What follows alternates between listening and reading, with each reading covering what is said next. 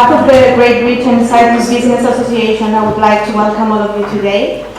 I am extending our thanks and appreciation to Mr. Savvas Kyriakides, founder and president of the association, for organizing this event and giving us a chance to meet again. Mr. Savvas, I would like to welcome you on the stage for your opening speech. His Eminence, Archbishop Nikitas, Minister, Mr. Honoris, Deputy High Commissioner, ladies and gentlemen. We are here once again for the Business Orientation Cyprus 2022, and I would like to thank everybody of you who are here with us today.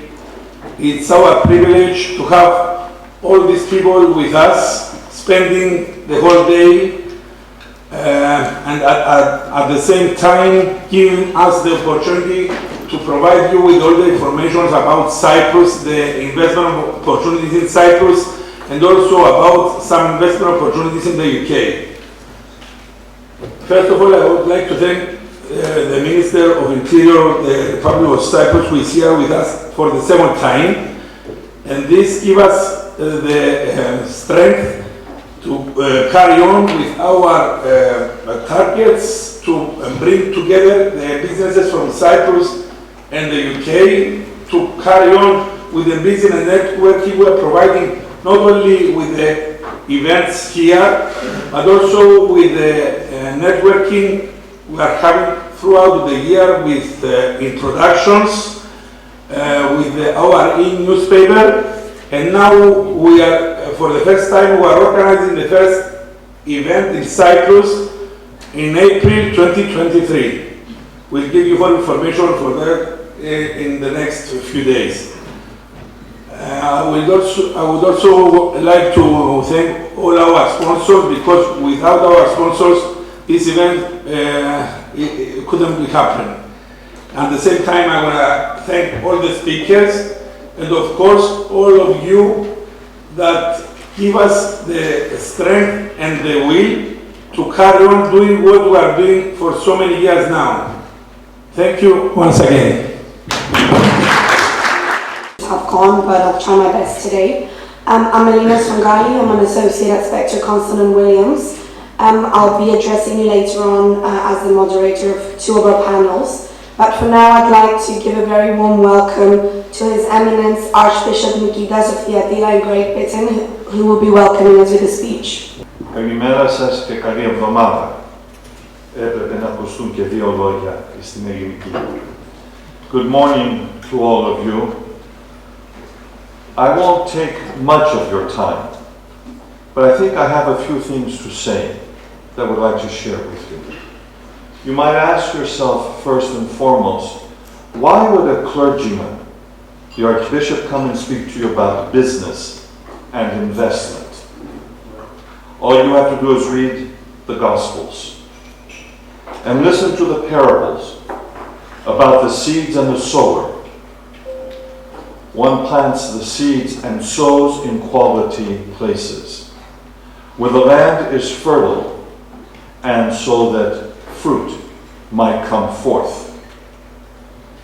One looks to places like Cyprus for investment, not only for land, but also perhaps religious tourism. And why would one want to invest in Cyprus? It is the focal point to reach Europe, the Middle East, Africa.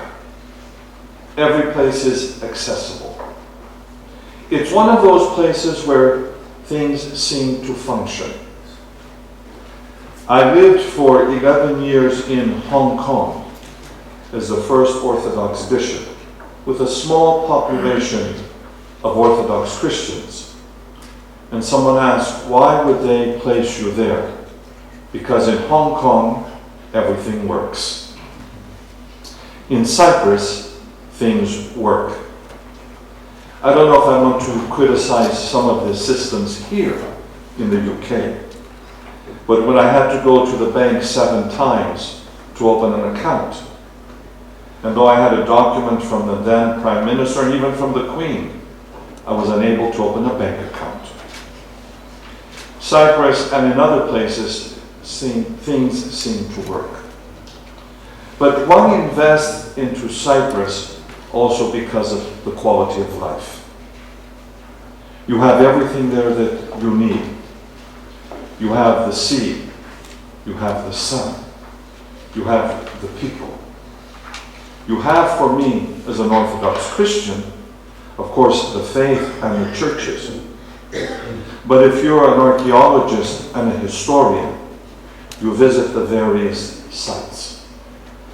And Cyprus, at least the free part of Cyprus, is now in need of the support of the world. We see that people have given not only financial and military support, but moral support to those in Ukraine. What about Cyprus? I am an American, as you can tell by the accent. And as I reminded someone the other day about the issues during the time of the war in Kuwait, Iran, Iraq, and those areas. And the United States and other places went to war to defend the rights for oil. Not much more than that. But above the rights for oil is truth and justice. And that's what the church promotes. Righteousness and what's necessary. I'm not a businessman, and I don't have the money to invest. And I'm not looking to invest, at least not financially. I'm looking to invest into the hearts of people. And when you invest in people, and you go for their hearts and not their pockets, then you all have all of their resources. And I'm hoping that we have your hearts. Those of you who are BBCs, British-born Cypriots, as the saying goes, those who are not, like myself, have golden opportunities. And God gives us each the opportunity in life to take advantage and to do good. And one of the good things that you might do is to invest in Cyprus.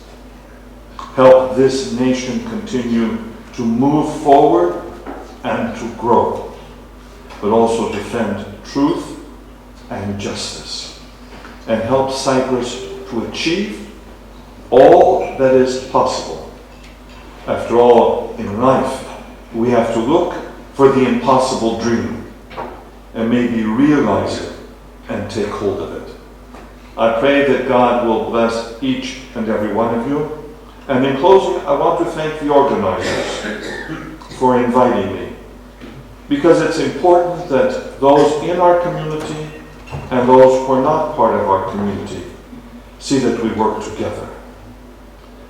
I greeted a friend, Mr. Matlu, earlier today, and I said afterward to someone, he combines the two things, what's good for the church and what's good for the homogenia of people.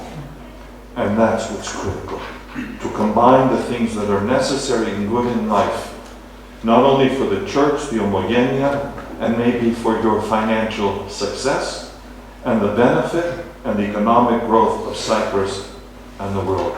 Ο Θεός να σας έχει καλά, από τώρα σας εύχομαι καλές γιορτές. Σιγά σιγά πλησιάζουν και γιορτές, μην ξεχάσετε και την Εκκλησία. Δεν είναι μόνο να κάνουμε το σταυρό από μακριά και όταν περνάμε, ας μπαίνετε και μέσα. Ας ανάψετε ένα κεράκι και ας αφήνετε όχι μόνο τη γύρα, να βάλετε και ένα πεντάρικο εκεί μέσα. Να ενισχύσετε το έργο της Εκκλησίας. Να σας έχει ο Θεός καλά και καλές δουλειές, καλά αποτελέσματα. Κύριε Υπουργέ, και εγώ σας καλωσορίζω εκ μέρους της Αρχιεπισκοπής. Όπως ξέρετε, ήμουν και προχθές δυστυχώς στην Κύπρο, δυστυχώς, γιατί ήμουν για την κηδεία του μακαριστού Αρχιεπισκόπου, και ο Θεός να τον αναπαύσει, να του χαρίσει καλό παράδεισο και με το καλό να δούμε ένα πάλι γερό Αρχιεπίσκοπο, ο οποίος θα είναι σωστός στην χνάρτης. Ευχαριστώ και πάλι.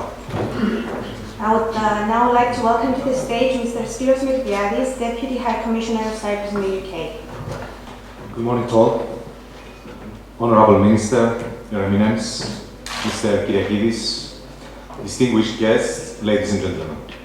It gives me a great pleasure to be with you this morning to offer a few introductory remarks at this year's business conference, Business Orientation Cyprus 2022, showcasing Cyprus as an attractive investment destination and business hub. Please allow me to begin by expressing the High Commissioner, Mr. Andreas Kakouris' regrets for not being able to be here with you all today due to a prior commitment.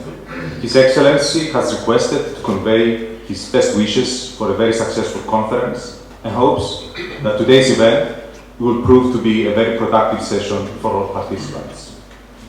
I'm also delighted to welcome His Excellency the Minister of Interior of the Republic of Cyprus, Mr. Nikos Nouris. The Minister's attendance is, I believe, a cue of the commitment of the Cyprus government to the continuous strengthening and broadening of UK-Cyprus economic and business relations. And of course, it's a great pleasure and honor to have with us His Eminence the Archbishop of Thyatira in Great Britain. Distinguished guests, ladies and gentlemen, we have all witnessed lately the whole world being hit hard by the COVID-19 pandemic, and more recently, the war in Ukraine, with huge and horrible consequences in humanitarian as well as social and economic terms. At the same time, Brexit has affected and will continue to do so most of those sectors that rely on cross-border trade with the EU, with increasing complex custom, red tape and other administrative burdens which impact movement of goods. In this challenging environment, Cyprus and the UK are closer than ever due to the long-standing political and economic ties we have developed for decades, both bilaterally and through our membership to the EU and Commonwealth. The UK remains the most important export destination for Cypriot products and services, and one of the biggest economic partners of our country in foreign direct investment, with significant impact on most business sectors. Moreover, the UK-Cyprus prime tourist market, British visitors, represent a third of the overall number of tourist arrivals to Cyprus. Post-Brexit, I'm confident that despite whatever challenges Brexit might throw, the robust bilateral relationship between Cyprus and the UK will continue to strengthen considerably over time, as Cyprus remains a reliable business partner and will seek to further advance its position as a significant international hub and investment destination. In this course, our diplomatic mission in London remains at everyone's disposal to facilitate the establishment of a new and the development of existing business links and assist with any consular or other matters. Concluding, I'm confident that today's event will serve as an excellent occasion to explore ways of cooperation by identifying the latest trends and business developments, and our speakers will re-endorse Cyprus as a reliable partner, especially during these challenging times. Please allow me to thank again the organizers, the Great Britain-Cyprus Business Association, and the contributors in making this event possible, and to wish each and every one of you productive discussions with the confidence that this will lead to new and mutually beneficial ventures. Thank you all for your attention. Thank you. Please could you give a warm welcome to the Minister of Interior of the Republic of Cyprus, Mr. Nikos Nouris, who will be addressing us.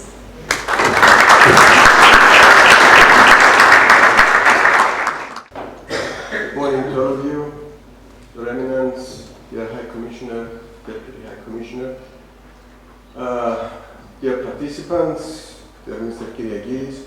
First, allow me to say that with this short but inspired speech, introduction of His Eminence, I find it even more difficult to promote what I have to say about Cyprus. But nevertheless, I will try my best. Thank you so much.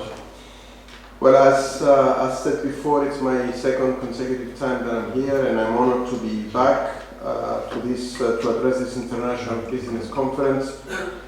I would like to once again congratulate the Great Britain-Cyprus Business Association for organizing the event, which has become an institution for businessmen and professionals related to the investment sector.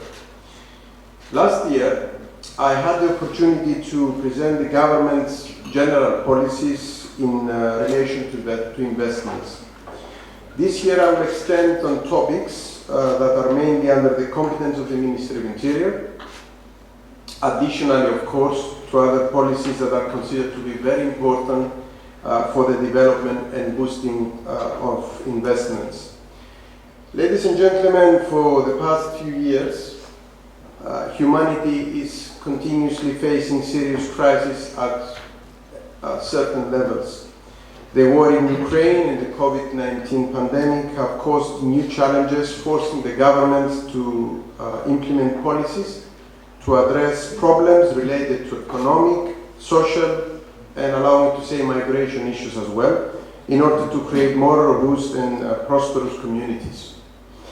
The Cyprus government has adopted such new policies and reforms in order to unlock opportunities linked to new forms of development for interested professionals and businessmen, generating a new business environment. One of these is the form of the fast-track business activation mechanism. Allow me to highlight this, and because this is considered to be one of the most serious changes in the procedures that we do have now in Cyprus for foreign companies. First of all, we have set, as I said, this fast-track activation mechanism for foreign companies evolved into the Business Facilitation Unit, operating under the Ministry of Energy, Commerce and Industry, so as to become more flexible. And I can confirm that it has become more flexible, and the numbers show that.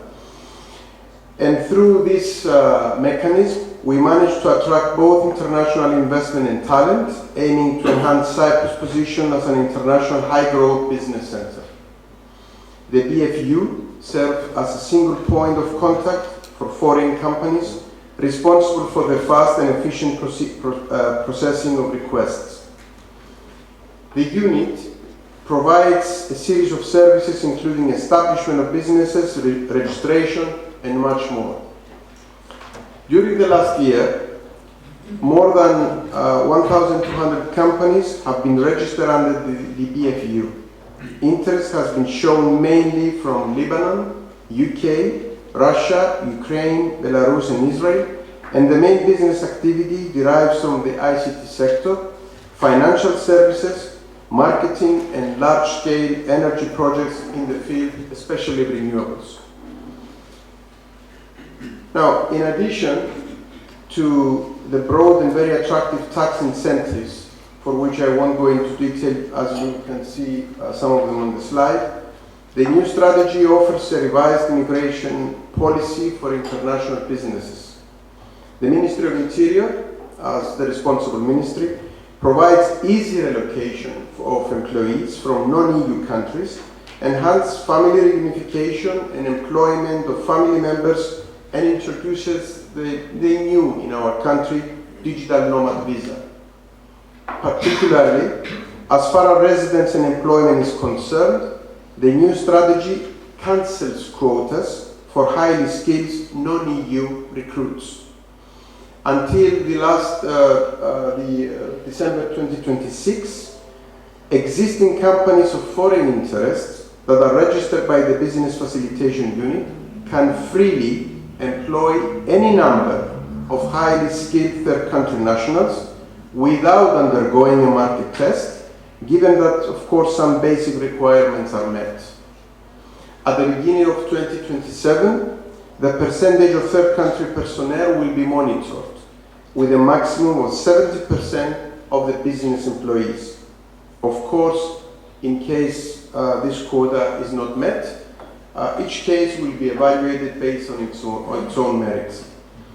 The examination time for residence and employment application is reduced and limited to 1 month.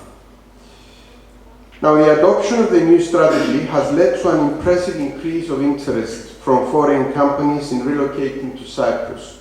The number of submitted applications has more than doubled within the first 8 months of this year, reaching 9,900 compared to the only 5,000 for the whole 2021. Another aspect of the new strategy is the creation of the category of stay, that of the digital nomad visa. And this new category of stay is set into force at a critical time, I can say, specifically taking into account the special circumstances created by the pandemic and, unfortunately, the war in Ukraine as well. Third country nationals that either self-employed or salaried employees abroad and are working remotely from Cyprus have the right to a digital nomad residence, and this permit goes for 1 year, up to 1 year, which can be renewed for an additional 2-year period. Digital nomads can be accompanied by their family members in Cyprus. Originally, the quota in the beginning for such permits was set to 100, but has been increased rapidly to 500 due to the popularity of the scheme. And by the end of September 2022, non-EU nationals have applied for, and they have been granted for a digital nomad visa, and they are accounted as almost 150.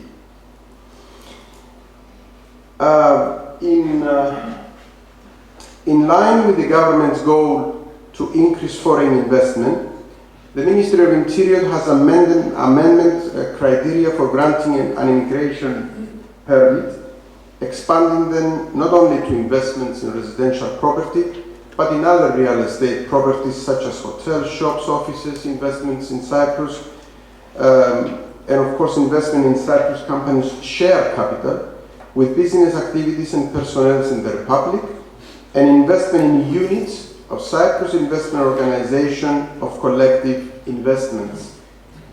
In addition to the main investment of the €300,000, the applicant must provide supporting evidence that they have a secure annual income for at least €30,000. This amount is increased by 5,000 for dependent spouses and children, and by 8,000 for every dependent parent or parent-in-law. You can find information by the end in the links that we're going to give it to you. Since the inception of this program, around 23,000 immigration permits have been issued to investors. Now, to better serve the citizen, the Interior Ministry of the government has simplified and digitized permit granting procedures for both planning and building permits, and this is extremely important because we have fought bureaucracy with that. This reform came into force for the first time in October 2020 for residential developments. The fast-track process allows nowadays for the issuing of planning permits within 10 days for housing units. And since 15th of September of this year, we have extended this fast-track procedure by including larger and more complex developments, residential and also mixed-use developments, including commercial. And there is a third pillar of this licensing policy reform, which is the so-called facilitation of strategic investments. This is another fast-track permit granting procedure for the so-called strategic investments, evaluated more than €20 million, which will facilitate the issuance of planning, building, and any other necessary permits within 12 months period. The bill is currently under discussion because we have submitted a bill to the House of Representatives, and the bill is currently under discussion at the House, and hopefully, that's what they assure me, that it will be voted before the ending of this year. Now, there is another huge reform that is underway. It's the reform of the local government. With this reform, which will be implemented in June 2024, all the bills they have been already voted since last March by the House. Among other, talking about investments, we expect again to limit the bureaucracy. This reform of the local authorities will also intensify digital transformation and transfer the management and the development licensing framework to a district level and not to the state level, serving in the best possible way the citizens. Next, and very important, is the planning incentives. We are running various planning incentives in the form of additional built-in ratio, were introduced and they are introduced and they are still in place till December 2024, allowing professionals or companies to establish a new business environment, to set up headquarters or to relocate in Cyprus and create new potentials for the construction and of course the real estate sector.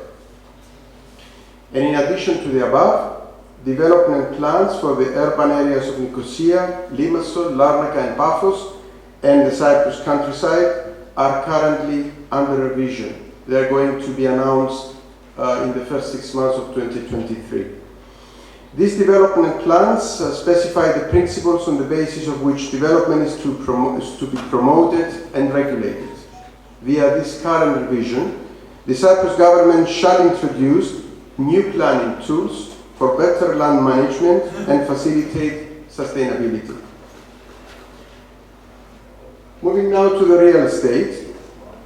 The real estate market in Cyprus, it can be said that it remains trustworthy to foreign investors with great prospects despite the problems that humanity has been facing. Cyprus has enforced pioneer legislation to protect trapped buyers and allow title issuance, while the web portal, DLS portal, which is a new portal running for the Department of Lands and Survey, is in place. It's an important tool for investors as it contains a wealth of data and information relating to immovable property, enable them to take informed decisions. At present, new contract of sale registers in 2022 show an increase of 36% compared to the same period last year when I was here, and an increase of 26% compared to the same period in 2019, that means prior to the pandemic, and I think that this is extremely important and show the potential of the market. Demand remains solid, while changes to legislation have allowed private and electronic auctions with swift procedures. Also, there are investment opportunities that the properties offer, both solid incomes as well as capital appreciation, with good liquidation prospects, and it is a fact that sales, in real estate I mean business, have not been affected so far despite the increase on construction costs. The next one, in my knowledge, is an extremely important project, not only as a Cypriot, but as a citizen of Nicosia as well. Now, the launching of this action plan for the inner wall city of Nicosia indeed is a huge project. I don't know if some of you or all of you have visited Cyprus, but the inner wall city of Nicosia, it's the ancient and the historical center of the city. This project includes two incentive schemes. The first one is implemented under the Cyprus Recovery and Resilience Plan and involves the retrofitting of existing buildings or the construction of new buildings with the aim of creating student accommodation, because we already announced that the architectural department of the University of Cyprus will be moved in the inner wall city of Nicosia. So the project is very promising. The second one involves the provision of governmental incentives for enhancing business activity. In addition, the Ministry of Interior has set into force new and updated special planning incentives and regulations regarding listed buildings and buildings that carry cultural values as well, as the new buildings indeed. All activities aim to upgrade the existing built environment and achieve sustainable development by preserving the local culture and architectural heritage. Initially, the project is being funded with 15 million euro. In order to become more effective and enhance our export potential. Now we're moving to another sector, both in goods and services. We also redefine our trade policy by upgrading a number of trade centers in more than 42 countries. Also, some of them are shown here.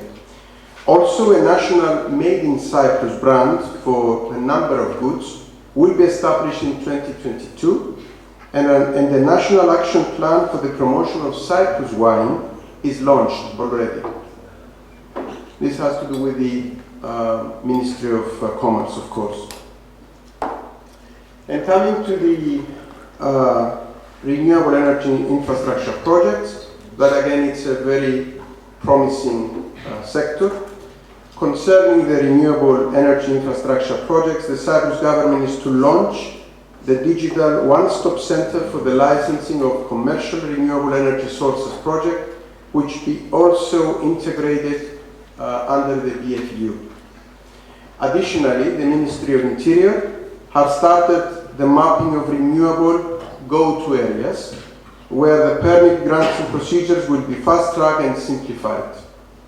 We further promote renewable energy sources and energy efficiency through financial support programs, which are co-funded by EU, and already they have been funded with almost €500 million for the greening and recovery of the economy for the period of 2021 till 2027. Ladies and gentlemen, based on the European Green Deal targets, we accelerate the transition to green energy, ensuring energy supply for Cyprus. The main projects are the electricity and gas interconnections, allowing Cyprus to serve as a gateway. As His Eminence mentioned before, Cyprus is in the crossroad of 3 continents, and I think this is extremely important for the energy supply of Europe as well. The Eurasia Interconnector is a European project of common interest, connecting the national electricity grids of Israel, Cyprus, and Greece. Cyprus-Crete is the first stage of this project, and will begin before the end of this year, and is expected to be completed by the end of 2025 with a funding of €657 million. Also, there are ongoing discussions with Israeli competent authorities in order to proceed with the construction of the Cyprus-Israel part of the interconnector.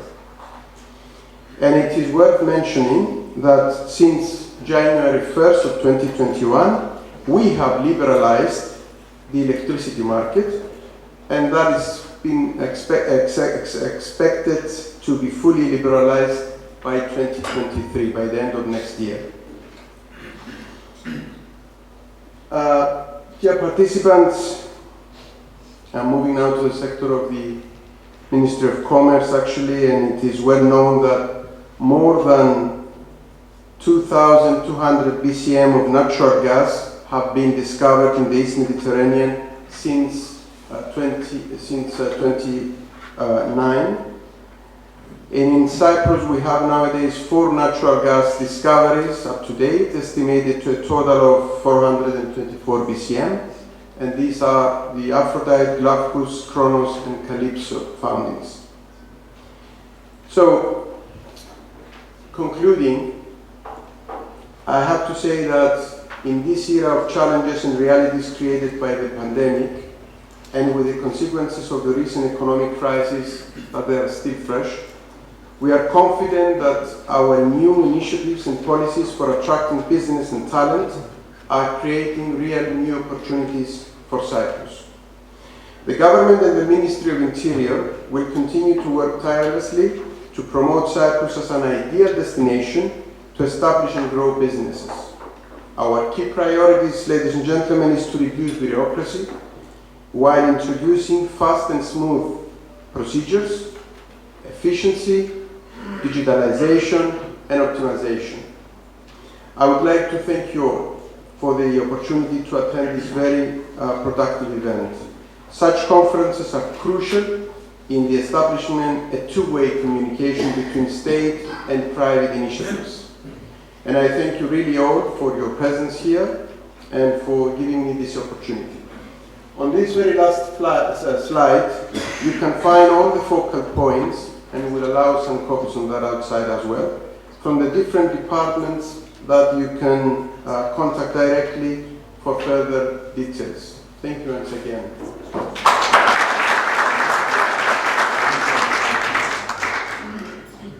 Thank you, Mr. Norris, for your very informative speech and for honoring us with your presence here today.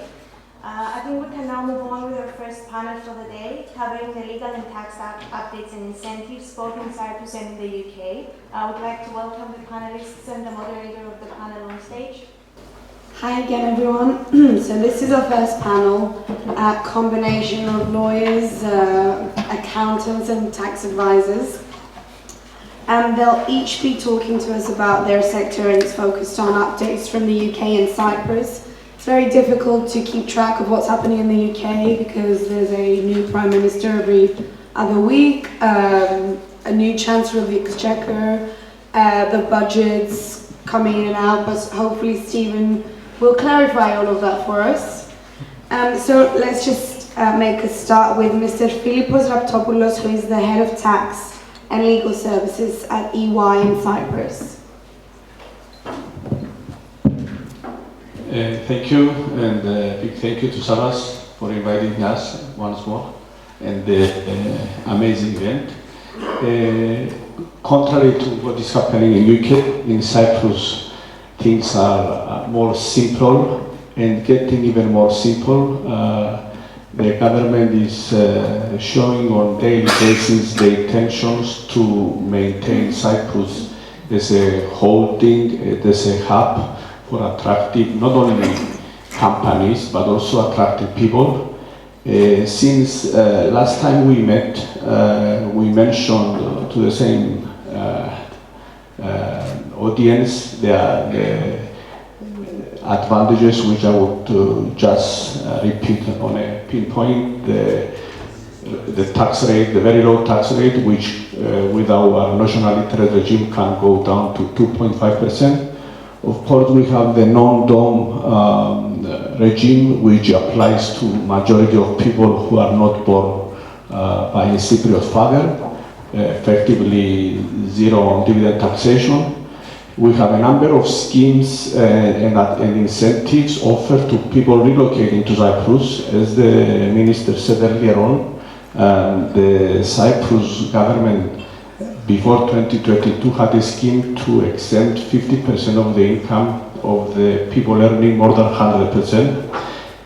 With tangible actions, the government now reduced the threshold to 55,000. It was a law passed 2 months ago. So a big thank you to the government. I'm sure the minister has personal insight, and it's his ministry who attract 10 to 15 people moving from CIS countries into Cyprus.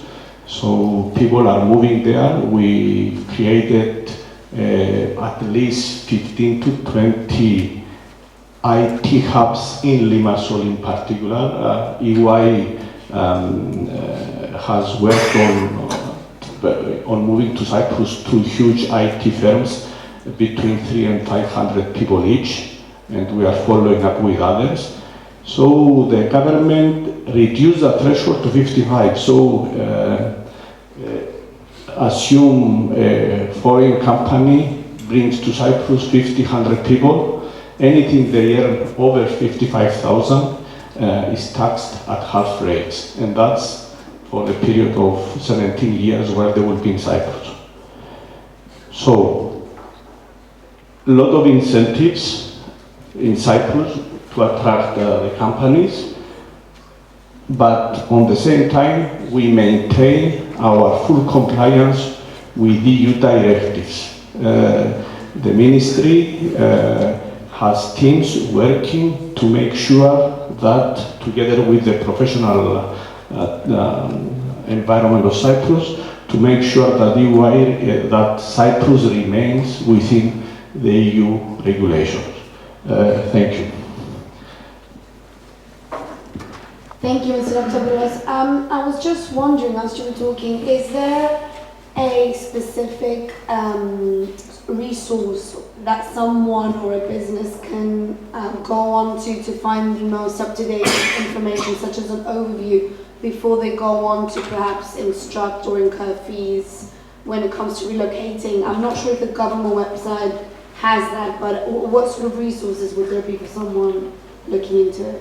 Good question. The government has set up many years ago SIPA, the promotion agency, which is funded by the government, is staffed by the private sector, and many people reach that association.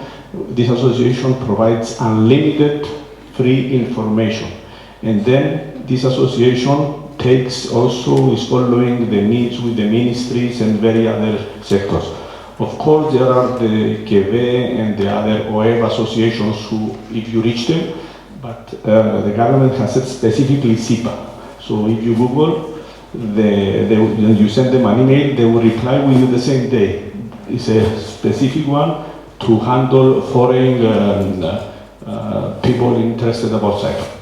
And do you think that's enough as a starting point, or would it perhaps be helpful to have some sort of guidance notes or short points on how one can go about it as a step-by-step process? The SIPA website and the SIPA team providing, I think, more than what is expected from to international investor. There are guidance, there are information about Cyprus, about taxation.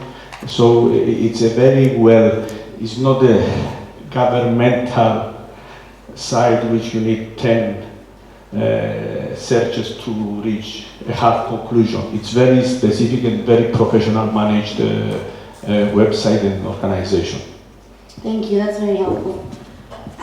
Now moving on to the topic of law in the UK, since we're sat in this different order, and we'll be hearing from Andrew Sanderson, who is a partner at Phil Fisher in their dispute resolution team in London. I'm Andrew Sanderson, I'm a partner at Phil Fisher. It's great to be welcomed back by Savvas again, so obviously did something right first time round. It's great to see so many faces that I've seen before.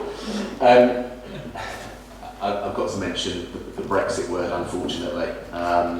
I'm just going to talk for a few minutes about what experiences we've had as a firm helping clients, international clients, who are either coming to the UK for the first time to do business or have got operations here, and how we're helping them navigate the problems, challenges, maybe a better word, of Brexit. As I said, we're an international law firm, for those of you who don't know. We've got offices throughout Europe, so we are aware of the challenges and problems that are being faced in terms of trying to do business in the UK at the moment.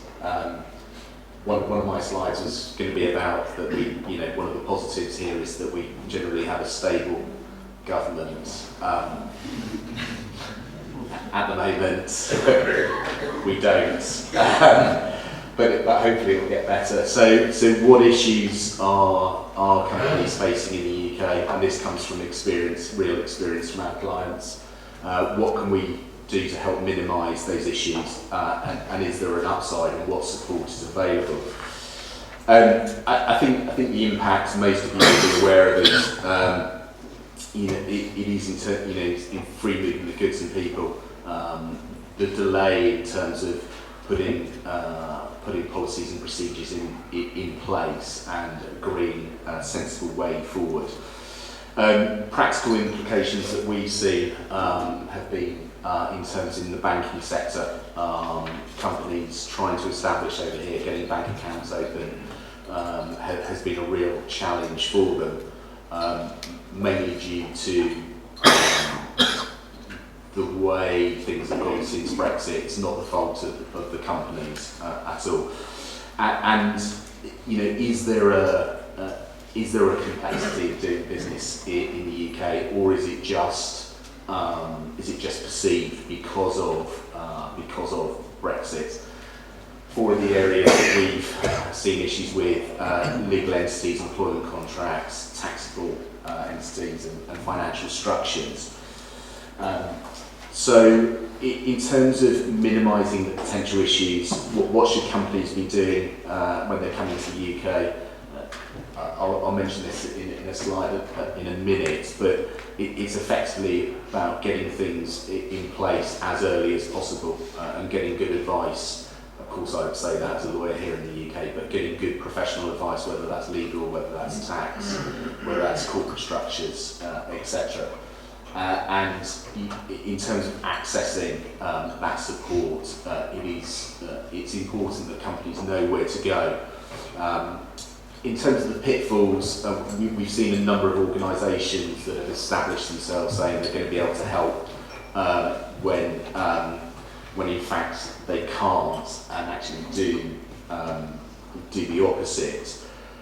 Just looking at the positives, I think it's important to say still a stable business environment with an internationally focused legal system, which is really important, and that goes for most of the professional services here as well. Considerable support available and readily accessible, and a relatively straightforward regulatory environment if you've got professional support to help you.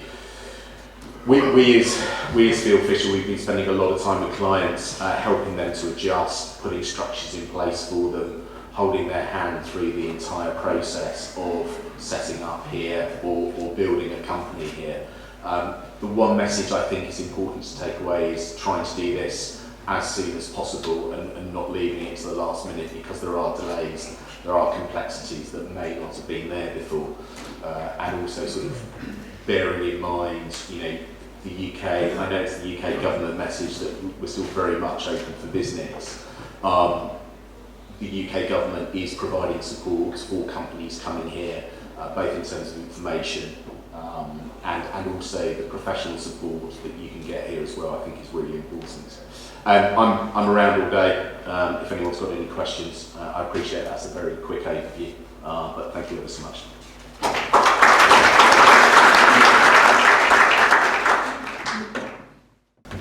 Thanks for that, Andrew. If I can just ask you a quick question. One of the points you mentioned was the importance of timing. And although Brexit has concluded for the most part in principle, in practice I think it's still an evolving situation. Have there been any instances where timing was an issue for any of your clients because perhaps there was a delay in actually starting the process or missed opportunities that arose as a result of that? We've had a couple of clients who've had issues, as I think I mentioned, in terms of getting business bank accounts open, and the delay in terms of that has cost them financially. Now, some of that's down to COVID, some of that's down to Brexit. Whichever way you want to split it depends on your point of view. But because of the delays, it has had an impact on their business. So getting these things up and running and sorted as soon as possible, I think, is really important, and it's crucial for business. That's the issue we're seeing. Thank you. And I think the other point, correct me if I'm wrong, is that although people are naturally quite reluctant to incur costs at some point at an early stage, it can be the case that eventually it ends up costing more, both financially and otherwise, if it's left hanging longer than it would have otherwise done had they obtained advice and support at an early stage.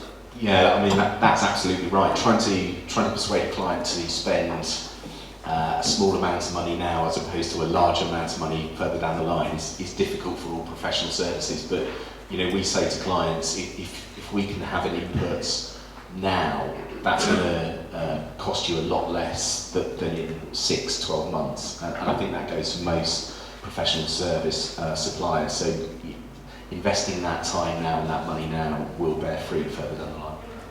Wonderful. Thank you very much, Andrew. Back to tax now. In the UK this time, we'll be hearing from Stephen Cochran, who is a tax advisor.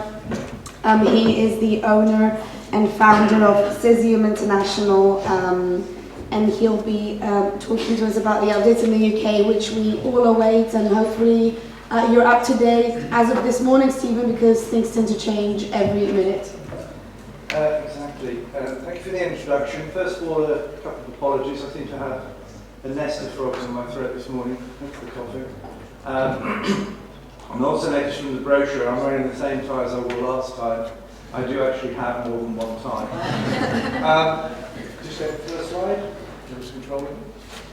Just going to go. This one I'm going to go through updates on plans. Some current benefits of the UK system, and then two issues I selected because there seems to be an overwhelming unawareness of these points. And one is the corporate interest restriction for tax purposes, and the other one is your notional interest deduction scheme. So, sorry. As you know, as at the moment, and at the time of speaking, Rishi Sunak is Prime Minister. That could change by the time I finish speaking. There is an autumn statement which supersedes the mini budget. You'll remember we had Boris Johnson as Prime Minister, and there the message was net zero, net zero, net zero, and piffle paffle. And then we had Liz Truss and Kwasi Kwarteng and their mini non-budget, and that lasted all 44 days. And now we're back to Rishi Sunak, who was the Chancellor before, well, with Boris Johnson, so presumably back to net zero. Apparently we have a 50 billion hole in our exchequer, but we can still give £1 trillion away to other countries. Liz Truss came in and wanted growth. Jeremy Hunt, the current Finance Minister, is very much in favour of austerity. What that means, I haven't a clue. We will find out on Thursday when we have the autumn statement, which is basically a budget in full one name.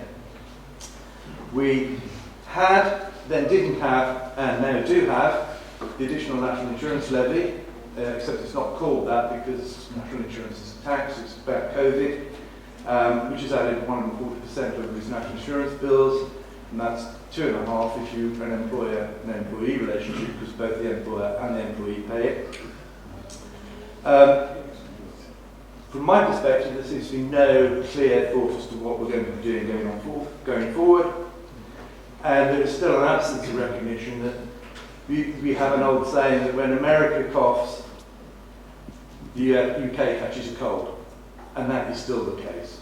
When the US sneezes, we catch a cold. Everybody's focused on the EU, everywhere else, but still the UK economy is very heavily affected by the US economy. The EU is worried about us becoming Singapore on Thames. All I'll say is, where do you think Singapore got the idea from? London. We were there, we were Singapore on Thames when Singapore was just a swamp on the bottom of Malaysia. To give an example, you're all familiar with their non-dom regime, which everybody, including Cyprus, seems to be copying. In Spain, it's called the Beckham law, because he was the first person to go there and say, I don't want to pay tax on my worldwide revenues. So that's how to do a deal, if you want to pay for Real Madrid. Portugal got one, Italy have got one. Finding a lot of clients like Italy for all sorts of reasons, including this new non-dom regime. But even for employees, we have very generous tax reliefs if you work internationally. And of course, with the internet and Zoom and other such facilities, people can work abroad a lot longer than they used to in the past. Basically, work abroad, work 20% in the UK, 80% abroad. You only pay tax on 20% of the UK of your income. That seems like a fair deal. But not many people seem to know about that, so I thought I'd mention it. We've also got massive reliefs to trading groups. I mean, forget it, you're just not going to pay tax on except on the UK profits. We have an ability for trading groups to opt to be taxed on a territorial basis only, just like Hong Kong. Or you could call it a non-dom regime for trading companies. It's the same thing. We've got no dividend tax, no CGT on sale of companies, no IHT on shares. Corporation tax rate is increasing. Personally, I think that's a mistake, but I'm not the Chancellor. And if you've got investment funds, then we have very favourable regimes if they are widely held, i.e. ones that need to be regulated for financial services purposes. But if they're not widely held, there's a lot of demand, then you really need to look at an offshore entity, so where they're based in Cyprus. Go on again. Right, you should all know about the corporate interest restriction, because it's an EU rule. You have it in Cyprus, and basically the rule is if a group pays more than 3 million euros, if it's a European test, or 2 million in sterling, if you pay that amount of interest in your group over a year, then your ability to deduct that for tax purposes is restricted. Now that group is a worldwide group. This is an international conference. It's an international event. By definition, if you're sitting here, particularly if you're advising people on finance, you need to understand this. This isn't a local Cyprus issue, it isn't a local British issue. It is a worldwide global tax issue. And you have to look at the debt expense, the net interest expense worldwide. If you do, and that exceeds more than 2 million in the UK or 3 million euros in Cyprus, then the tax deduction for interest is denied to the extent of the excess. That means for every £100,000 of interest over your 2 million, it's going to cost you £123,456. And when the rate goes up to 25%, it's going to add 1/3 to that extra interest cost. Now, as I said, I raise this because I find so many people in the finance sector don't understand this. You know, it might well be there's only a net 1 million sterling going out in the UK, but if the Cyprus half of the group is paying out £1.5 million, we're going to get a restriction in the UK. And that makes the interest and borrowing very, very expensive. Now, there are some solutions, particularly in the private client space. People are happy to have separate groups under a trust. So you've got separate international accounting standard groups. Each group gets the 2 million limit. And if you've got property groups, there is a special regime in the public infrastructure space, which means you only get restricted on associated debt, related party debt. So no limit on bank debt. So please, if you don't know about that, remember it, because you could be making your clients or your colleagues or your finance partners pay a lot more in tax than you thought they were going to. Finally, notional interest deduction. This is my new favourite toy. I think the people who introduced it first were the Belgians, and Cyprus has had it for a few years now, but I love it. The reason behind it was following the financial crisis, everybody found that a lot of companies were basically funded by debt. They had no equity investment. And why? Because you can get a tax deduction for the interest, you can't get a tax deduction for dividends. So this regime was developed, and what it does is you put share capital into your company, you get a notional interest deduction as if it were lending, as if it were a borrowing by the company. Now, the rate of interest deduction, notional interest deduction you get, is fixed by reference to the Cypriot 10-year bond price plus 4%, and it's currently 11.1%, which is extremely generous. It means you sidestep all those nasty tax issues about thin capitalisation and stuff like that.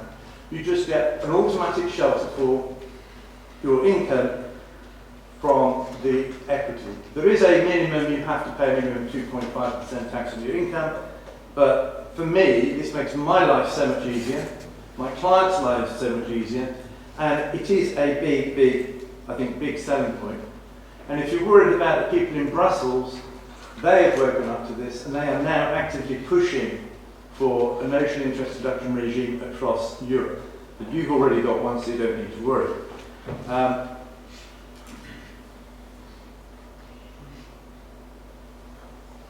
Well, now I have a question for Andrew, actually. In that, yes, we've had COVID, yes, we've had Brexit, but I'm finding all the government agencies in the UK, from the Land Registry planning applications, the court system, HMRC, where I recently got a reply to a letter I wrote in August 2021. That all seems to be falling apart. And we're talking about at least 12 to 2 years delays. I am one of the few independent bodies which is authorised to verify the identity of offshore entities that have land in the UK. And I've already found, I'm checking the register and it's not got the proper company name on it. And I contact the client and say, oh, we bought that 12 months ago. The land registry still hasn't processed it. This seems to be a problem running entirely through the civil service. All different branches, that are at least a year to 12 months, 2 years behind. And that is concerning to me. I just wonder what Andrew's experience is on that. That's not a bit of a curveball for you. No, it's not a curveball at all. Yeah, I mean the delays are there. We see them day in, day out, and it's having a significant impact on how we do our job, but also more importantly on how clients are operating. And you know, it's slowing things down, and I think it's unnecessary. I would say that sat here, I'm not a civil servant, I'm not a minister, but I think it needs to be dealt with, and sooner rather than later. Yeah, thank you for that. And that's all I have to say. Thank you very much, everybody.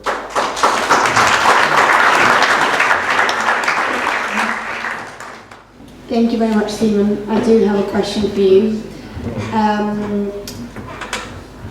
It's obvious that there are a lot of benefits and incentives in the UK, but whilst I personally am sympathetic to everything that's happened in the past few years, from Brexit to COVID to wars, I think it is slightly deterring to people when they read that inflation is at a record high, interest rates are fluctuating, the currency is unstable. So whilst all of those things are great, it is quite worrying and perceived as risky for someone to come over or continue to take advantage of those benefits in that current climate. So on a practical level, what do you think about that?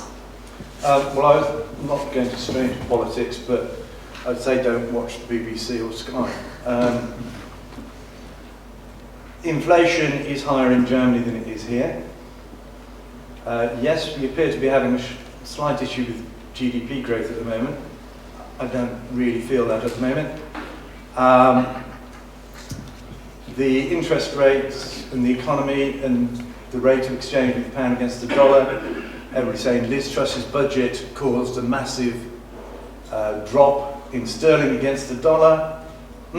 Also caused a massive drop in the euro against the dollar at exactly the same time and by exactly the same amount, if you check the records. It had nothing to do with Truss's budget. It had everything to do with the fact that the Federal Reserve in the United States raised rates 5 weeks before, and Europe and the UK were a bit slow catching up. If you look at the economic data on inflation, growth and exchange rates, then basically UK, Europe are still pretty much in sync. UK slightly better off on quite a lot of the metrics. Of course, if you looked at the British media, you would not know any of that because they don't tell you anything about what's really happening in the world. They're just pushing their agenda all the time. So I would say, the data is out there, but you're going to have to look at it. Look for it. Look for what the rates are doing. And where's the best place to do that? Do you have some resources that you can suggest? Oh, all sorts. From just checking each government's websites, or just go to Bloomberg and just look at the forex rates and things like that, and the inflation rates and the GDP rates. All that data is out there. That's the great thing about the internet. It's all out there. But what you get told is, oh, Britain is falling to pieces. Britain's got the worst rate. Britain's not growing. Britain's not doing this. Well, neither's the EU. They got bigger problems than we've got. As again, I mentioned earlier, the US has a much bigger influence on our economy than the EU does. So I would say, look at the real data, look at the real causes of things. please don't believe what certainly the BBC say. Everything these days that goes wrong, it's either Brexit or climate change. One of the two. Thanks, Stephen. Now moving on to law in Cyprus, and we'll be hearing from Mr. Savvas Kyriakides, who is a partner at Michael Kyprianou in their Paphos branch. A lawyer, one of the hardest jobs that I have is to be a father, and I'm being a father of two. I'm spending a lot of time in work, but I'm trying as well my best in order to involve my kids in my life. Just on many occasions, before I do a presentation or talk about something, usually I'm playing a game with them to find out ways to discuss further with them opportunities and see how they think. So I will start by basically presenting you their ideas, because one of our discussions it was to see how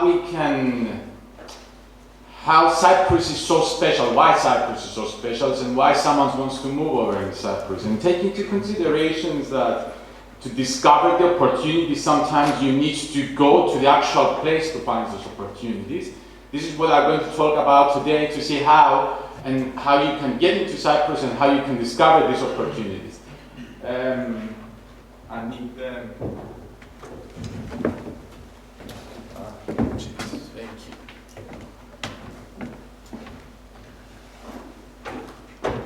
you. So one of my questions to them it was why Cyprus and not somewhere else? In the eyes of Maria and Angeliki, Maria she's 10, Angeliki is 8. Is the most children, they say that they are the most honest judges, and several occasions when I'm saying something to them or advise them, and I'm doing something completely different by mistake, sometimes they tell me, I'm watching you. So honestly, believe me, they are very, very tough judges. Now, the red letters is my actual comments, and the black one is what actually they said to me. So, clean beaches and clean sea water. Its beaches are absolutely amazing, true. And no party like the Cyprus party, that's my comment. And I came to that comment because according to them, great water parks and mountain adventures. Travel to the past with historical monuments. The ancient city, kingdoms of Cyprus, Kyrion, Idalion, Marion, Soli, all these historical moments, for them it's great, it's learning things and they find it absolutely amazing. And Angeliki, my youngest one, she said, Dad, Kyrion is the best. And I said, why Angeliki is the best? In school they belong to houses. And she said to me, Dad, Kyrion is the best. Why? You asking why? Dad, I belong to Kyrion. Yes, for her it was the most important thing that she belongs to the Kyrion, so it's the best at Kyrion. It's like Copenhagen. Last summer I took them over in summer vacations to Copenhagen, where they comment on that. They comment and say that it's like Copenhagen. Who want to visit a country which could be potentially dangerous for tourists? Indeed, and Cyprus is a very safe place to be. Perfect Mediterranean climate for 365 days. According to my kids, the sun is always shining and the temperature is perfect. And the last one, the comment that they make, they say that a tree that makes wishes come true. There is one in Paphos actually. Yes, we have a wishing tree, according to them, where we can tie a piece of handkerchief on the tree and make a wish so it can come true. Although the tree doesn't look very pleased with all the handkerchiefs hanging on it, they are commenting. Indeed, if you go and see him, it's not very pleasant, the tree. Now, let's see how you can make your wish come true by checking around opportunities to move into Cyprus, to discover Cyprus, and see how is that working.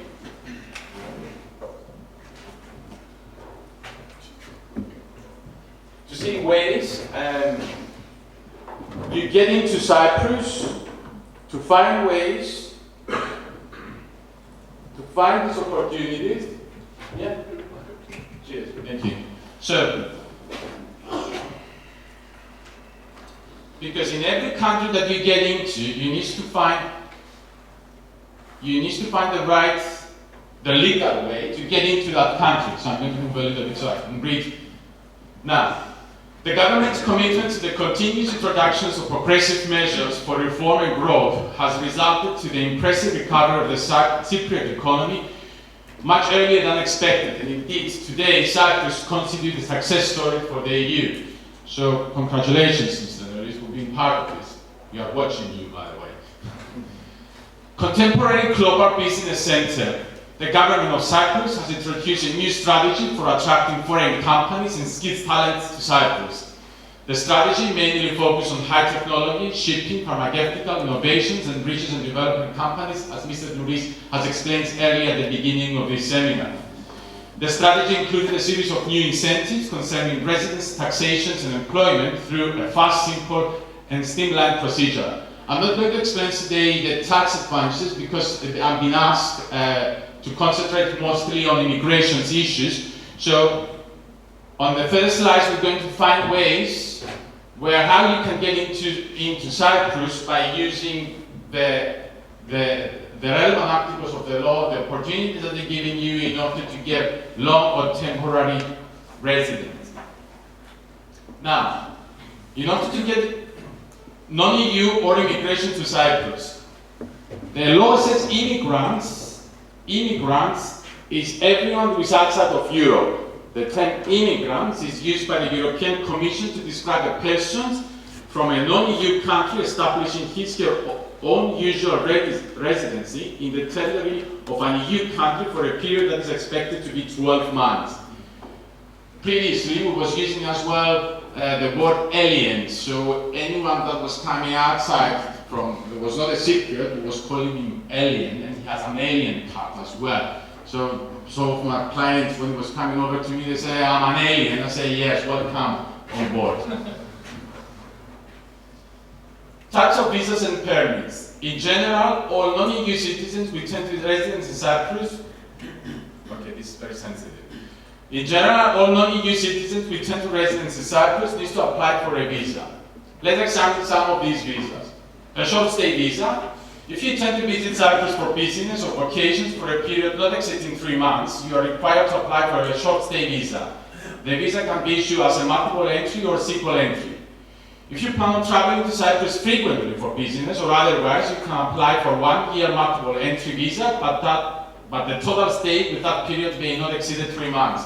So in fact, yes, you can get a tourist visa, as we call it, where you can visit Cyprus for 90 days, but you have the options as well in order to check the opportunities in Cyprus to get the multi-entry visa, which you can stay, you can get in and out of the country, but not exceed 3 months. Temporary residence permit. And non-EU citizens will be in Cyprus long term without taking up employment may apply for a special temporary permit, commonly referred to as a pink slip. Again, a very strange way in order to name our visas. Aliens, and now got the pink slip as well, because of the color of the paper, basically, that this permit is being given. This permit is usually issued for a period of 1 to 2 years, but can be easily extended for an additional 1 to 2 years period if required. Categories in a temporary residence permit, pink slip, as we said, includes visitor visa, student visa, or employment visa.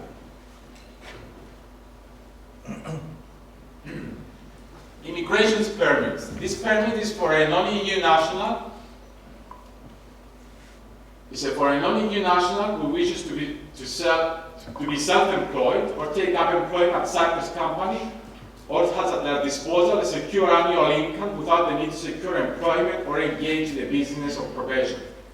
These types of permit doesn't allow you actually to work, but we're going to examine further ways of you can get into Cyprus working as well.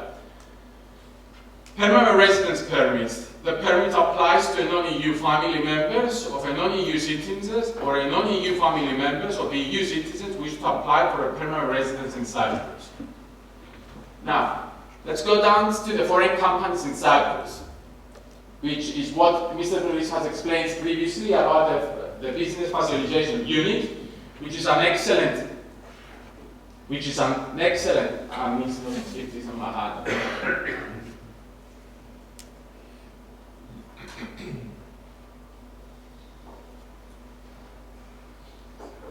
yeah, well.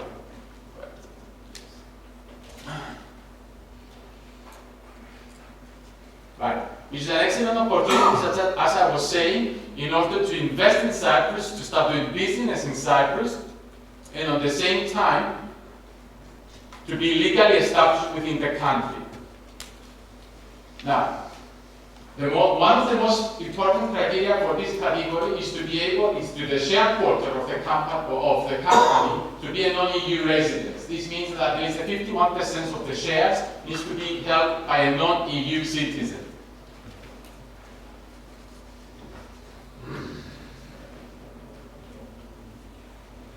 Sorry for that, just lost the track. We're 4, so you can able to follow it up with me.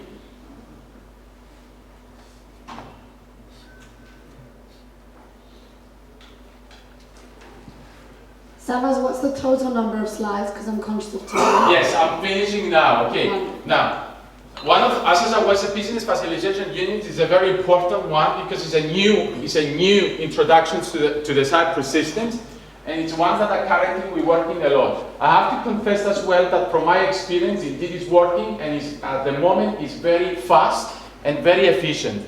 In a way, the whole process, which is something completely revolutionary for us, being in professions for a number of years now, is that it's working and you can get a working permit on a very short period of time. The most beautiful thing, however, with this is the fact that not only you're getting a work permit only for a worker, but as well the family reunifications, which is the most important thing for it. So one way again, Cyprus is proving that actually not only respect the workers, but as well respect the family. By granting a family reunification, then it means that goes even to the parents-in-law when this is needed, for especially if you have a small kid and that needs to be looked after. In every case, however, it's checked individually. Okay, my screens went off for some reason, doesn't like me at all, doesn't matter, so I think I'm going to stop in here so we can carry on our discussion. Thank you very much. Just a quick question before we wrap up. How has the application process changed from what it was like before, and when did that happen? Okay, the good thing, is it working? I can hear you, but you can use me. The good thing is that now is the fact that everything is examined under one authority. It's not a matter of going through different public authorities, for example, the Immigration, the Ministry of Interior, the Ministry of Economics and Finance. Everything's examined by one group. And the excellent thing is that, again, speaking from my experience, I can see that there is an excellent professionals, an excellent employees of the government, which they are working, and indeed, those that they say that in the government they don't pick up the phones, I'm telling you from now that indeed they're picking up the phone. And on several occasions that we wanted to ask questions, it was amazing the fact that the feedback that was getting back and how quickly they responded. That's great. Thank you very much, gentlemen. I'm quite proud of how we did on time, I have to say. And now we're just going to have a short break if we can. I'd like to ask Mr. Savvas Kyriakides to come to the stand to present a posthumous award to the late Xenophon Prodopopoulos for his achievements and services to the Greek Cypriot community of London. Dear Minister, ladies and gentlemen, nearly a year ago, on 21st November 2021, the Greek Cypriot community lost a gentleman, a great character, mentor, and savvy businessman, Xenophon Prodopopoulos. Born in Nicosia on the 14th February 1947, and having grown up in Agios Andronikos, Xenophon migrated to London in 1961. He worked various roles and spent a number of years in commerce before completing his studies and founding his solicitor's firm, now known as Prodopopoulos LLP, in September 1990. His hard work for over 31 years established him as one of the most successful and trusted lawyers within the community and the industry generally, whilst also having various other successful business interests in London. The impossible we can do immediately. Miracles take a little longer, was Xenophon's motto. He always aimed to meet his clients' target and expectations, despite any difficulties which were encountered along the way. What makes Xenophon a unique person was his charisma, wisdom, and selfless care for other people. He thrived when helping people within our community whilst expecting nothing in return, including students and young lawyers coming from Greece and Cyprus to London. And he always made himself available to people in need. He was also involved with charities and the Greek community and Greek Orthodox Church in the United Kingdom, where he served on the Council of the Greek Orthodox Community of Barnet since 1982, which he chaired from 2004 to 2021. Xenophon was a loving and devoted family man. His wife Zoe, his two sons Chrysanthos and Socrates, and later his daughter-in-law Monica, and his two grandchildren were the top priority in his life. He did everything in his power to provide them with the best education, important life lessons, and a comfortable upbringing whilst never forgetting his Cypriot roots and core family values. Xenophon was a keen and valued member of the Great Britain-Cyprus Business Association, as he strongly encouraged the success of Greek Cypriots and involvement in business and networking opportunities. I fondly recall various dinners and events where Xenophon and I spent time together. For this, I'm very grateful, and he will greatly be missed. Finally, the Xenophon Protopapas Foundation has been established in order to continue his charitable work and for the advancement of the Greek Orthodox religion, education, and culture in the Greek and Cypriot diaspora in the United Kingdom. Ladies and gentlemen, I would like to call on the Minister of Interior of the Republic of Cyprus, Mr. Nikos Nouris, to hand over this honorary posthumous plaque for Xenophon's achievement and services to the Greek Cypriot community of London to his son Chrysanthos.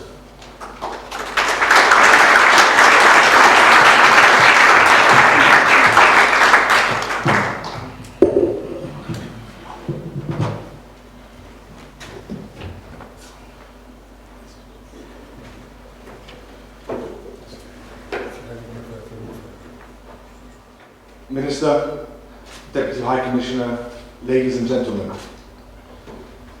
it is with huge pride, but with a very heavy heart, that on behalf of my family, I humbly accept this posthumous award given to my late father.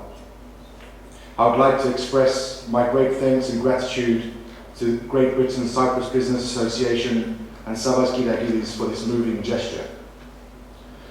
When my father was first approached by Savvas in April 2020 with an introductory email to the association, my father sent me that email and said, "Study the below and register."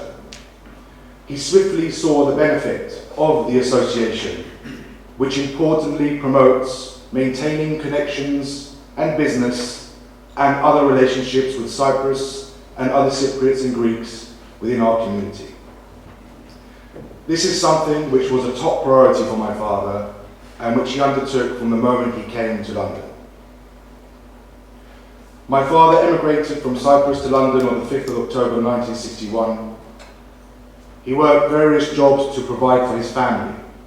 This included being what some people may know is a barrow boy, working in factories, working in restaurants, importing and selling goods and items such as luggage from Cyprus, and later running the family's furniture business, Eurostyle Furniture in Haringey, which is where he began to find firm footing in London.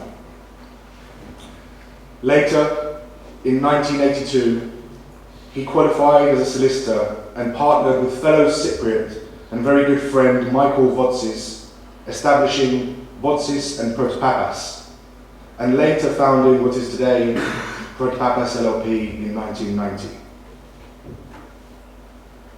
Dedication and determination in my father's ambitions were no accident. In reality, that attitude and the path which he took was not too dissimilar to what many other Cypriots did at the time in order to progress their life and provide for their families. In my view, it was that era and generation which firmly established Cypriots in London and Great Britain as a whole. They created communities and businesses, many of which still exist and flourish. They founded establishments, shops, restaurants and schools where they and their children could have fun, learn and stay close to their roots.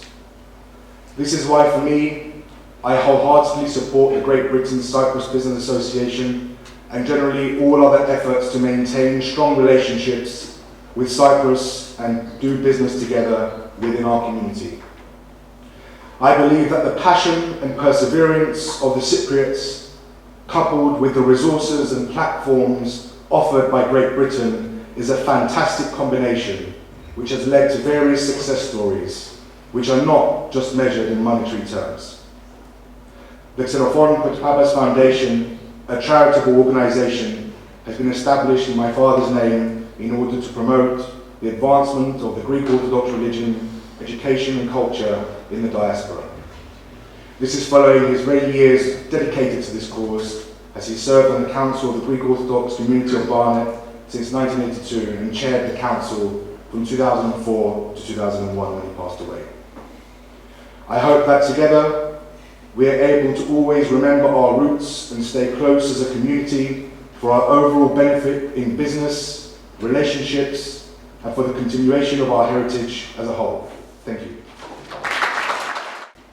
The second panel for today will be discussing about technology and the best startup hubs in Europe. So I would like to welcome our panelists and moderator on the stage.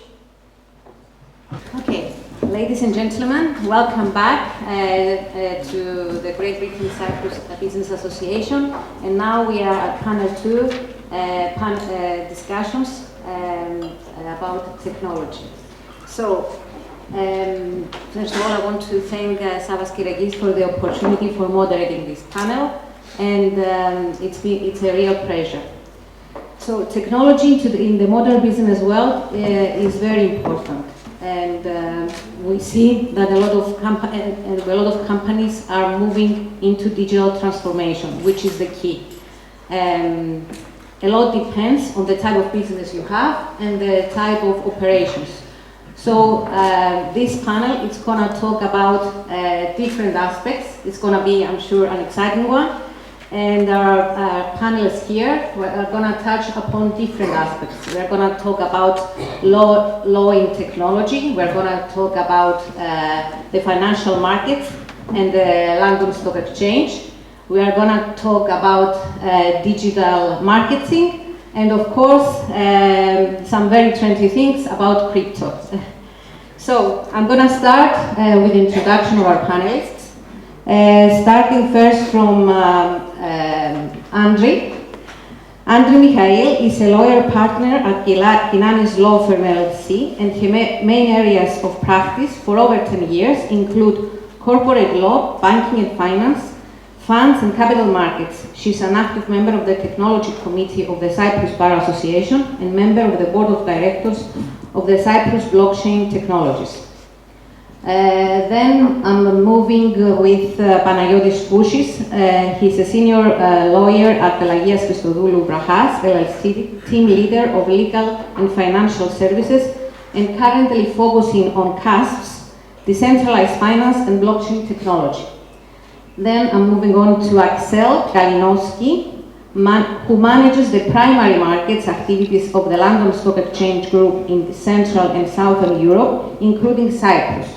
As part of his responsibilities, he regularly meets ambitious companies and their owners to discuss their fundraising as well as the various implications when raising capital from international capital markets. And last but not least, we have Elena Andreou, Elena is a pioneer in digital marketing, founder and the CEO of Go Digital globally and a few other startups. She has experience of over 20 years in marketing and digital marketing, with the focus of the last 7 years entirely in SEO. So now let's start with the questions. You can grab your microphones, and I will start first with the regulatory aspects, and with you, Andrea. Do you want to tell us what's happening, an overview of the regulatory framework in Cyprus and Cyprus' initiative to embrace technology? Thank you, Xenia. Hi everyone. It's good to see that we're incorporating technology in our lives, and that actually we cannot avoid. I think it's disrupting most of the industries nowadays, and I think we cannot oversee. Technology is here to come, either from the technology aspect as such, and also from regulatory framework. Not many of, even in Cyprus, not many people know what the government, or at least Cyprus, has been doing, and the initiative as to technology, and because we all hear about crypto assets, but it's not just that. The pioneer actually to create a communication between the industry and let's say the authorities was the Cyprus Exchange Commission. That we had some years ago, 2018, created an innovation hub. And because it was very at the beginning that they realized the disruption that technology had in the financial services, in fintech and regtech. We're expecting also to have the sandbox regime where companies involved in the financial services, forex companies, IPOs, capital markets, they're using technology. We've seen that around us every single day. So that was the first actually touch from authorities' point of view to regulate and bring the community with the authorities. A year after, actually, the government launched the national strategy on blockchain, and it was with under that pillar that Cyprus has been creating for some time now a new regulatory regime on blockchain and other technologies. And this is important not because we're creating a framework from crypto assets, which is not only that, but there's creating legal certainty for companies to come to Cyprus and feel comfortable that by using technology, they can have a robust regime and pillars to create their industries. This coming legislation, actually, which is on national level, it's not coming from European framework, will create legal certainty as to smart contracts. Everybody's hearing that, nobody maybe knows about that. It's coming into our lives. It's not about creating, framework for financial industries. It's more than that. We've seen, we talked about earlier about companies in the technology sphere, and we've seen that we need legal certainty to create what is that. Afterward, we need to go to court maybe for that. So having a regulatory framework for that is very important. It will create also certainty as to taxonomy.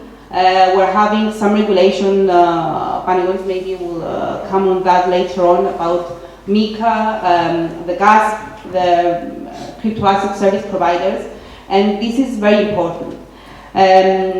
It's also important that to say that again a year after we have the creation of the Deputy Ministry of Research and Innovation that created the foundations for the for enhancing technology into the public and private sector. And it's good to see that everything is coming under the umbrella of the new strategy of the government to create a sphere and a family, let's say, for technology companies. We've seen some time ago also the notion of crypto assets coming into national legislation with the AML. I was reading some days ago also that Britain is also creating a framework in relation to that. So technology is here to come. It's good to see and it's good to say, Xenia, as well, that creating a regulatory framework creates only legal certainty. A lot of companies are in Cyprus giving technology knowledge in the sphere of crypto assets. We all hear what's happening in the past few days, and it's important to create safety, regulation around it. And I'm very confident, and actually it's good to say that it's been one of the few times and sectors that the government is creating, there is an initiative, and we're going towards that direction. So I think in the next couple of years, we think that this whole initiative that has been created, and the new hype of technology will be put under a framework that can only create better foundations for companies to come and actually give knowledge and build their basis from there. I cannot totally agree more with you, Andrea, and also the fact that regulation is important with it for technology, and also sometimes go hand in hand. And I'm going to touch upon your last comment about the crypto world. And of course, it started like let the market evolve and not regulate it.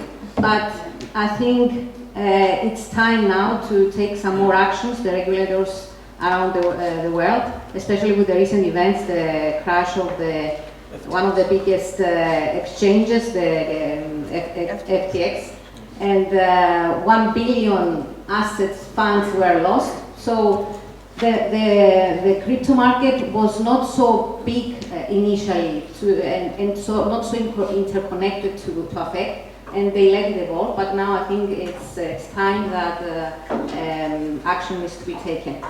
Of course, on the aspect of the AML, this has progressed, and this is what Panagiotis is going to talk about us now, about the crypto service asset provider, the CASP regime in Cyprus. And Panagiotis, I'm going to hand it over to you, and I'm going to ask you about a brief overview. What is the crypto asset provider, and what Cyprus can offer as a jurisdiction? Good morning, everyone. Thank you, Xenia, for the kind introduction. First of all, I would like to thank the Great Britain-Cyprus Business Association for the invitation and this great initiative, and especially Mr. Savvas Kyriakides, the president of the association, for his endless efforts to bring this event live. Now back to your question, Xenia. Let's break the definition into two parts. First of all, crypto asset is a digital representation of value which is neither issued nor guaranteed by any central bank or public authority. It is not necessarily attached to a legally established currency and does not possess a legal status of money or currency. However, it is accepted by natural or legal persons as a means of exchange which can be traded, stored, and transferred electronically. Now, the second part of the definition is the crypto asset service provider, the so-called CASP, where is a person who provides and exercises the following activities and services to another person or on behalf of another person. And these services includes exchange between crypto to crypto, crypto to fiat currency, and vice versa.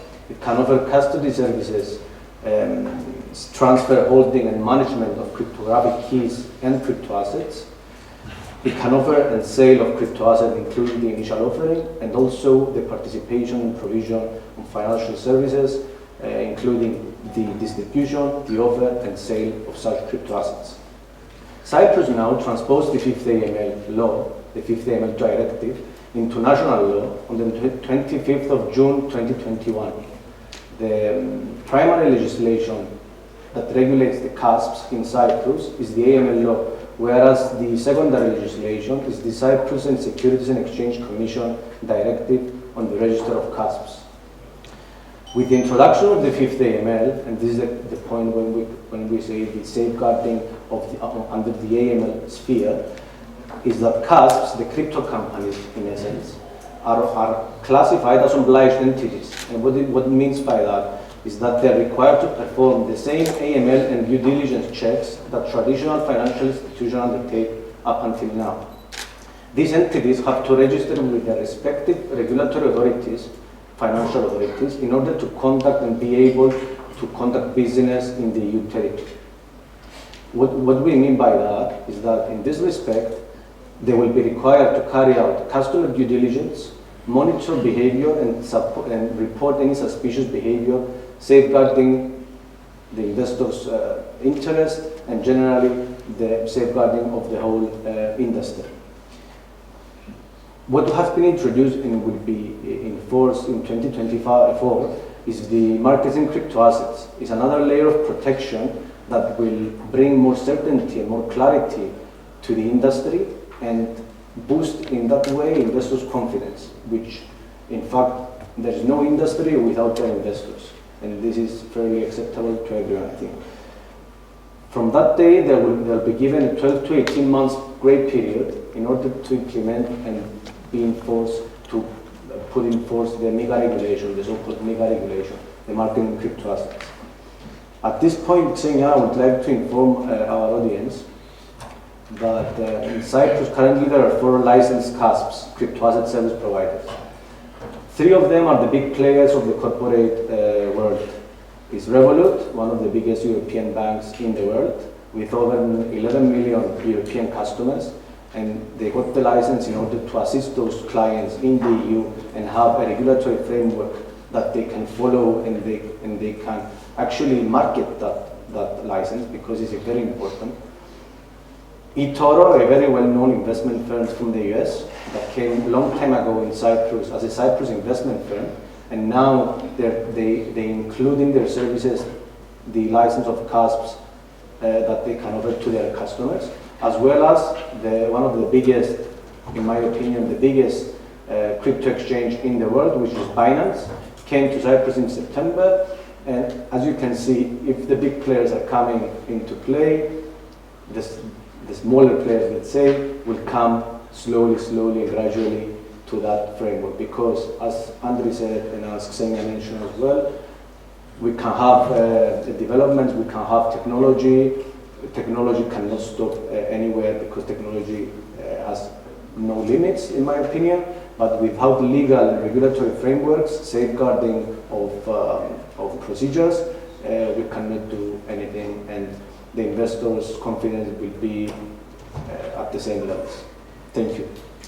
Thank you, Panagiotis. And of course, this CASP regime now, it's covering AML aspects, it's a registration, and hopefully we'll see soon more developments like the MiFID license, where they go into investor protection. But we will talk again. But what we're expecting, I mean, because we are, me and Andrea also in the technology committee, we are understand that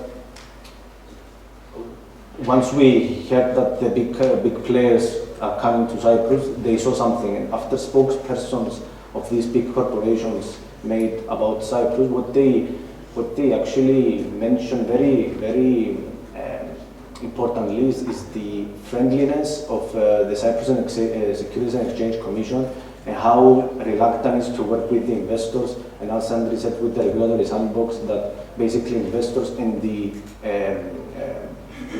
CISEC can work together in order to find and produce solutions for the technological advancements that we can see all over the place in this world. Sure, and we will talk more, of course, later on. But now I'm moving to Axel, who is an expert in the London Stock Exchange, and I would like to ask him his views about how the London Stock Exchange, as a 300-year-old institution, continued to innovate, and how you work with Cyprus and tech companies. My pleasure. First of all, it's great to be here. Thank you also for inviting us as the London Stock Exchange. It's great to see people, for real, and not just on this computer screen. So that events like this are really, really great.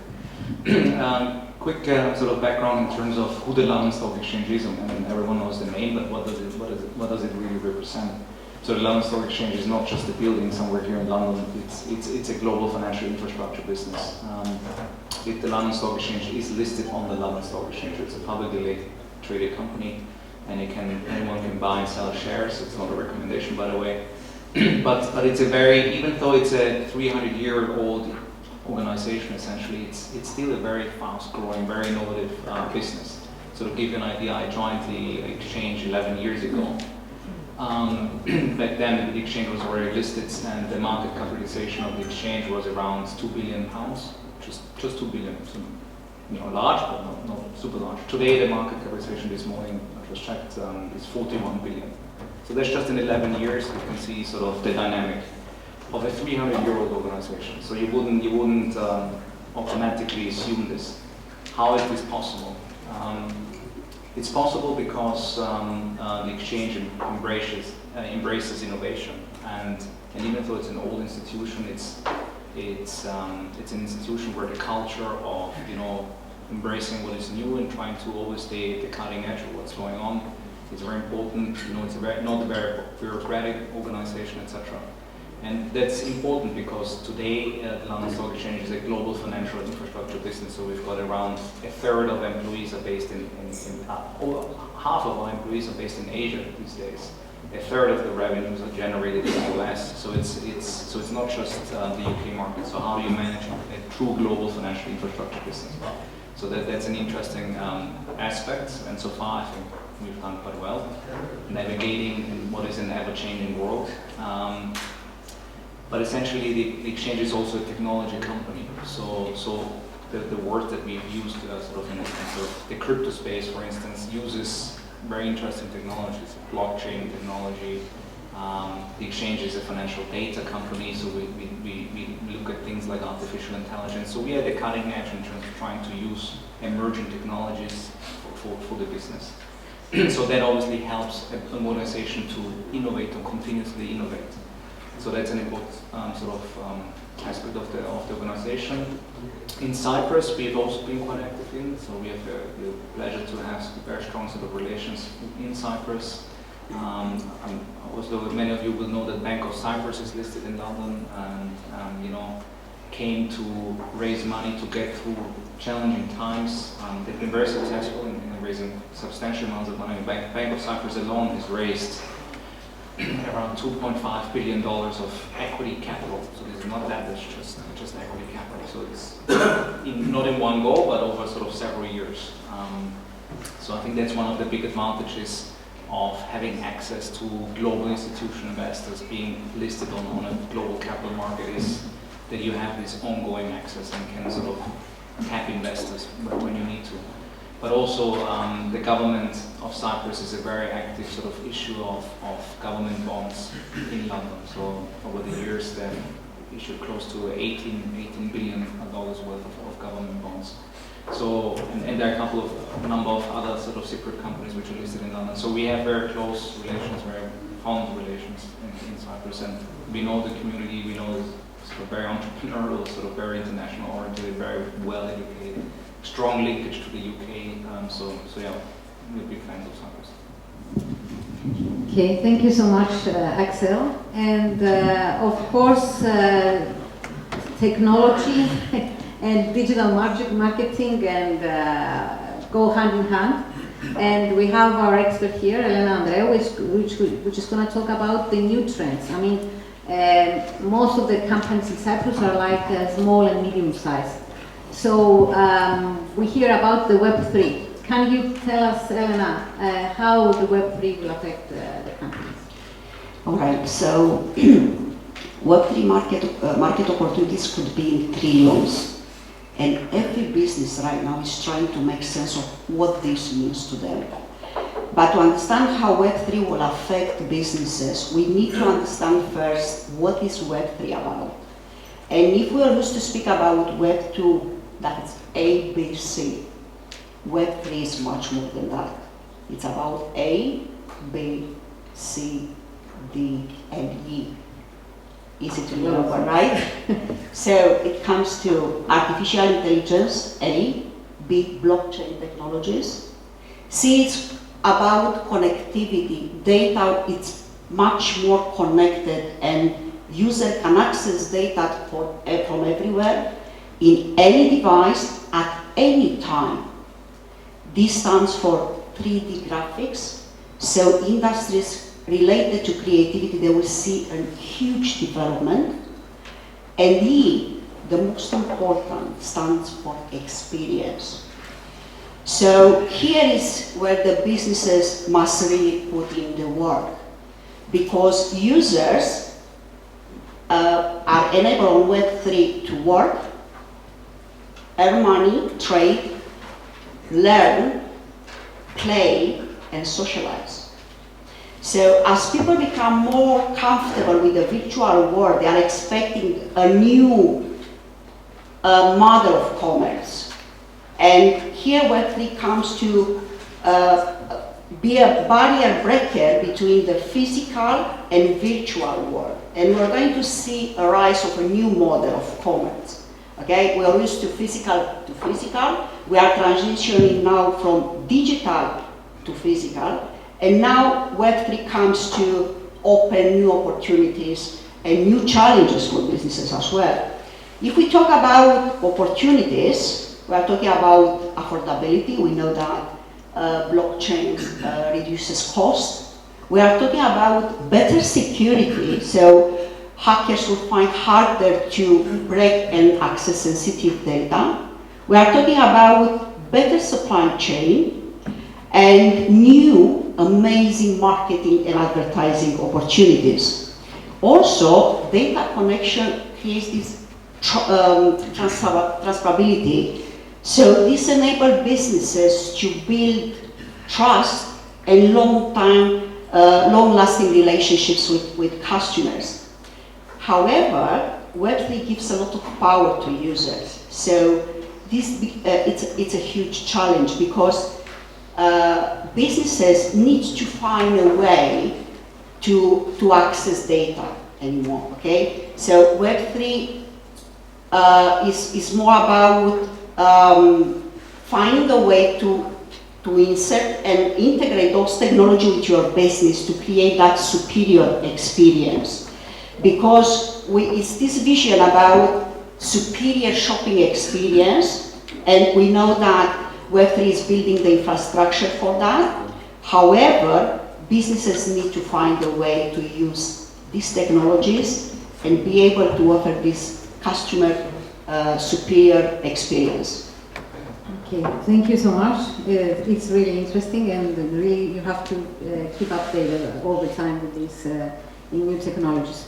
So coming back to Elena, and from the speeches we heard all day tomorrow from Mr. Norris, they are giving a lot of incentives in Cyprus to attract technology companies.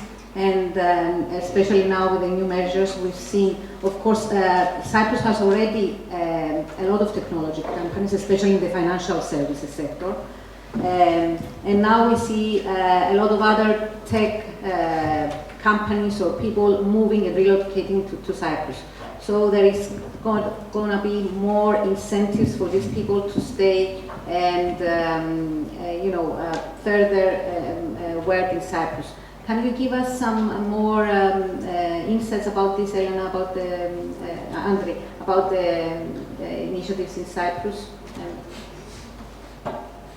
technology-wise? I take this, the nice flow of the panel to. I take, this as an opportunity to say that generally all aspects of technology, it's all about a common ecosystem. It's not about only legal aspect, it's not about technology as such, it's not about creating opportunities for funding and stuff. It's about the whole ecosystem. And we've heard before the minister and the previous panel discussing about the incentives. Those are there as an obvious. We heard Elena speaking about the need for technology and digitalization of companies to create all this, and also the regulatory framework. I think all these, it's evident that Cyprus has something to offer in relation to technology. And what amazes me is the interest of professionals to learn about it. And also companies, although maybe not a lot of companies are up to date with technology, but there is an immense interest to bring their companies up to date. As Barry said before, technology is here to stay. And it's moving much faster than everybody else. So we're just running behind technology to create an ecosystem to be able to combine both. We've got the incentives. A lot of the companies are in Cyprus saying, as you said. It's important for us to educate ourselves And I've seen a lot of young lawyers as well now to be very interested about technology, what that, studying even technology law, which in the past that was, a foreign language for us. So it's important as lawyers for me and other professionals to educate ourselves to be able to implement this whole new era in our professions, even if it's services or industry or different sectors. I'm very happy and content to say and very confident to say that there are the foundations in Cyprus for this. Maybe it's one of the few members of the European Union that are creating a national legislation, so it's very important. We've seen this move from the Cyprus Bar Association also to create this committee to be able to educate people and be able to put the concept of technology into everyday life. And also there are a lot of organizations now that are creating an ecosystem for big companies to come. We've got the Cyprus Technology Association as well, Tech Island, which is very important. We've got a lot of big companies going there to bring people in Cyprus. So I think it's not all about the sun and sea, but it's also a good foundation to be able to create the means. And it's good. I'm impressed also to say that it's the first time after creating the whole this ecosystem for taxation in Cyprus. Maybe it's the first movement after all these years to create a new industry and a new hub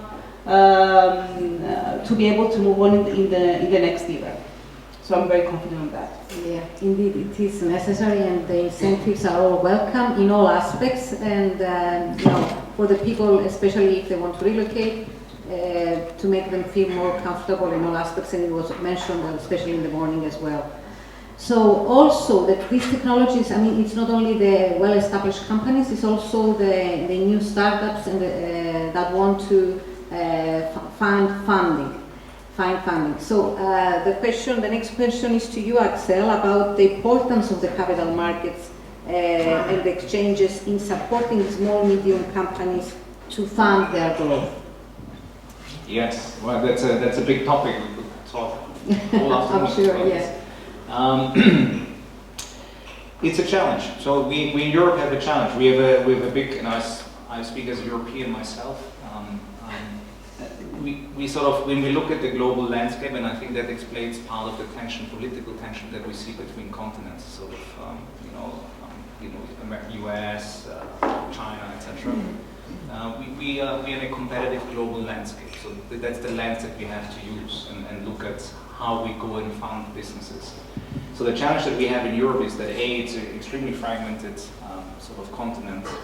Every nation makes its own rules. The European Union is an attempt to sort of harmonize some of the rule making, but still, you have a lot of fragmentation, different sort of customs, different languages, different ways of doing business, which doesn't make it easy for a company to scale, just from an operational perspective.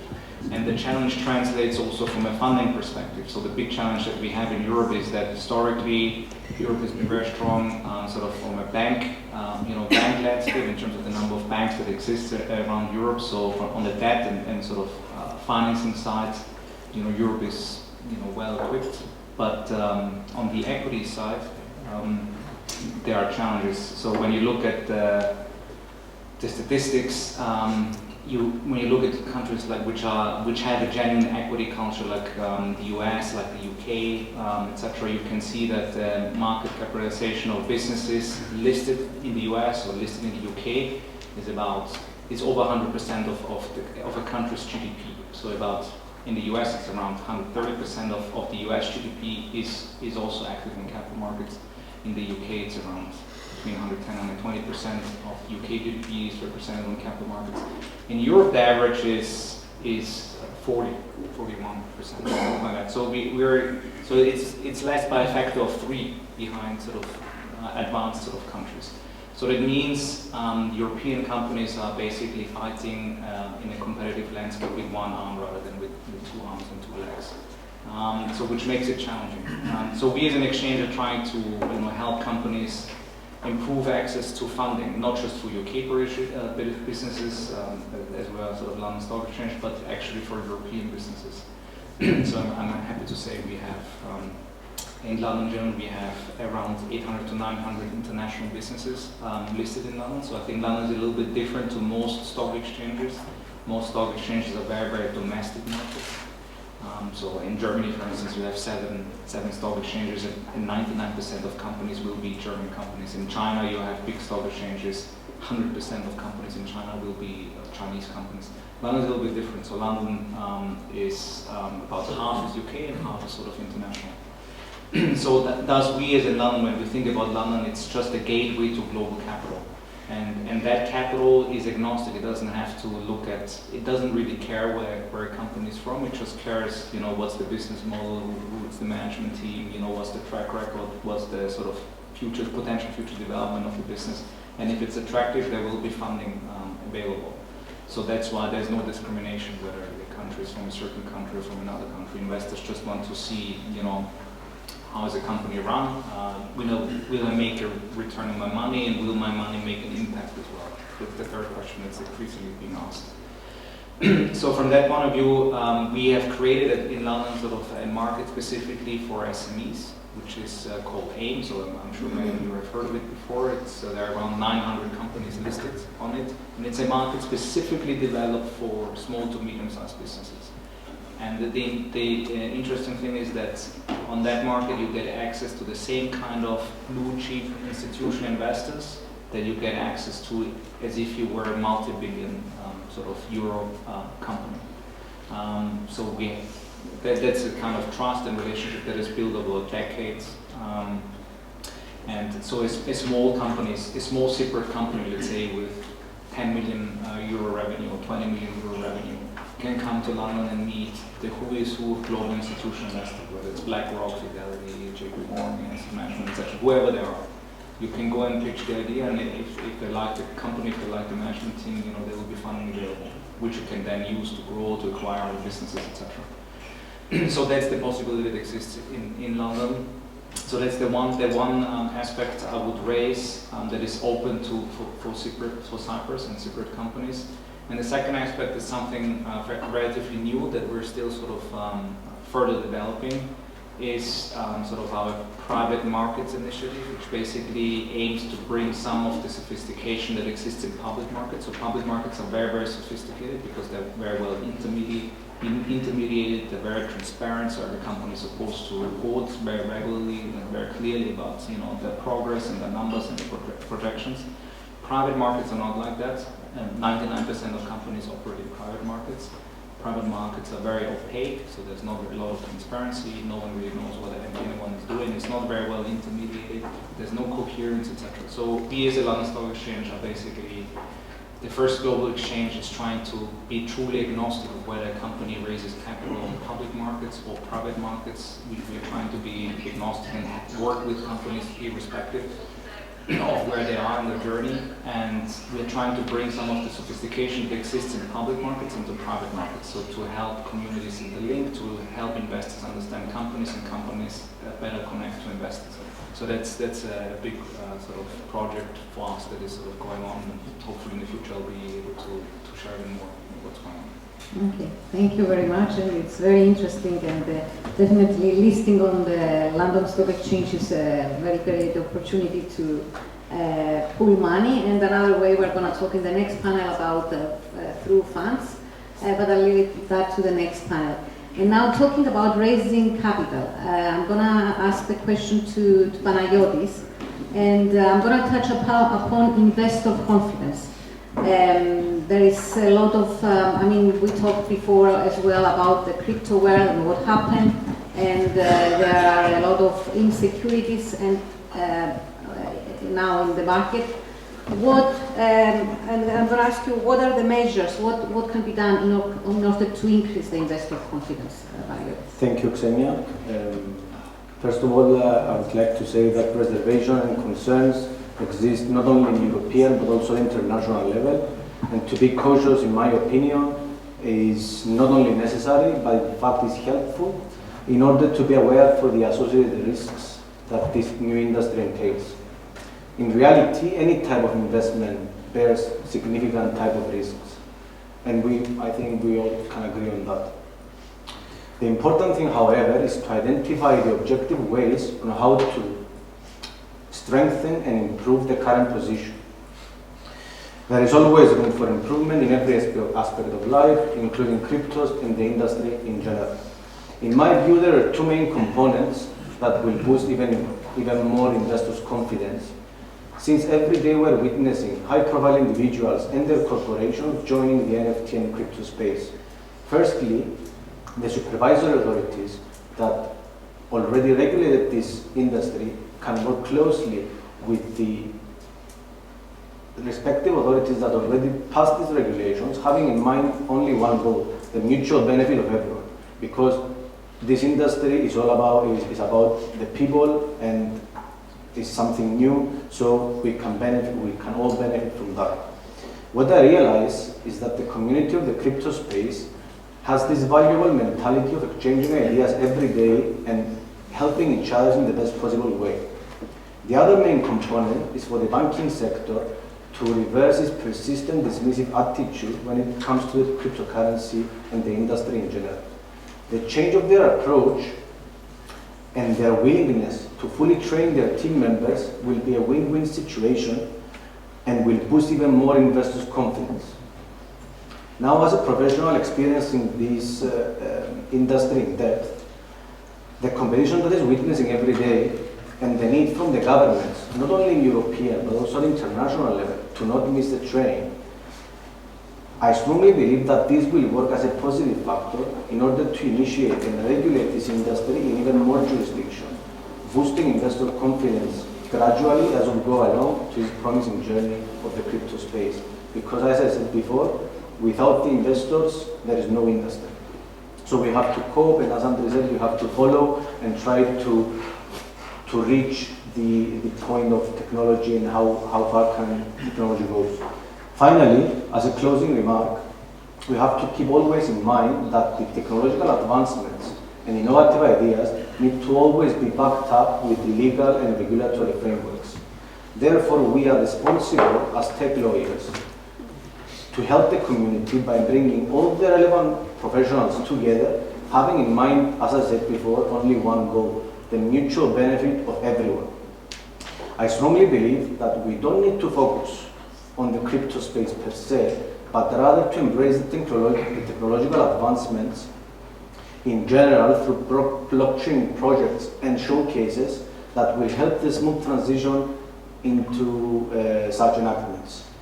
And due to the panel setup, I didn't have the chance to elaborate on how you will be able to get the license and be licensed as a crypto asset service provider. So I will be happy if anyone is interested to have a chat in the networking part of this conference in order to elaborate further. Thank you, Clini. Sure, thank you. I'm gonna also enhance what you said about education. It's all about education.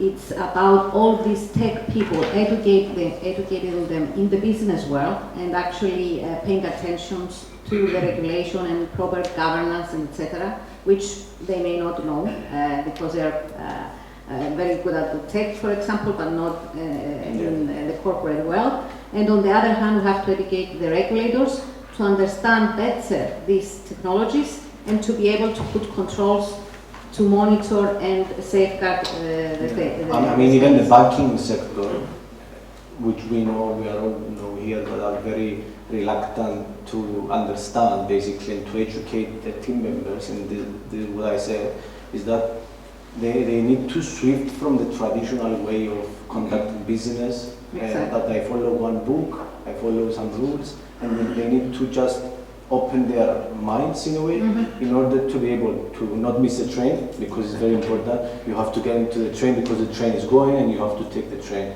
If you miss the train, you just miss your spot, you miss the opportunity, and you will be second, third, or... Exactly. Yes. So education yeah, as Andrei said as well, what we do in the technology committee of the Cyprus Bar Association is to educate our colleagues, because in Cyprus there are many lawyers, as we know, in order to be able to explore these opportunities and be able to experience this new era, because technically it's a new era that is coming. Indeed. Yeah. Okay, so my final question to the panel today, and then I'm going to open the panel for questions, or maybe we'll leave it for later because Savvas is waving that we don't have enough time. My final question is to you, Elena, and about, you described about Web3, but is it the end of the Web3, the end of SEO and digital marketing and search engine marketing? No. There is no replacement for search engines. And Web3 is actually an extension of Web2, an improved version, let's say, okay? And Google is stronger than ever, okay? Google already implemented and integrated all those technologies with its algorithm. And if we have to see the latest updates, and if we talk about Google Lens, the way Google reads images, and going back and remember that Web3 is about 3D graphics, and we already have seen the data that searches are a lot impacted by those updates. And then we are talking about voice search. We have to prepare our website and our digital presence for voice search, because we know that over 30% of people right now are searching through voice. In US, the percentage is even higher. And then we are talking about core web vitals, and it's all about site speed, website structure, and generally all it has to do with user experience. And then there are two updates that has to do a lot with user experience. And it was something that we are not expected that was going to be accepted. It's about sentiment score. Because we have to think that algorithms are built to think as human brains. And it has been noticed that people want to read more positive content. And algorithms assess now the score of your positivity, of your content positivity. So if it has to rank 2 pieces of content, will rank higher the one that has highest positivity. Okay, and one more very important update is search intent.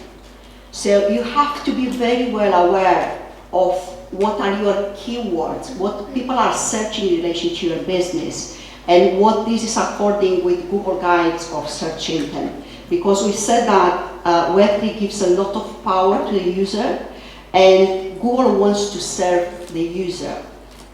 So yeah, will be, if you have any questions about this, I know that it's a bit technical.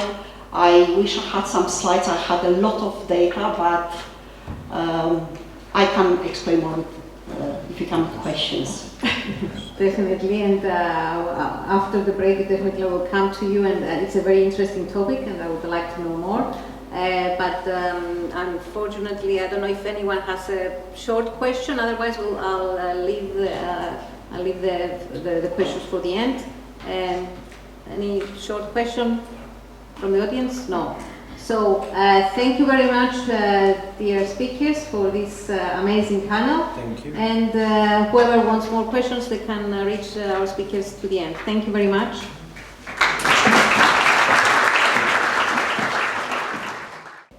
I would like to welcome everyone to this panel discussion, who will be focusing on funds and other investment opportunities.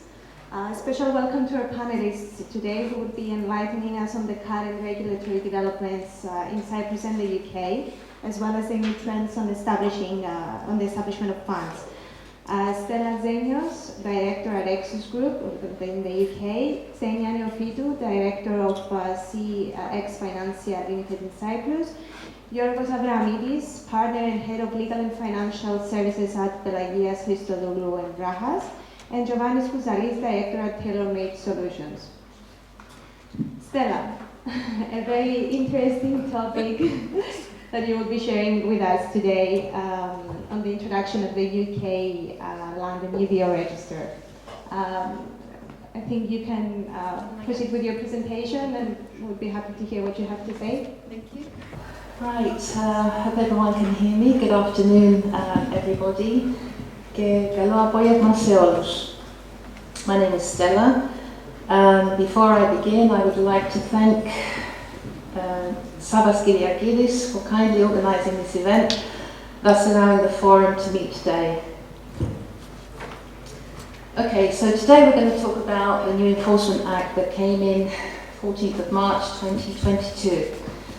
The UK Parliament passed the Economic Crime, Transparency and Enforcement Act in response to Russia's invasion of Ukraine on the 24th of December 2022. This is an act to set up a register of overseas entities and their beneficial owners, and requires overseas entities who own land to register in certain circumstances, to make provision about unexplained wealth orders, and to make provisions about sanctions.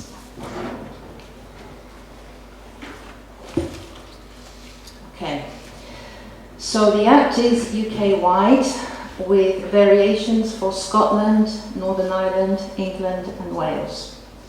There are three key parts to the Act. Number one, the creation of a register of overseas entities, very, very important. Number two, amendments to the unexplained wealth order regime. And number three, amendments to the existing legislation on UK sanctions. The Act's headline provision is Part 1, the creation of a register of overseas entities, the register. This aims to prevent criminals hiding their property ownership behind opaque corporate structures and using the UK to launder money. Part 1 will put overseas and UK-based entities on the same footing, given that UK companies are already obliged to disclose their beneficial owners to Companies House. Registration of overseas entities. The register will be the third UK register of beneficial ownership. All overseas entities that purchase a freehold or leasehold estate for a term of more than 21 years must, under the Act in the UK, identify their beneficial owners and register. An overseas entity is any company or similar legal entity that is governed by the law of a country or territory outside of the UK. Any individual, government, public authority or corporate entity will be considered a beneficial owner of an entity of it. Directly or indirectly holds more than 25% of the shares or voting rights in that entity, has the right to appoint or remove the majority of the board of directors of that entity, has the right to exercise or exercises significant influence or control over the activities of that entity. Companies House has implemented the register, and all applications need to be submitted by the 31st of March 2023. So really we don't have that much time. It is recommended to start as early as possible. Suggestion is just after Christmas this year, so there's no last minute rush or any crashes in the systems.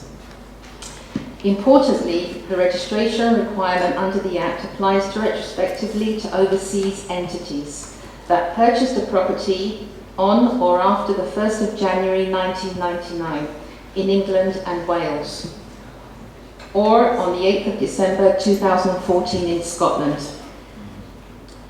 Such overseas entities will have 6 months from the commencement date to submit the required information.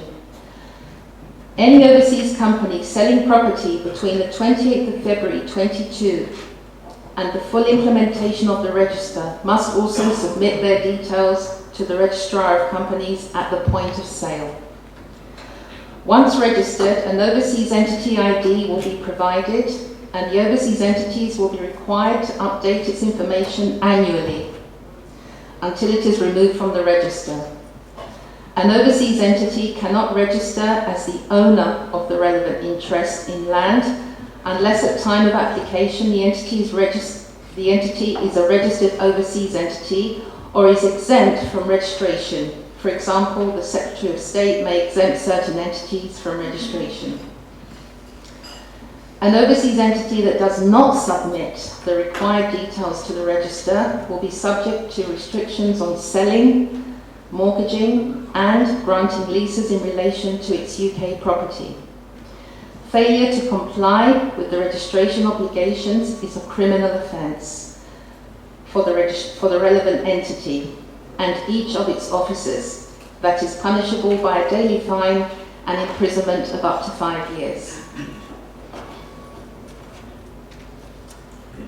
Okay, this is just a little bit of advice to lenders pending establishment of the Registrar of Companies House. So lenders should identify affected transactions where an overseas entity has granted security over a property. Check and, if necessary, amend finance documents to ensure that they include obligations on borrowers and other obligators to comply with all their obligations under the Act, or ensure that the documents impose sufficiently wide compliance with law's duties once the register is established. So lenders will require the provision of overseas entity IDs as conditions precedent on relevant transactions, relevant overseas entities to comply at the Act's acting and compliance obligations, and borrowers and other obligators to ensure registrable leases are granted from the secured property are only granted to overseas entities that are compliant with the Act. Okay, advice to overseas entities. Given that the registration obligations are retrospective and there is only a 6-month grace period, overseas entities should review their portfolio to determine whether the Act applies to their property interests. Overseas entities who have granted or wish to grant security over UK property should register before the expiry date on 31st of March 23. And I'm repeating myself again because this is very, very important.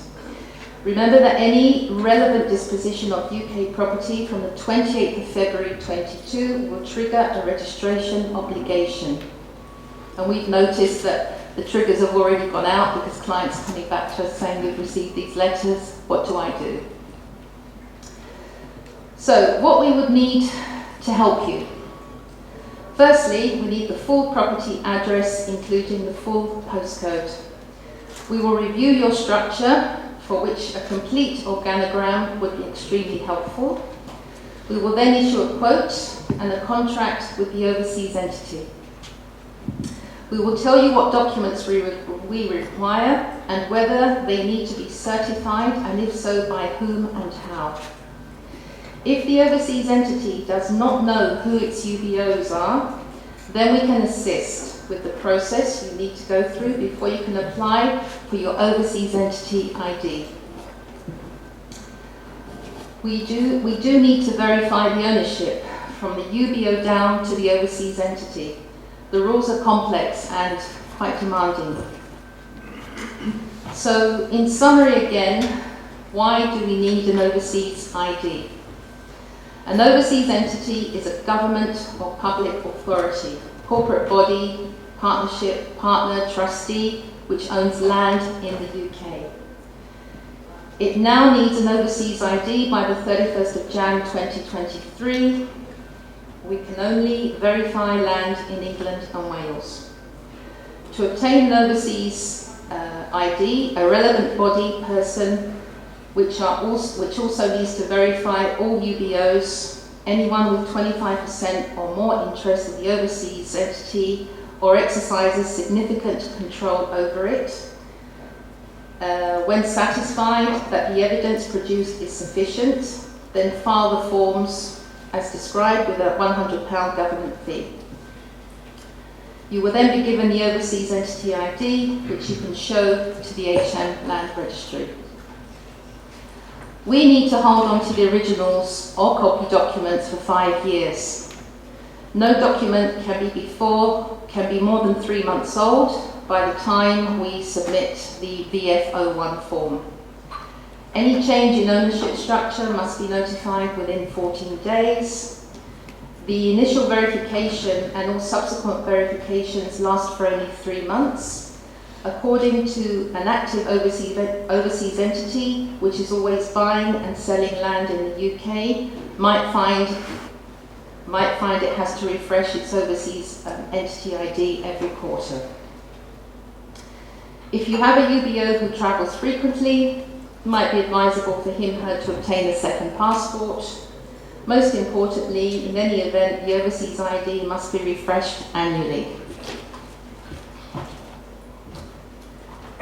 So, you produce the paperwork, we verify it. If there is a break in the chain of ownership, we will work with you on what is needed to complete the chain and let you know whether there will be an additional cost. However, it may be as simple as obtaining a short legal opinion. We will also carry out further verification processes, and if we find anything inconsistent, we will ask you to explain the inconsistency. We are also required to carry out sanction checks. We are required to apply a high level of skepticism. Therefore, please do not take offence to our questions that may appear to be too probing. It's our job. The documents you supply cannot be more than 3 months old by the time we file the verification form VF01. All documents must be in the English language. All documents must have the date of issue and certification on their face.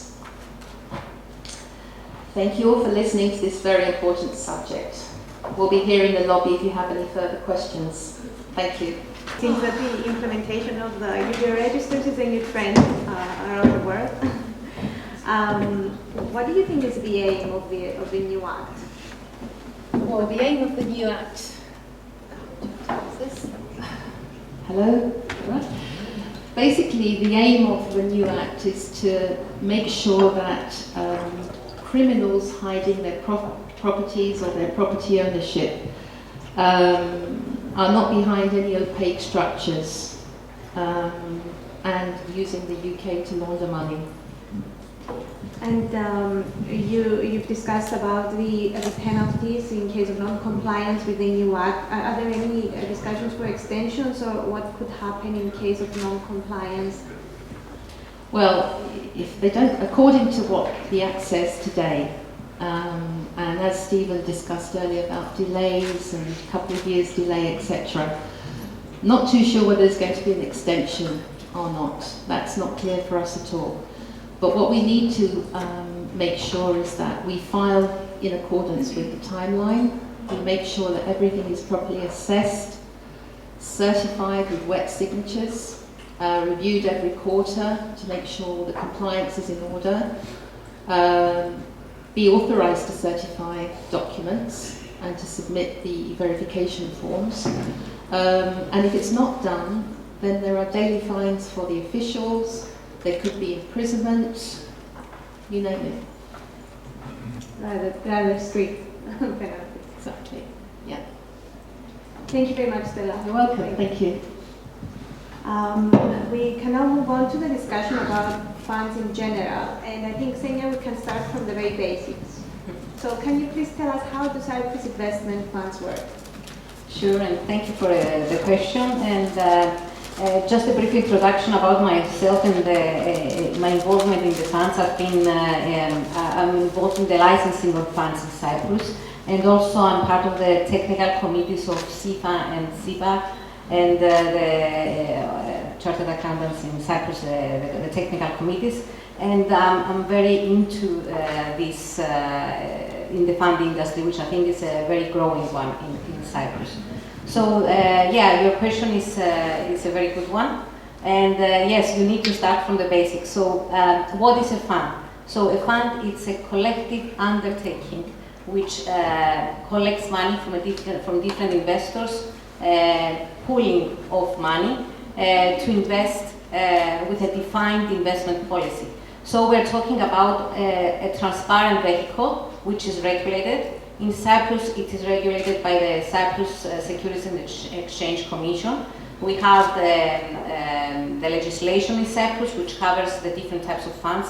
We have the alternative investment funds law, we have the usage law, and also it's the fund manager law, which is the European, is transposed into the Cyprus regulation. So we are talking about a transparent structure which is regulated, and that's why investors feel that it's secure. When you set up a fund in Cyprus, you need to, and also always advise my client, you need to hire a professional to help you along the way. First of all, you need to decide what kind of fund you will need. We will talk, you will talk later about the types of funds. We have the alternative funds or the uses. These are the main two broad categories. And then in Cyprus we have more the alternative funds, and we have the RAIFs as well. And then the client has to, first of all, he has to understand the structure. And also there are different companies that they have to take into consideration.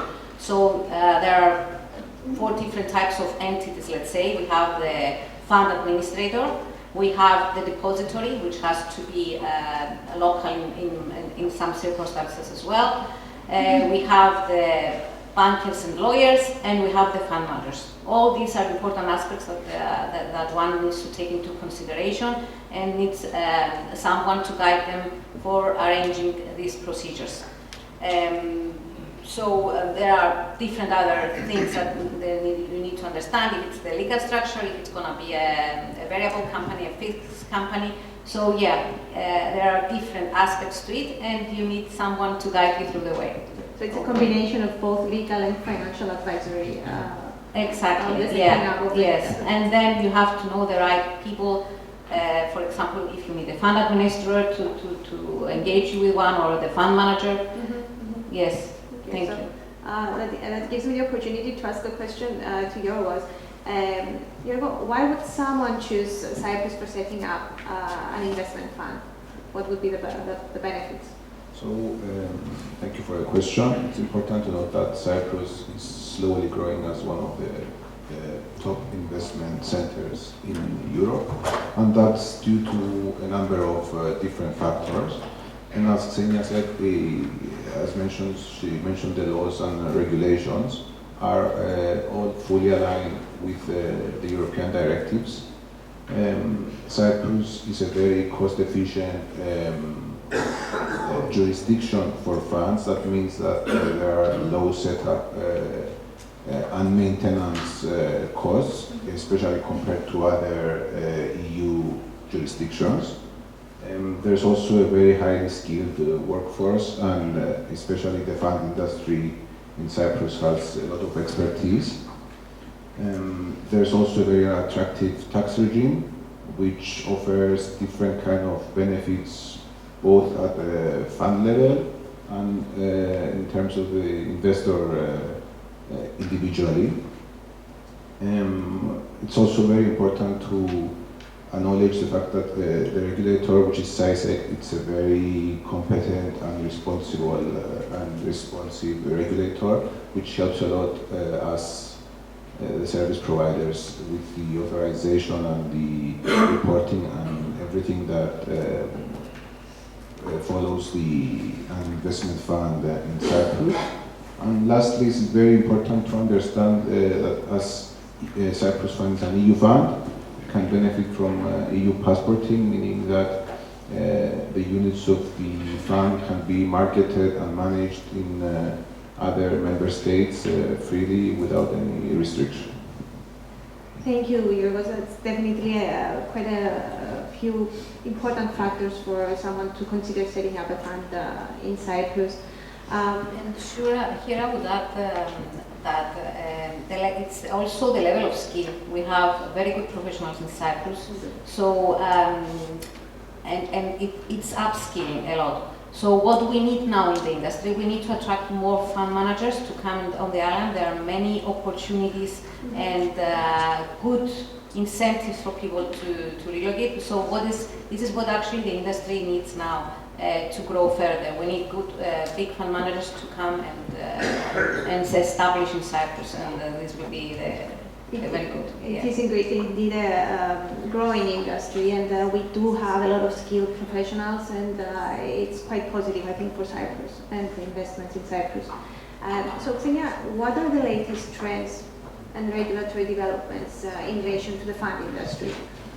Yes, and coming also from the benefits that Cyprus offers.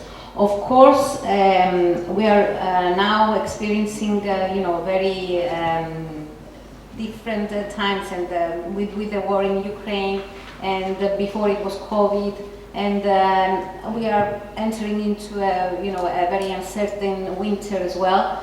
But despite all these things, the Cyprus fund industry is showing resilience. We see an upward trend, and the government is positive that this fund market, which is this industry which is growing, and it's important for the sector.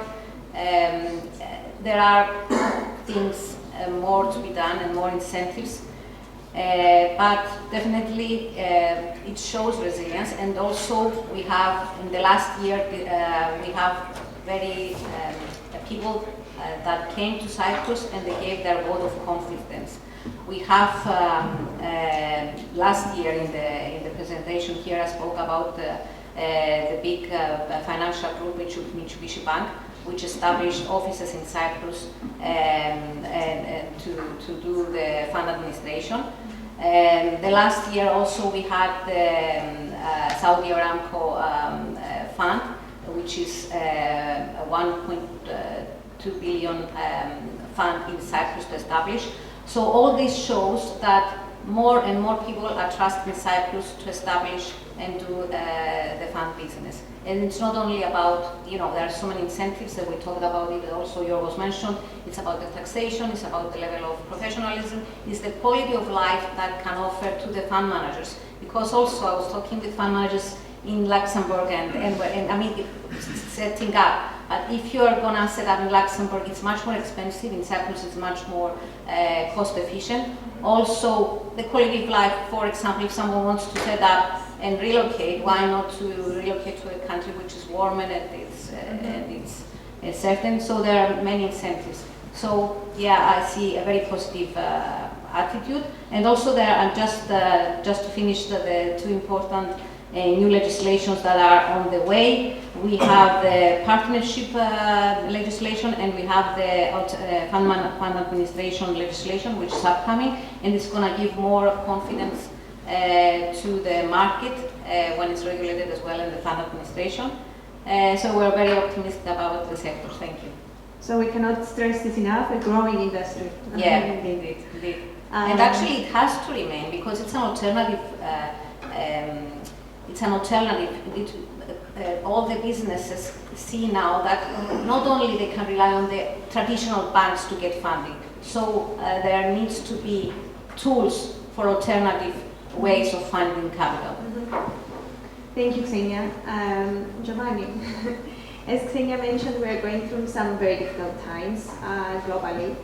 What would you say is the secret recipe in Cyprus or of Cyprus in getting stronger out of this global recession? Just to break the ice, everybody. Hi, I'm Giovanni. Nice to meet all of you. I have my glasses.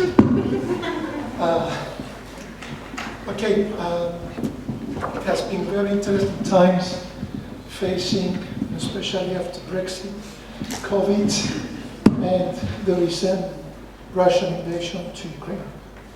We have seen a lot of incentives given by the Cypriot authorities and the government.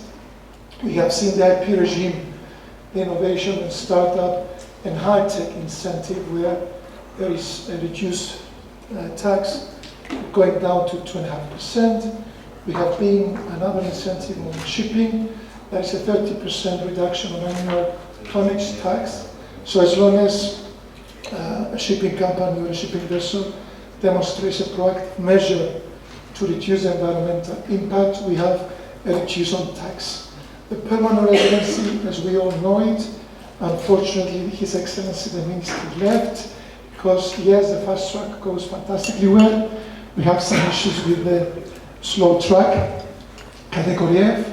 We have the visitors temporary visa. This is imperative. As we know, it's my learned colleague called it the pink slip. Yes, this is the way we call it. and it gives the opportunity to people that they're coming to Cyprus while they're making their applications until everything is approved to stay in Cyprus without issues. The Ministry spoke about the Foreign Investment Interest Company. We have seen the government creating the business facilitation unit in order to attract highly skilled professionals to come and do their business to Cyprus. Through that, we have the digital nomad visa. It's amazing. We have a company now that they are Lebanese architects. They are working from Cyprus, providing architectural plans for their investors in Saudi Arabia. So we see quite a lot of incentives. I will further also say about the 17-year tax exemption on income tax. A lot of people come and retire in Cyprus. They get their pensions, they get their salaries in Cyprus. So there is this tax incentive. The Cyprus citizenship obligation, under certain circumstances now, from 7 years, we go down to 5 years. So you come in Cyprus, you work in Cyprus, and after 5 years, as the United Kingdom, you can apply for your citizenship.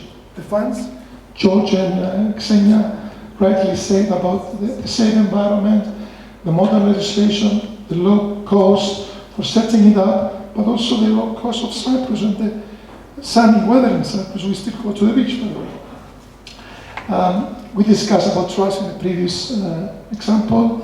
We have the renewable energy infrastructures in Cyprus and the renewable energy new incentives, which the Ministry explained. We have the tax deduction on expenses for research and development, another extra additional 20% on the existing regime. Cyprus Working Company, I think everybody knows about it. The planning incentives, as the Minister described about headquartering, and especially for relocating in Cyprus. And of course, my favorite one, the listed buildings incentives. That it's something that I really love, and I would like to say a bit more about it. Yes, please, you could. Okay, in Cyprus we're privileged, like all over the world, that we have very old, beautiful buildings. So the government, through Article 38 of the town planning law, they give a lot of incentives. Technically, you buy the property. When you buy the property, you pay the transfer of title tax, but then that amount is refunded to you, and it's up to 4%, the way the legislation is. Then, when you start renovating the project, you get some cash back. It was 90,000, now it was upgraded to 100,000. And there's an extra density, which, according to certain calculations, the government, instead of giving you a cash back to you as an incentive, provides you an extra density. So that extra density, if you're eligible, you can use it to build on the structure you're going to build next to the listed building, if you have a place, or if you don't have a place, you can transfer it to another property you have somewhere else in Cyprus, or you can sell it in the market. Another incentive on this is that when you renovate and rent the old building, or you use it for any matter, any income you have there is tax-free. So that's a huge incentive. And under certain circumstances, we have good developers here in construction companies, you can even avoid paying the VAT on construction. Still, you can get 5% on the energy structure if you are following the regulations. So that's another 5% on the density. You can build up to the perimeters of the plot. There is no restrictions to go 3 meters or 1 meter behind your borders, which is a huge advantage. You're allowed not to create the so-called green area if your plot is big. On balconies, you can get 25% extra on the approved plans. You get incentives on parking spaces. Now on the project we are working in the area of Larnaca, near the center of Larnaca, because it's going to be the plans we're presenting. They're going to be a boutique hotel.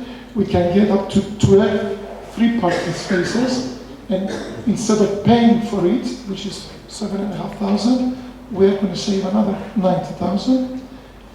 And according to the area, you can get this so-called special character incentives. Our project is in the St. Lazarus area in Larnaca, so all of these incentives, they can be upgraded. And making a very quick calculation, this is 16% extra incentives, which is quite a lot. Thank you. So we can safely say that all of these incentives are leading us to a new era where alternative investments are indeed blooming. Absolutely, absolutely. And this is a very specific example where we can utilize all the regulations and the law with the assistance of the government, trying to incentivize giving tax and other financial benefits to the investors to make Cyprus more attractive. Thank you, Giovanni. Thank you. And being conscious of time, I now want to ask Yorgos a last question for this panel. Where do Cyprus funds usually invest, and what are the most common types of funds that are being set up using Cyprus as a vehicle? So, as Xenia mentioned before, there are two types of funds in Cyprus. It's the alternative investment funds and the UCITS funds, but the most popular one is the alternative investment funds. As the name speaks for itself, it focuses on alternative investments. So the most popular areas of investment of this type of vehicles, it's private equity, real estate, and hedge funds. In terms of formation of the fund structure, usually the AIFs, which is the alternative investment funds, are structured as VCICs, which means variable capital investment company. And this is a very flexible structure because it allows the capital to be deferred in every time that the new subscription or redemption happens in the fund. So that's a very flexible corporate structure, and this allows, this helps a lot the funds to work in Cyprus. And another very popular vehicle is the RIFE, which is the Registered Alternative Investment Fund. And why it's so popular is because that this is because of its indirect licensing. It's not directly licensed by SISEC, but through the fund manager. It's very fast to set up. It just takes 1 month to set up, and this simplifies the procedure. And it's of course less costly, and this is a very popular fund structure. Thank you, Yorgo. If there are no questions, I would like to yes. A very small question to Stella.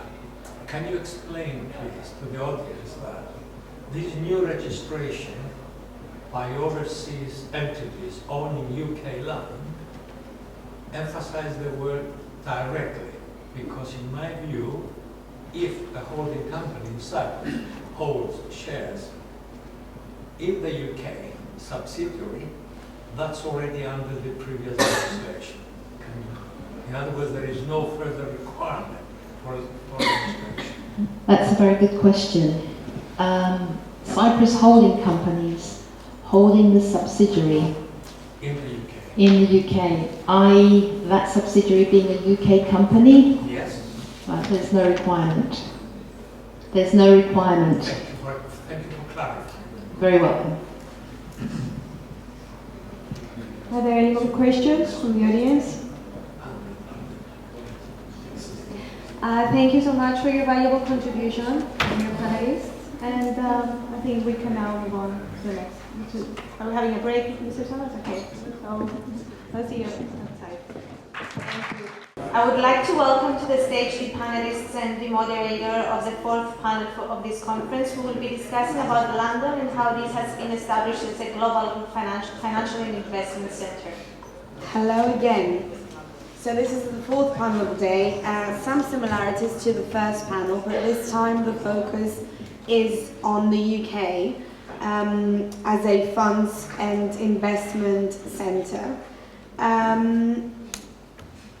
I'll go in order of seating rather than the way it's listed. So to my right is Rebecca McKee, who is a director in the dispute resolution team of Feldfisher. She will be talking to us about the benefits of English law in litigation and arbitration. To her right is Lucy Loizu, who is the managing partner at the International Family Law Group. Lucy will be talking to us about the protection of family wealth on divorce and the treatment of family gifts and loans. Then to Lucy's right is Alex Kyriakides, who is a partner at Adler Shine, and he'll be talking to us about the regulatory regime when it comes to the registration of companies and entities in the UK. And then to his right is George Constant, who's a partner at Spector, Constant and Williams, which is where I work. And George will be talking to us about the real estate market and finance. So if I may start with Rebecca then. Great. Hello. So just first of all, thank you, Savvas, for inviting me to speak this afternoon. Today I'm going to briefly speak about why sort of foreign companies, and I guess in this case Cypriot companies, should consider incorporating English law into their contracts and also consider including maybe English jurisdiction clause into their contracts. And I know we've touched on political instability in the UK today, but I think one area that remains stable is the legal market, the English legal market.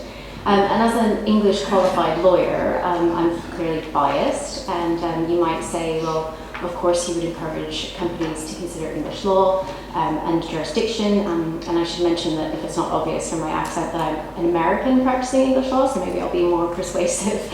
But there are considerable benefits to the English law system, and companies should certainly consider those benefits when doing business with other foreign companies. So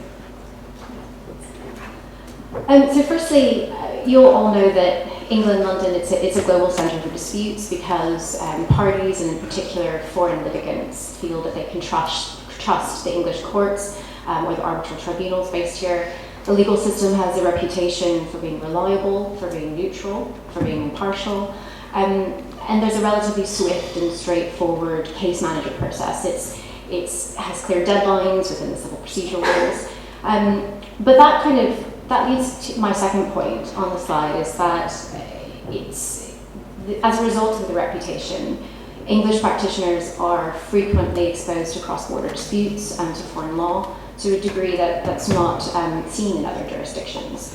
In fact, 50% of the judgments of the English Commercial Court in 2020-2021 involved foreign litigants, and that, for me, that statistic is unsurprising because in the 8 years that I've been at Feldfisher, I've not had one single case that involved only English parties or disputing a point of English law. So there's always a foreign element and often foreign law or public international issues that the court have to consider.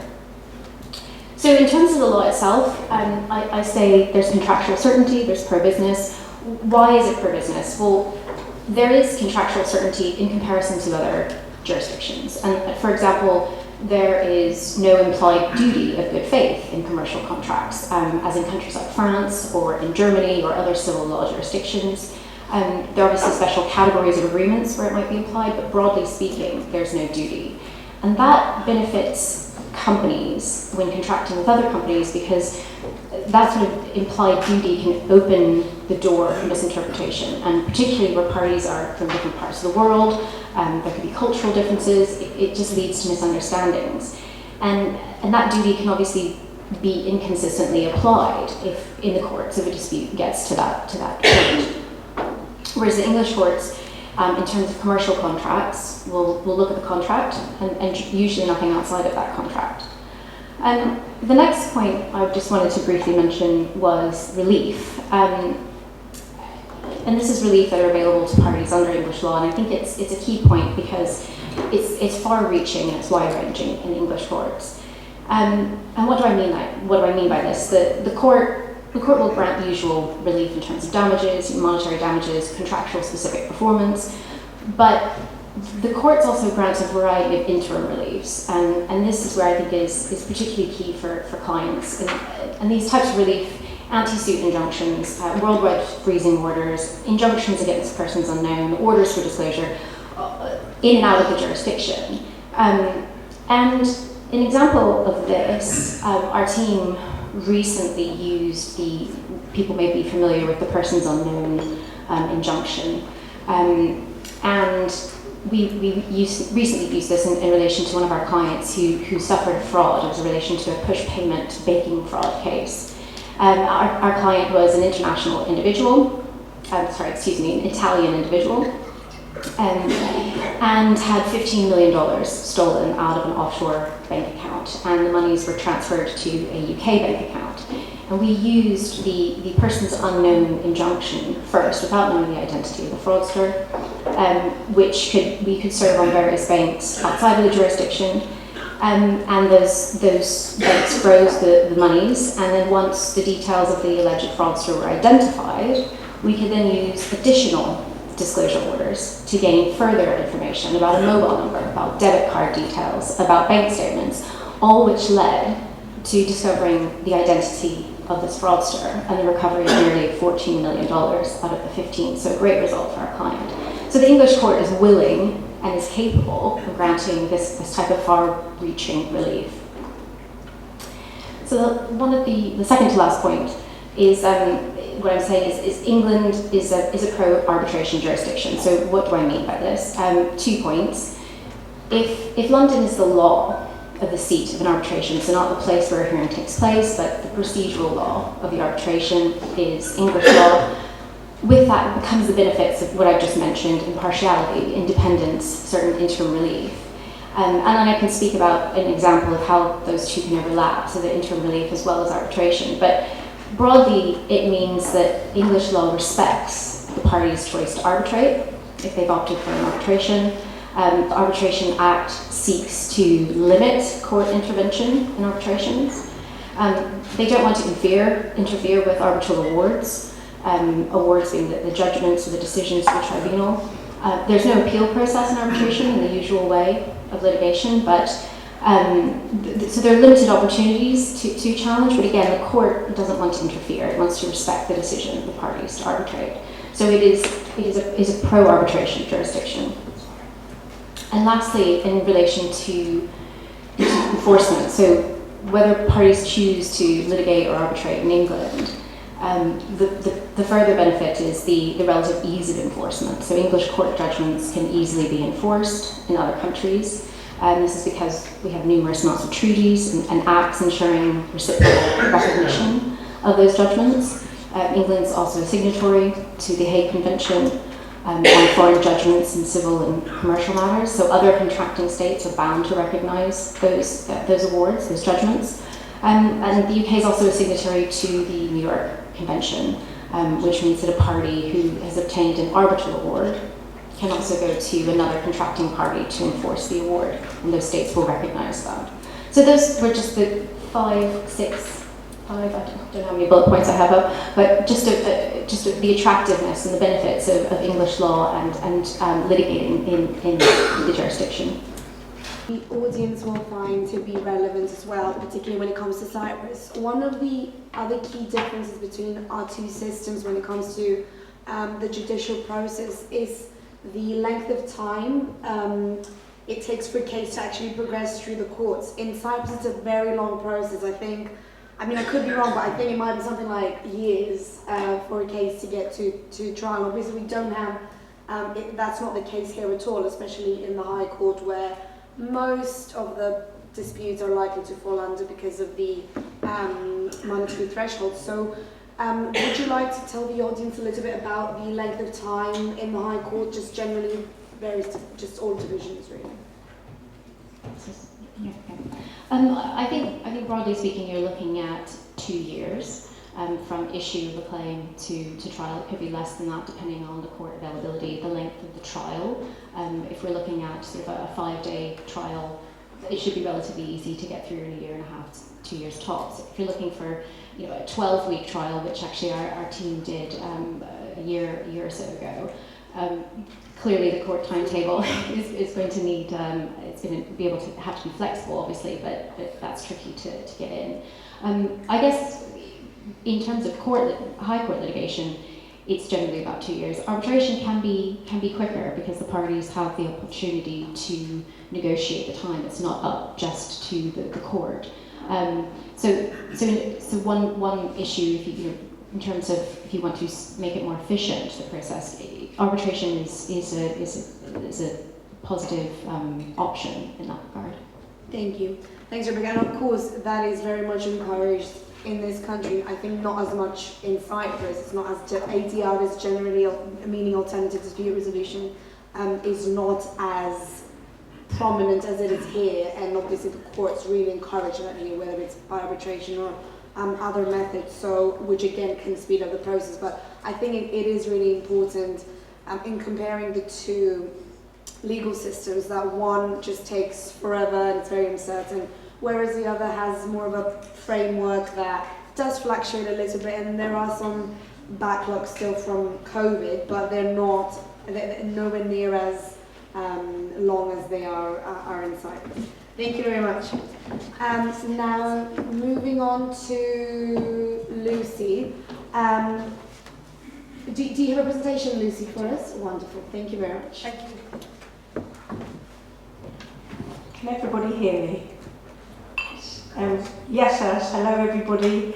Savvas, thank you very much for inviting me to speak today. It's really nice to see so many people in person and to see people again, new faces, old faces.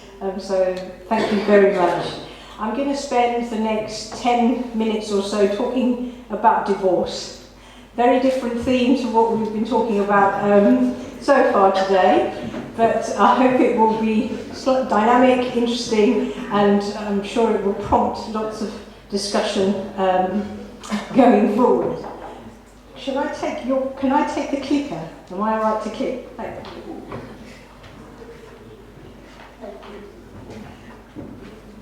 Okay, just a little bit briefly about my firm and what we do. So my name is Lucy Loizo. I specialise in family law. I'm the managing partner of a firm called the International Family Law Group. We deal with a variety of cases, mainly dealing with separation and divorce. We look at divorce, we look at jurisdiction, we look at foreign marriages, we look at civil partnerships, what happens when relationships break down, and we take cases through from start to finish. We also cover a great deal of children work, whether it be adoption, surrogacy, parental responsibilities, arrangements for children, so when a relationship breaks down, what happens with the care arrangements for the children. We have a specialist child abduction team and a child relocation team, which basically means when you have a parent who wants to relocate back home, what the law says, and we run those types of cases. I personally specialise in finance work, so I deal with divorce and how we divide assets in family law. I deal with a lot of work in the Greek and the Cypriot community, partly because I attempt to speak Greek some of the time, but partly because I'm Greek Cypriot myself. So when we're looking at the finances, we look at the financial outcomes, we look at financial provision for children, if you have any court orders that are made in another jurisdiction. Again, we look at whether they're recognised here, whether they need to be registered here. We also look at unmarried couples, the disputes and how the law is in relation to unmarried cohabitants and those in relationships where people aren't married.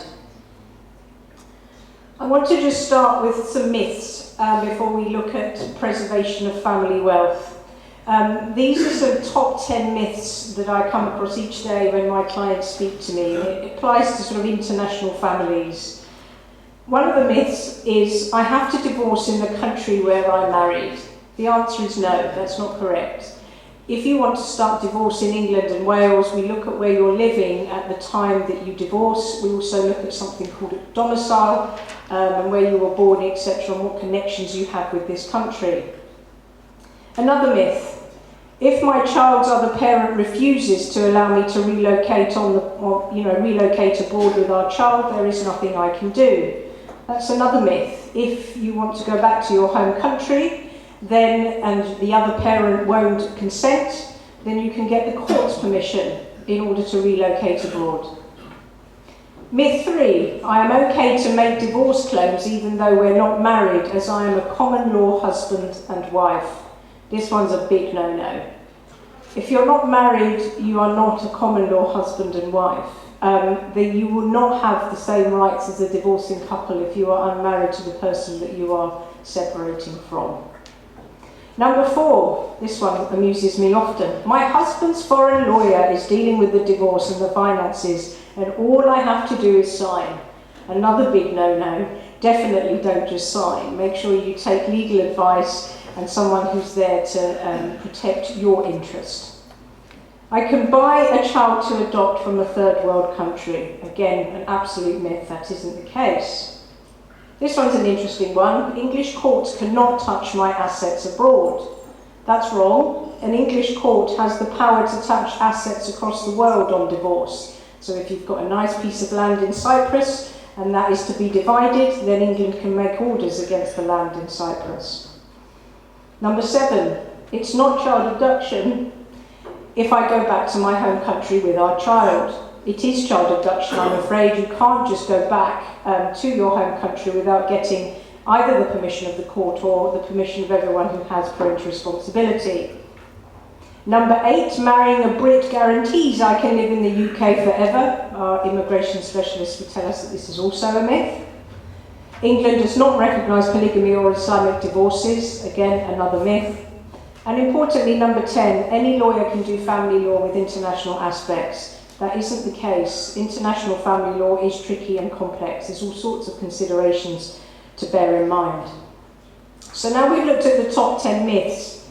I want to give you the top 10 tips, which you'll probably think is quite amusing coming from a divorce lawyer. Someone said to me, Lucy, isn't the top tip don't get married in the first place? And I said, no, I don't think so. But anyway, take that as you like. Tip number 1, make sure you advise your clients to take urgent advice on relationship breakdown. Number 2, consult a specialist lawyer. Many family lawyers do not understand international aspects. Number 3, I say to my clients, we need to take advice in the country where all assets are located. Number 4, always make sure you get permission in writing from the other parent to move abroad permanently, or even to go on holiday abroad. If the relationship is rocky, then this is really important. You don't want to have your clients accused of child abduction. Stop your spouse from disposing of assets. We have wide powers. We can freeze assets if we think that they're going to go out of the court's reach. This one's a good one, probably obvious, but do not rely on the legal advice of your spouse. Number 7, do not represent yourself in a case with an international element. Number 8, we've talked about taking preventative action to try and save costs. Always respond quickly when served with court papers from abroad. My only caveat to that is make sure that you seek legal advice before you respond to any paperwork. And number 10, goes without saying, don't go home and have the sort of souvla and some chef d'ayez and say to your spouse, this is the legal advice that I received from my divorce lawyer. Obviously, it's your advice, it's your client's advice, so don't discuss it. So, just want to spend the last 5 minutes or so talking about preserving family wealth. And one thing that often arises in my cases, and when it's too late to do anything about it, is I have a couple, I represent one party out of the man or the wife, and they come in and they say to me, Lucy, my mum, my dad gave us £100,000 in order for us to put a deposit down on our house. We're getting divorced, surely my parents should have that money back now. It was a loan, it was never a gift. And they sometimes are horrified when I say to them, it's not automatically going to be repaid out of the divorce settlement.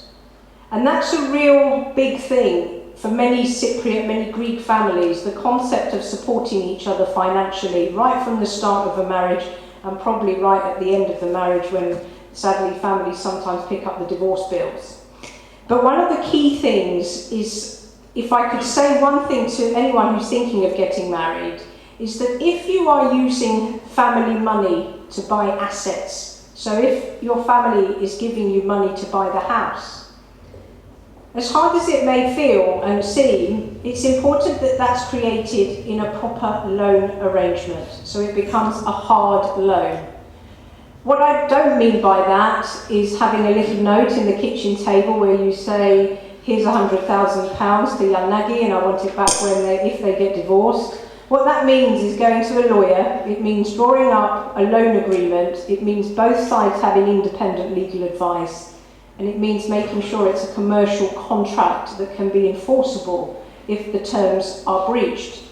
Because if it's money that's just given and the only thing you've got is the word of the other party that it's a loan, the courts in England won't see it as a loan. They'll see it as a soft loan, which means it won't automatically need to be repaid.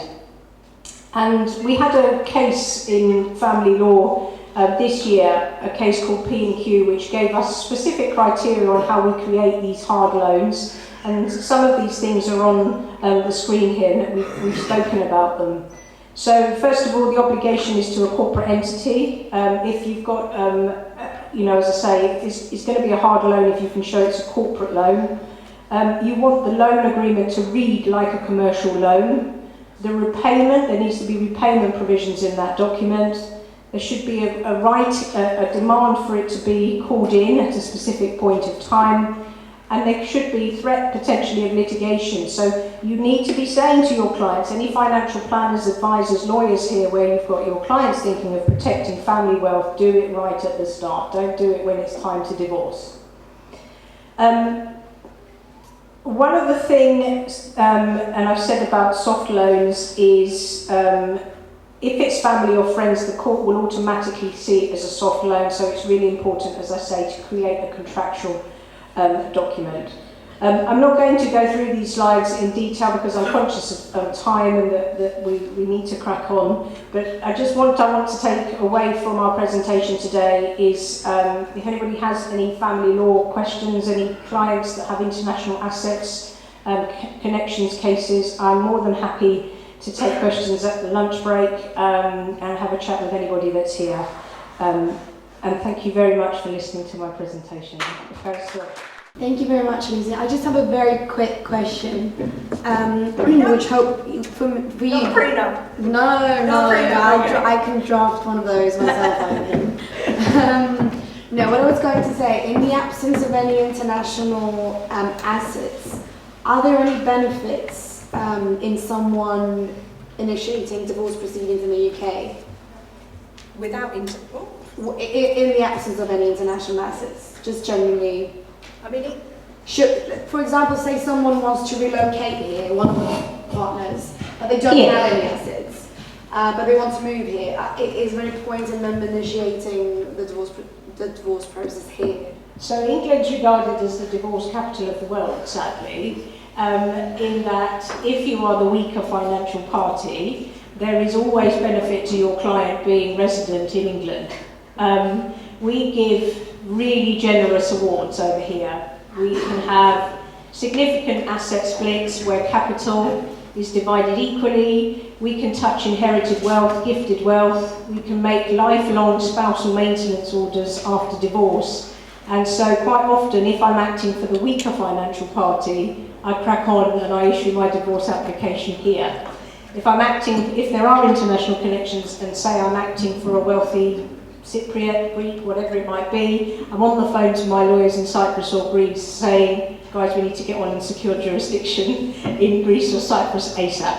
So yeah, there is definitely merit depending on who you're acting for. Okay, great. I'll let all my friends know, thank you. Now, Alex, please go ahead. Okay, good afternoon everybody, thank you very much, and thank you to Savvas Association for extending the invitation to us and another fabulous event. My name is Savvas Kyriakides. I'm a partner at Adlersheim, we're a firm of medium-sized chartered accountants, boutique award-winning firm based in North London. Today I'm going to talk to you about compliance requirements for UK companies, which is slightly different from that in Cyprus and other jurisdictions. The register of overseas entities, which obviously has been touched on by Stella earlier in probably a lot more detail than I'm going to cover. and also the trust registration requirements that's come into force slightly earlier this year as well. So, the UK compliance requirements, which are existing rules for companies in the UK. All companies in the UK have to produce a set of final financial statements, and these need to be filed with Companies House, which go with public record. Unlike Cyprus, which I think in most other European jurisdictions, there's a requirement to have a 31st of December year end. Here in England, you can have any year end that you like, any day of the week, any day of the month. And then there are restrictions on the period that you can have, and you can change that accounting reference date as well. The filing deadline can vary. It's usually 9 months for limited companies to file their accounts with Companies House, but there are some exceptions to that, and for PLCs it will be 6 months. And the audit requirement is also very different here in the UK. There are certain exemptions from audit that are available, unlike in Cyprus where you have to have an audit regardless of the size of your company. Equally, what you file at Companies House will vary as well depending on the size of the company as well. And there are exemptions for small and micro company accounts, and the size limits for those companies are set in statute with the Companies Act. Tax compliance, companies need to file with HMRC. That is not on public record, and that usually includes a tax return, a computation, and the accounts, and it's a full version of the accounts that go to HMRC. The filing deadline, again, is usually 12 months from the accounting reference date. The tax payments can vary. Small companies usually have to pay 9 months and a day after their accounting reference day, whereas companies that are deemed to be large would have to start paying payments on account. They want the money early. In addition to tax compliance, there are other taxes, obviously, with VAT and other rules such as ATED in there as well, and restrictions and requirements on filing with them. And finally, the other basic thing that all companies are required to do is the statutory compliance. So there are records on public record as to who the directors are, who the shareholders are, and there's an annual requirement for a confirmation statement which needs to be filed regardless of whether the company is active or dormant. That needs to be completed every year.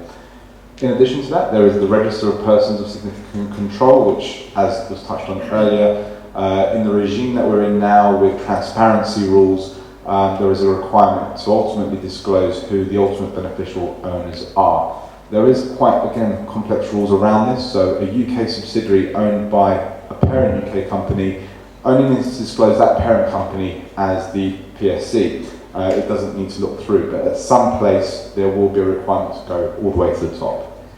And there are other statutory changes and compliance requirements that Companies House, incorporation documents, share transfers, etc. In terms of the audit, as I said, you can be potentially exempt from audit, and generally small companies are exempt from audit in the UK. And a small company is defined if you meet 2 out of the 3 conditions of turnover less than £10.2 million, gross assets 5.2 million, or employees less than 50 employees. So if you meet 2 or 3, you generally meet the small company requirements. However, it wouldn't be an industry for us if it wasn't as simple as that, and small doesn't always mean you're exempt. So some examples of companies which may be small but are not exempt is if you're part, for example, of a medium and large group. So we have some of those where we have a UK subsidiary of a medium or large Cypriot group, they still require an audit. Again, something called an eligible group, so if you have a listed company within your group, or if you can undertake regulated activities, or actually if the Articles of Association mean that you require that. And that's an interesting point that Andrew touched on earlier about the formation of companies. We do like to be able to get involved with companies as early as possible because you're setting the foundation there for your company.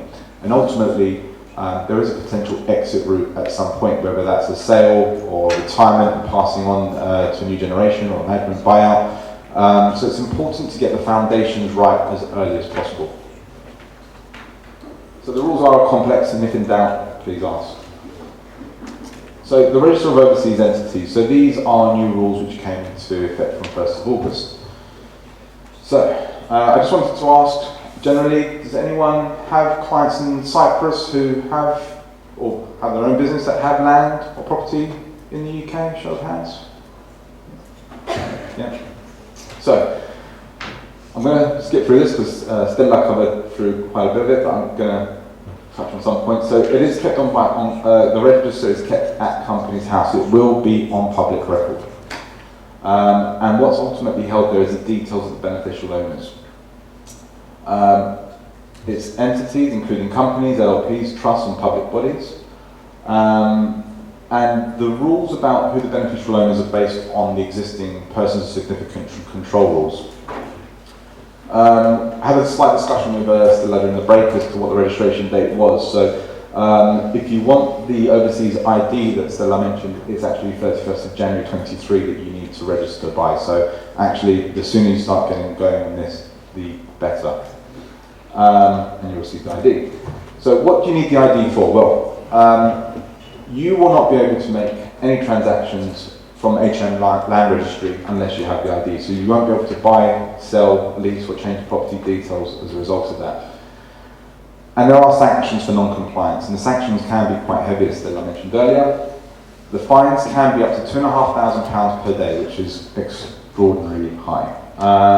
The restrictions with HM Land Registry to be able to make the transfers, as mentioned.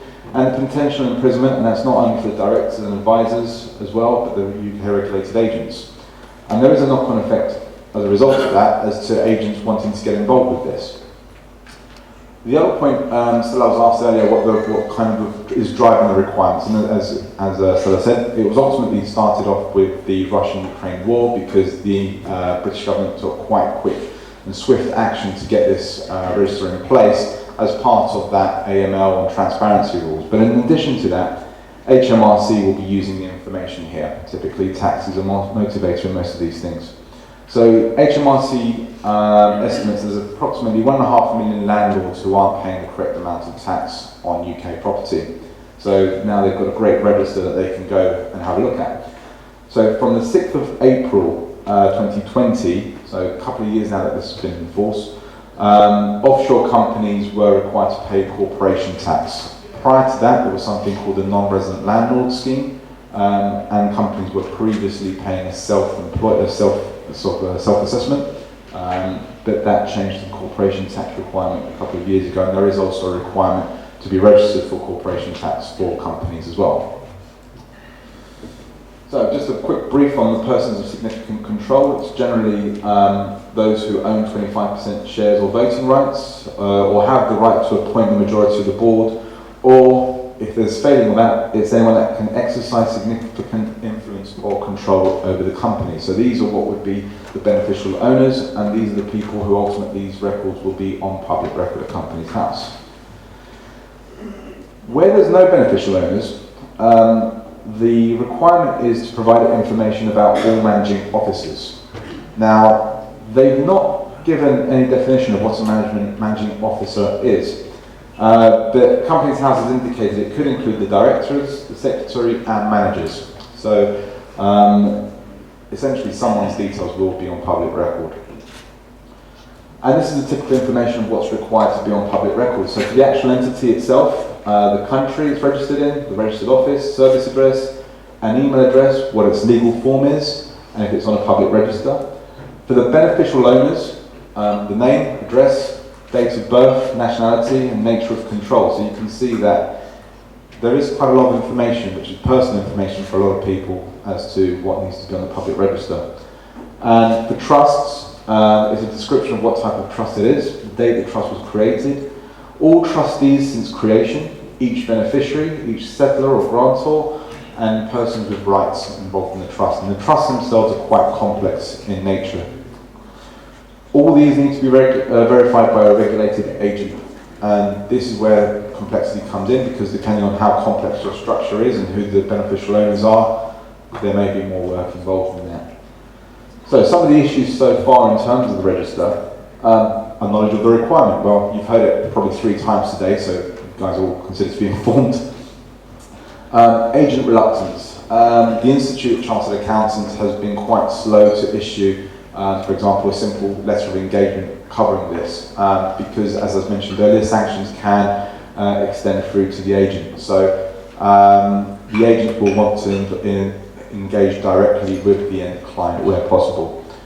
Timing. both not only in terms of the deadline, but if you have any imminent land transaction that you're looking to secure and get the deal done, there is complexity there. Complex structures, as I mentioned earlier, and trusts as well are quite complicated because of the nature of trusts and what they're intended to do.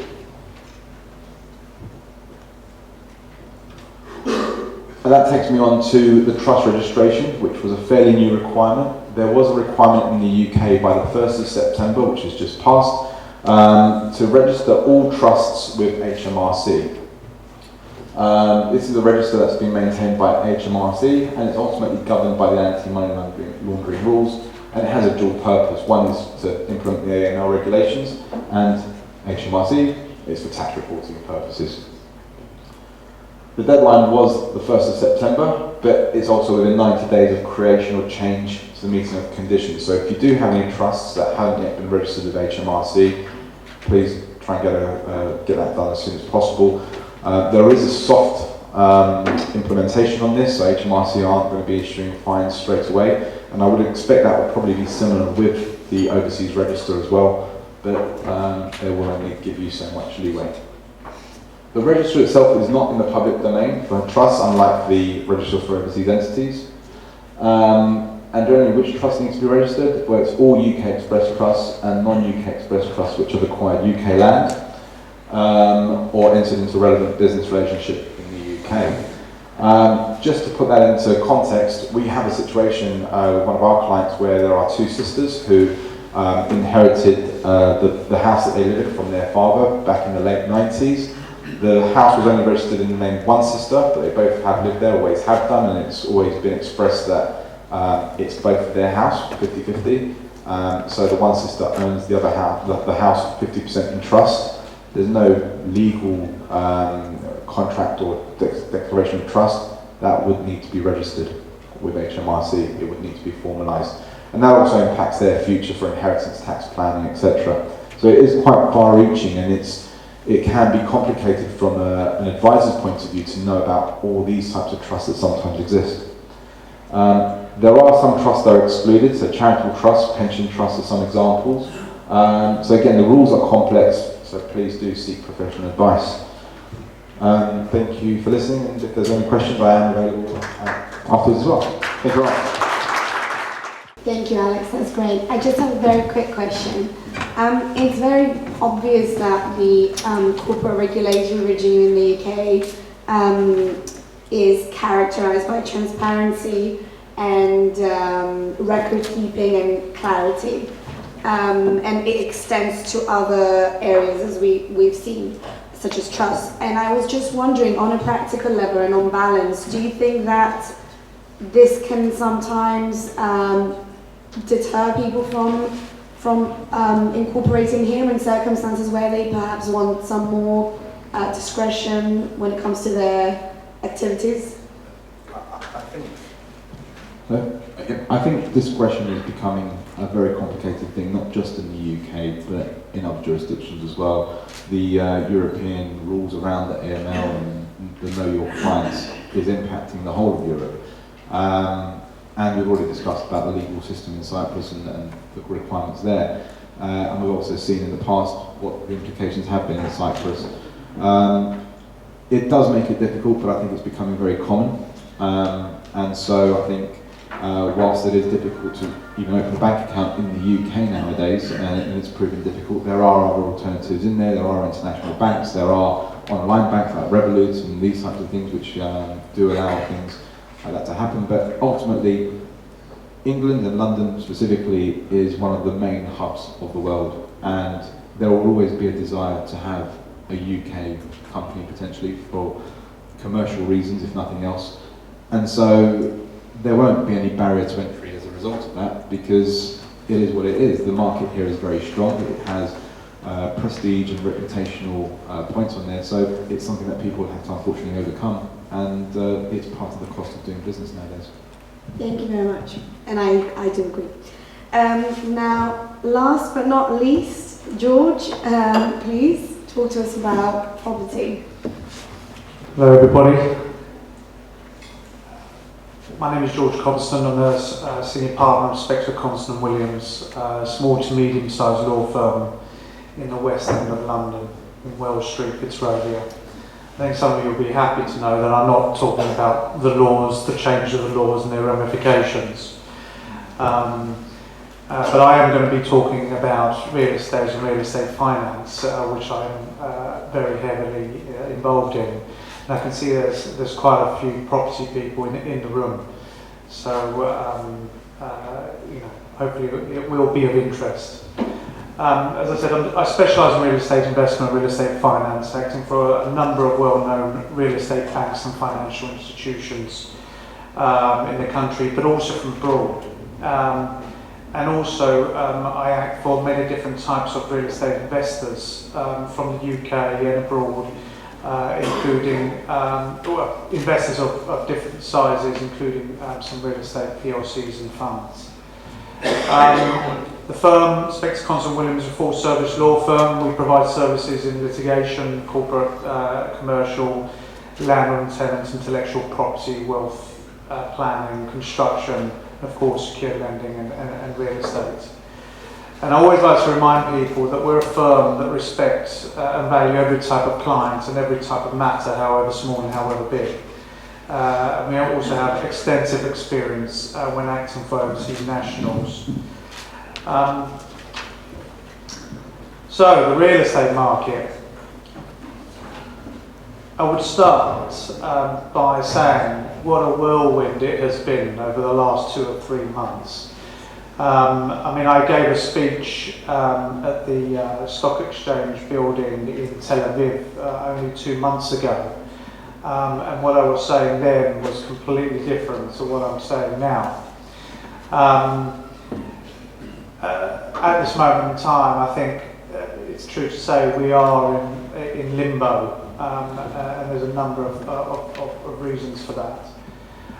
The real estate market over the last 2 to 3 years has really been hit by everything that it could be hit with, as we all have. Brexit, COVID, high inflation, cost of living crisis, and now we have the disastrous mini-budget of the previous Chancellor, Kwasi Kwarteng, that we have to contend with, which has resulted in even higher inflation and even higher interest rates. All these events really have caused a massive black hole that has to be covered one way or another. But the recent mini-budget has really had a profound impact on the markets. And being a solicitor acting for many of the banks, I saw the impact firsthand. The budget gave such a shock in the markets that lenders are so fearful about where interest rates were going to get to, and felt the risk of massive losses on the horizon. Many started withdrawing offers, literally withdrawing the mortgage offers after they'd issued the facilities to their clients. That I hadn't seen before. I was around working in the credit crunch, and I didn't even see it in the credit crunch.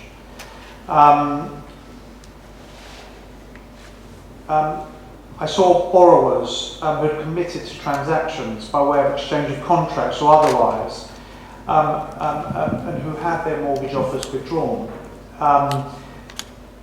They were losing at risk of losing their transactions, at risk of losing deposits. There were massive renegotiations during that period. The market literally became a buyer's market from a seller's market overnight. From a lending perspective, the banks, while some have continued to lend at obviously higher rates, many have actually withdrawn from the market, despite what they say. The banks over the last few weeks have not really come back either, and they're not planning to. And they're not planning to come back until after the budget, which is this Thursday. Most of the banks that I'm talking to, and I have been talking to some of the banks at a fairly high level, they are they're waiting for the budget, but from what they're telling me and from what they're expecting to happen, is that they're expecting interest rates, particularly on fixed mortgages, and their stress testing criteria, which is the most essential thing, for them to come down. So hopefully we might start getting a bit better news over the coming weeks. In terms of residential property at the moment, the Halifax has reported reductions in values in the last 3 months, and according to them, UK house prices in October fell at the highest monthly rate since February. Prices declined 0.4% in a month, following a 0.1% dip in September.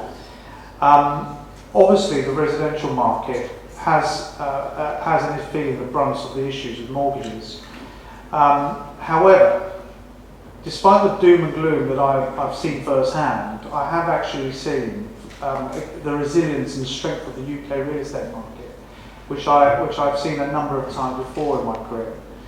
Almost within a day or two of the budget, we started seeing a lot more entrepreneurial types of investments taking place with aggressive negotiations, with experienced wealthy investors coming into the market. It seems to me that the long-standing saying in real estate investment, when there's blood on the street, buy property, it's starting to come true again. Investors are on the prowl, and they're looking out for opportunities, and the more astute investor will appreciate the opportunities present themselves in the down economy. For some time, I've not seen the larger portfolio landlords or investors acquiring, and now they are acquiring. They're even acquiring individual real estate investments, small residential flats, for example.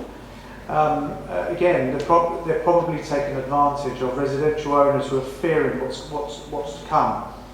We've also seen many overseas investors who, again, I have not seen them be active for a number of years, and they're swiftly coming back into the market. Of course, the overseas investors also benefiting from the very low value of the pound against their currency. The supply of property is increasing with the uncertainty in the market. That's clear to see, and there is a lot of activity. The larger funds, again, concerned about what lies ahead and having jittery investors. Some are appearing to put property on the market. For example, we have for one PLC client who particularly specialise in acquiring government-backed income. And they have been relatively inactive over the last 3 years. But all of a sudden, they're starting to find investments again with interest yields of 7 or 8%. We haven't seen these things for a long time. Another one of my major clients, they specialise in acquiring shopping centres.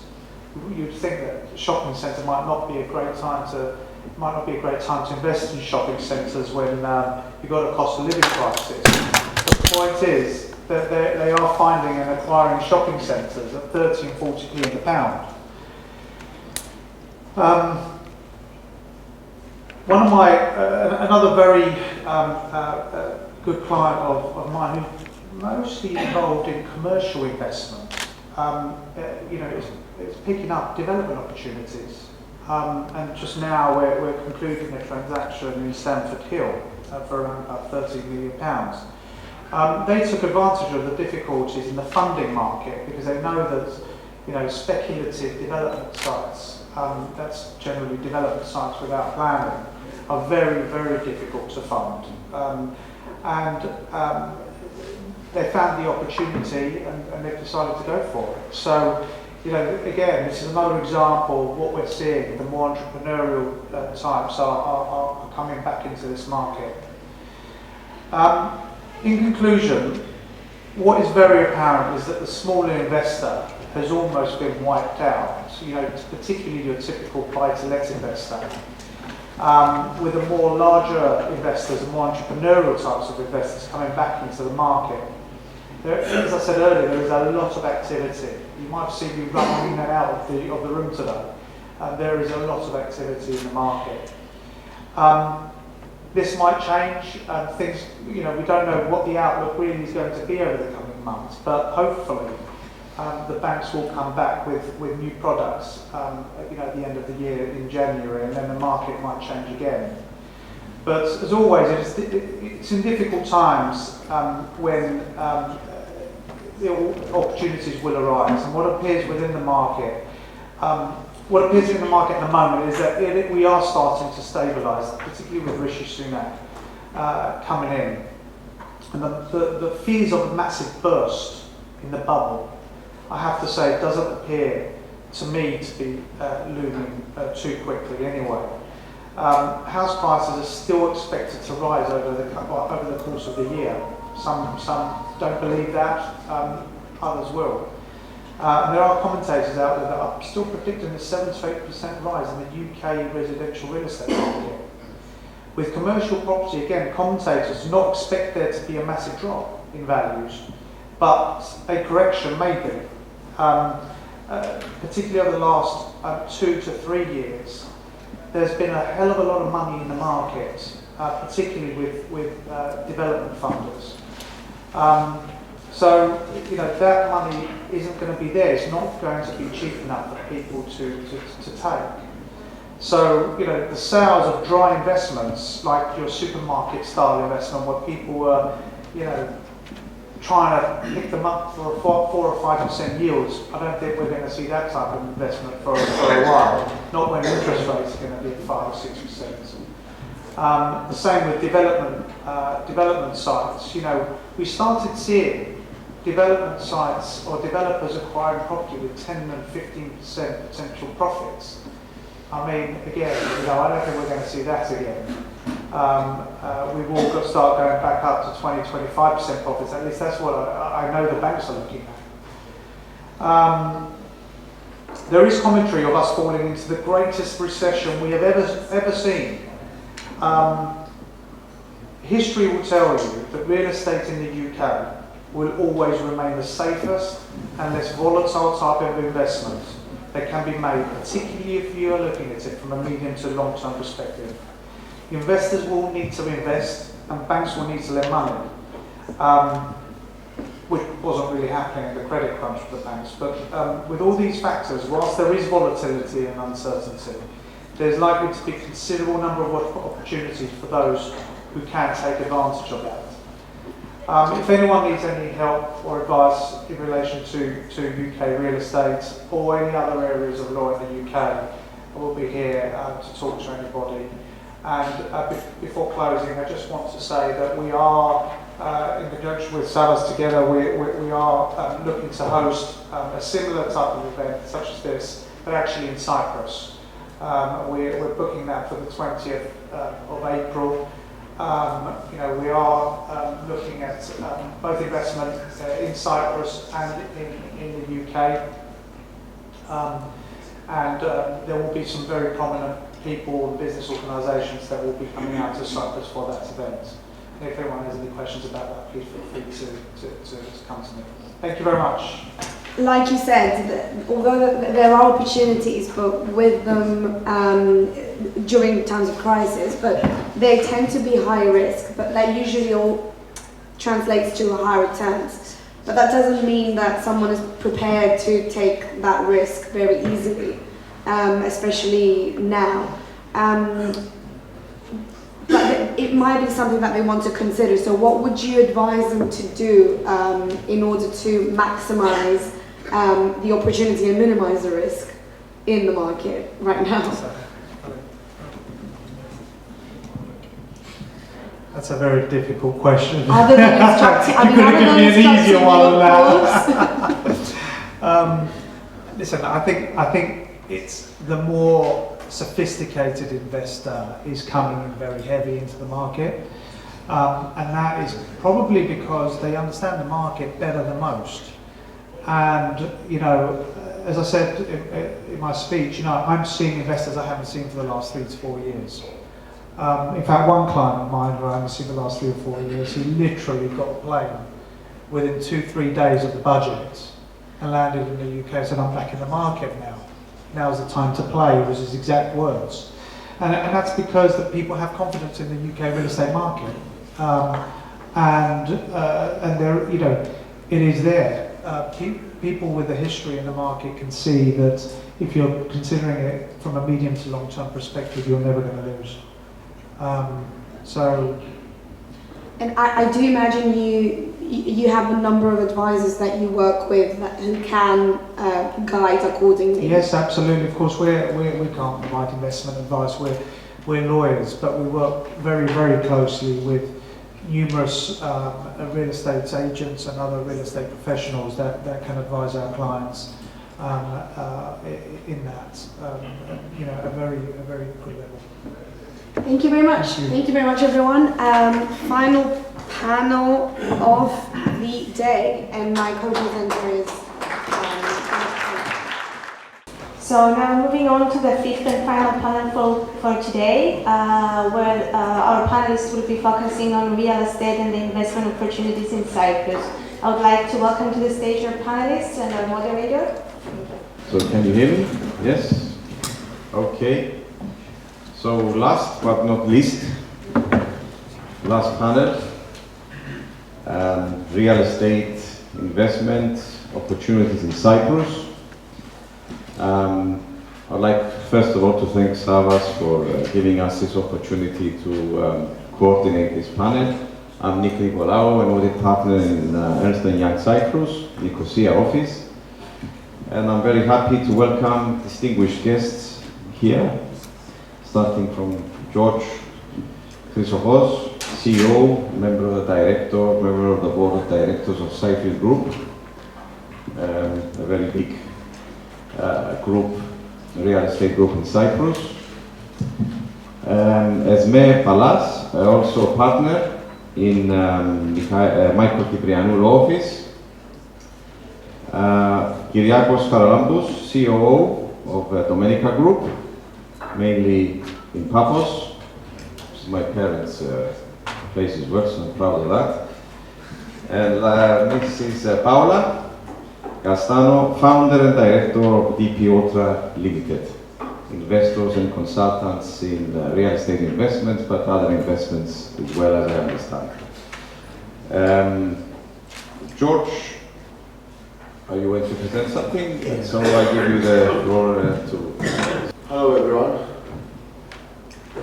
Until we wait for my presentation to come up, Nick told me that if I ask him publicly for 2 Champions League final tickets, he will sort me out. So it was a joke. It was a joke.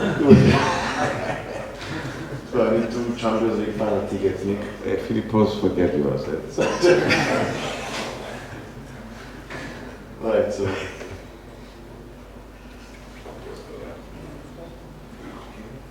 Just before the slides come up, I just wanted to say about, from my experience as well, that the real estate market in Cyprus has expanded rapidly the last 5 to 10 years. We have many clients now from abroad, apart from the local market, that are investing in real estate in Cyprus, from many countries, especially from Israel as well, and the UK. And we had our attractiveness report from UI a few weeks ago, which we presented in Limassol, and when it came out was that more companies now expressed the willingness to invest in Cyprus and mostly in real estate. So George. Thank you, Nick. That's very true. We have heard today quite a few times about real estate investments, how resilient, stable and safe it is. We've heard from our minister this morning about the real estate progress in Cyprus and the performance in the last period. We've heard from Savvas how great Cyprus is. So I will skip the first few slides which talk about how great Cyprus is, except from the last one. So yes, everybody knows about taxes in Cyprus. We have the lowest in the European Union, among with 2 other 3 countries. No inheritance tax, which is major difference from the UK tax rate and other tax duties. We have a very good economic growth right now. We're going to see some projections at the end as well. Unemployment in Cyprus is 0. I know this from my experience. Even though the numbers, they say 6.7%, we have more than 100 positions open in the company. We cannot find personnel. Literally, there's nothing. So we are going through conditions of full employment in Cyprus. Everybody is updating us our credit rating every month. Excellent regulatory structure, based on the English common law. It's the easiest company to set up a business. Of course, it's a gateway. Everybody is discussing about how Cyprus is a gateway geographically between 3 continents, but also as a service provider between these continents. Very high quality of life. Everybody's talking about beach and sun. I'm also here to highlight 2 other very important aspects, which is education and healthcare. Nobody's talking about those. In Cyprus, we have our universities are growing and becoming internationally attractive, and there is a lot of collaboration with UK universities as well. They do offer UK degrees in Cyprus, and we have also an improved version of the NHS in Cyprus. YESI, it's a very good system. Most of the doctors and clinics were incorporated into our national health system, and it's doing well so far. But this is the slide I want to stand the most, because these are the projections for next year. And literally, when the whole world is on fire, and everybody, even Germany, is getting into a recession, when the interest rates are rising everywhere in the world, there is one small corner in the world, the Paradise Island, which everything is going exceptionally well. Sometimes everybody is saying that it's alarmingly well, but it is. These are the projections from the European Central Bank. So it's a very credible projection. We're going to have 3% growth next year in Cyprus, while the whole Eurozone will have a recession. We are going to have an inflation of only 3.9%, while the whole world is experiencing 10%. Unemployment, yes, the official statistics always saying 6-point-something%, but that's because in Cyprus we have seasonal employment, and most of it's unregistered. People working during the summer in tourist areas, which they don't really register their income, their job. And also, many people in Cyprus, we have a very strong social welfare state, which is paying a lot of money to unemployed people. So that's another bad motive for people not to register their work. But actually, as I said before, it's zero. It's absolutely zero. And of course, we are reducing our public debt, even though the government is doing a huge boost on fiscal policy, spending lots of money on projects. The public debt is reducing. So I'm going to say only 30 seconds introduction on what is cycle, and then I'm going to move into the merits of real estate market. So we are actually a conglomerate. Our main income, our main revenue comes from contracting activities. We're mainly contractors as a company. We are also land developers. Since we know how to bake the bread, why not produce ourselves? For ourselves. We do production and trading activities as well, and our latest involvement is energy generation. By 2024, we're going to be the 1/3, we will be producing 1/3 of the electricity of Cyprus. So it's a mega project, infrastructure project for Cyprus, which is going to help the energy crisis that we are going through. It's a family business, 100% family owned from my family, and we do believe that strength is in the numbers. So I'm not going to show you fancy photos. I'm going to talk a little bit about numbers. We are one of the largest employers in Cyprus, more than 700 employees, and of course many other exclusive subcontractors. So the impact of cycle into the employment of Cyprus is one of the most significant ones. Of course, we have delivered more than 5,000 apartments by now, and houses, machinery, equipment, factories, and projects. This is what we do right now. Currently, we have under construction ongoing 470 million euro construction projects with the government only. These are public projects. We are having an 80 million euro investment this year back into equity. Of course, how big is a power plant? This is equity investment, not including any leverage. This is a 185 million euro project, the 260 megawatt gas fire project I was talking about. And our real estate sales in 2022 will reach by the end of the year around 92 million. So we are a group which can offer all these advantages of being stable, resilient, and support, of course, in any way you want in Cyprus. Now, back to real estate. Yes, I'm not going to discuss again why real estate is amazing. Already George covered me and many other people already covered me. It's resilient, it's stable, it's strong, it's still performing better than bonds. And there is a lot of stability because it really satisfies two needs of the people. There is a shortage of homes everywhere in Europe, including Cyprus, UK. You can see yourself in the UK, Greece as well. Rents are rising. The only reason that the prices are appreciating in George is not because of the speculation or anything, it's because there is a shortage of homes. There is not enough homes to supply the people right now. So that's why we have very strong weakness. I'm going to talk about Cyprus now, which real estate is performing exceptionally well compared to other places in the world. Prices are still rising, still appreciating compared to other places. The first slide is about rental yields. As you can see, there is a stable rise in the rental yields. Of course, on the lower side, you will see the government bond yields. That's up to 2021. Everybody knows that 2022 it's a lot different, but still, the real estate rental yields are beating all credit A rating bonds in Europe. And this is a comparison to other European countries, just to see the difference of Cyprus and other places. We see Berlin, London, Paris, the so-called stable, strong, resilient markets offering almost half of the real estate rental return as Nicosia. I'm only comparing capitals here around Europe. And of course, Athens also doing well, but Nicosia is doing even better. Now, these are the indices from the Lands Registry for rental and buy. We can draw some very nice conclusions from this one. As you can see, even 2022 Q2, the prices are still rising stably, but the rent prices are rising high. And this explains why the rental yields are increasing. Because the rent in Cyprus is rising higher, faster than the purchase price is rising. So that's why investments in Cyprus in real estate for return purposes are still very relevant and very important. Now, this is commercial properties, which usually is overlooked. Unfortunately, everybody is talking about only apartments and residential houses. Commercial properties are even doing better in Cyprus. Cyprus is having a very good campaign, a successful campaign on headquartering.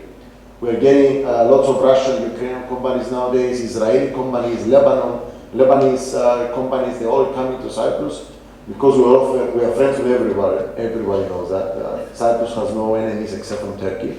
So everybody is welcome to come. We accept all companies, they do bring a lot of people. But you want to go to the Champions League final in Constantinople? Nick, the deal is a deal, don't try to escape. So the commercial is on high demand, commercial real estate. All these people, they need space to work. I know work from home is used to be a fashion until a year ago with COVID, but everybody wants to return to the office. People were talking about people being permanently working from home. It's not true. Even in our company, we have given opportunities from home. People still want to come to the office. We are social beings after all. So the rent is rising in commercial property, especially in Nicosia, which is a capital because also the financial business center of Cyprus. And of course the purchase price also ratio shows that the rental yield in commercial properties can reach 6%, which is very high, very stable. So here we have numbers for the full year. 2022 has not closed yet, so we didn't update the slide. But here we can draw some very important conclusions. One of them is that the citizenship program, the so-called passport scheme, has not affected real estate sales. 2019, which was a peak of the citizenship program, we have already passed. In 22, it's actually even higher, but until now. So, passport program did not affect the real estate market in Cyprus, number one. And number two, we have fully recovered from COVID. 2020 was a year of COVID. Right? And of course, we'll see later which places draw this boost. Nicosia, which mainly expresses local needs, shows the strongest recovery during the last few recent years. Other towns which are more reliant to foreign purchases have shown some decrease. But this year, 2022, every town shows an increase. Of course, Nicosia is the one which is more resilient, more stable and higher, but every town is doing very well in Cyprus right now. Of course, Nicosia, as we said earlier, is the business center of Cyprus, the largest service providers, all the banks, all the insurance companies, most universities are based in Nicosia, government is based in Nicosia. We have all the largest service providers as well. So the embassies, ministries, everything. So our minister in the morning said that the prices have not gone up significantly despite the construction cost increase. That's true. We contractors, looks like we are very kind people. We have not raised the prices as much as we should have. It has been absorbed by the market mainly. So the prices are increasing but stable. They're not, we don't see increases which are unreasonable, even despite the recent crisis. October 22, the previous month, was the record high month for deposits of contracts in the lands and registered department in Cyprus. So again, while the whole world is on fire, Cyprus is peaking and is breaking all-time records in property sales. So that's why everybody should trust Cyprus and always incorporate it into your business plans. Of course, these are some photos of our projects. Yes, I'm not gonna stay on that. All right, thank you very much.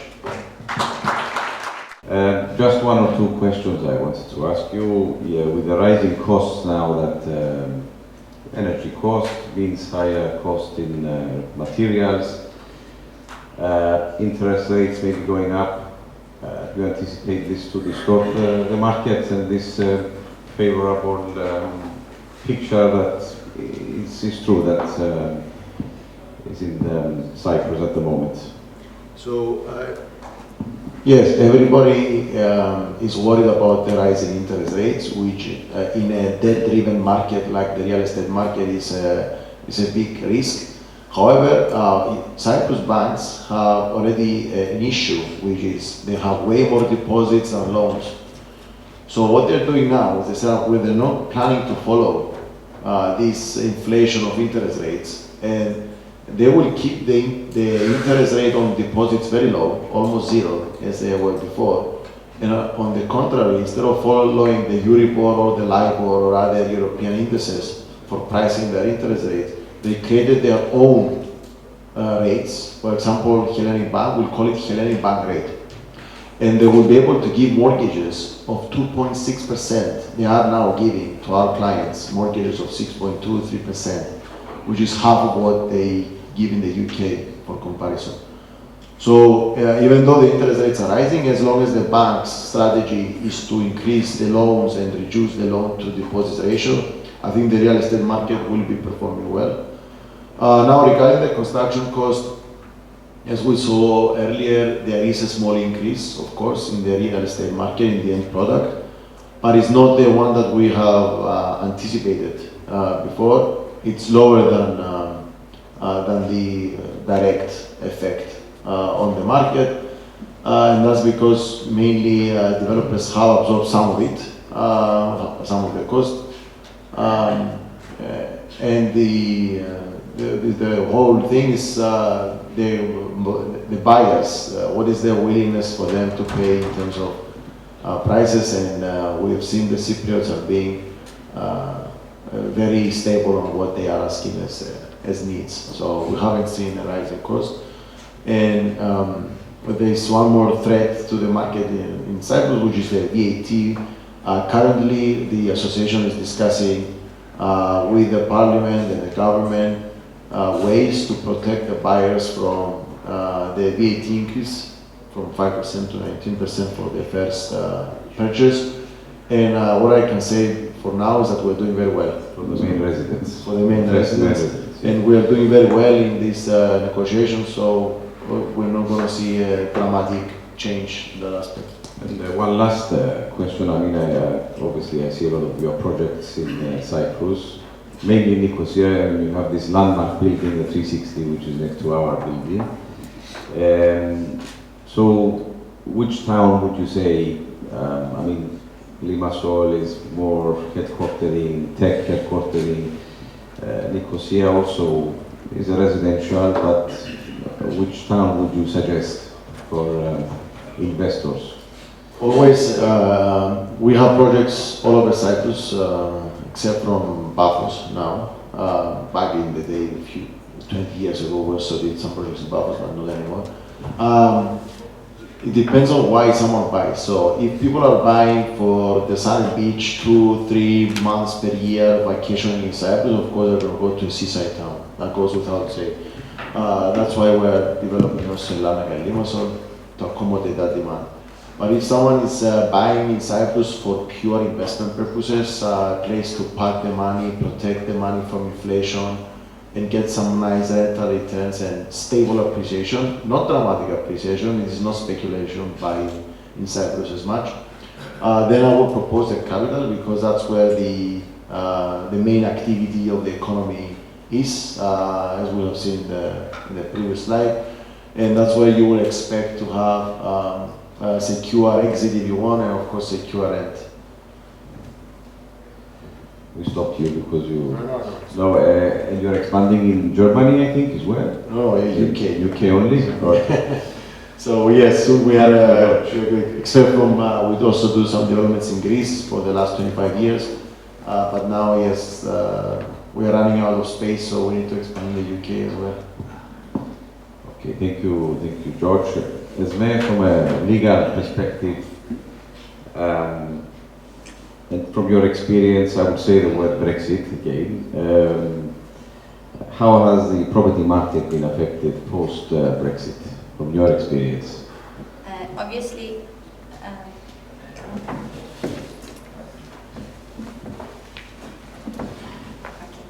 obviously,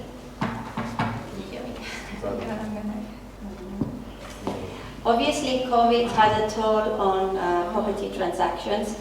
However, since then, the property market has recovered, and as we have heard today, and as we've been witnessing through the transactions that we've been dealing with, the property market has had a big boom the past year. Okay. And what differences have you seen in the real estate transactions? Are they from high net worth individuals? I would say that prior to Brexit, it was mostly people purchasing holiday homes or retirees.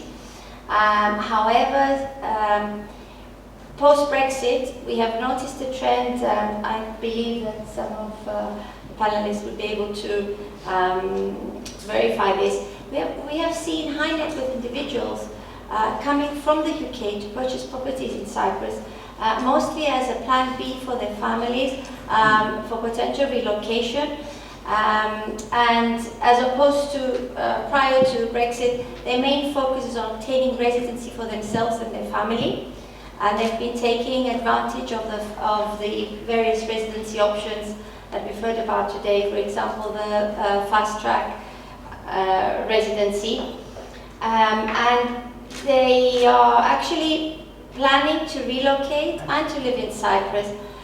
Potentially, many of the reasons could be, one of the reasons could be the issues after Brexit, but also maybe COVID gave them the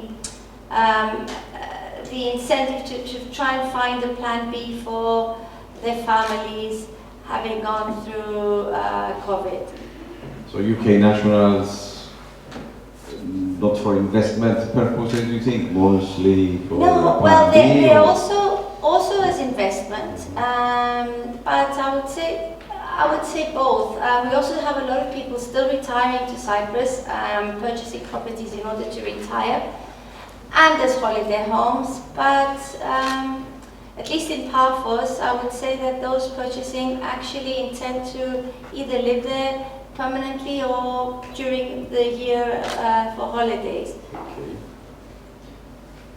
And legal advice, I suppose it's important. So why is it important? Okay. Well, the first and foremost duty of any lawyer dealing in a real estate transaction is to do extensive due diligence searches on the property. Due diligence would mean checking the title deed to make sure it's free from encumbrances, doing land registry searches, making sure that the property is free from any third-party rights and other encumbrances. In addition to that, it would be important to, especially in new build properties, to make sure that the vendors, developers have the necessary plans and permits in place, building permit, the planning permit. We would also check and see in the case of a resale property if there are any notes or other issues with the title deed. And we'd also assist the clients by making sure that interests are protected thoroughly during this process.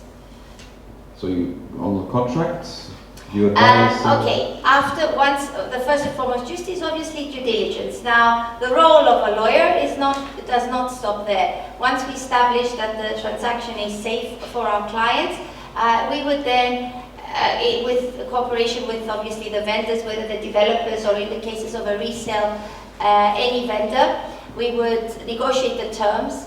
And once we reach an agreement with the other party, we would draft the necessary contracts, making sure that all the terms are there that are necessary to protect both parties. Subsequently, once contracts are signed, we would stamp the agreements, visit the tax office to do that for our clients.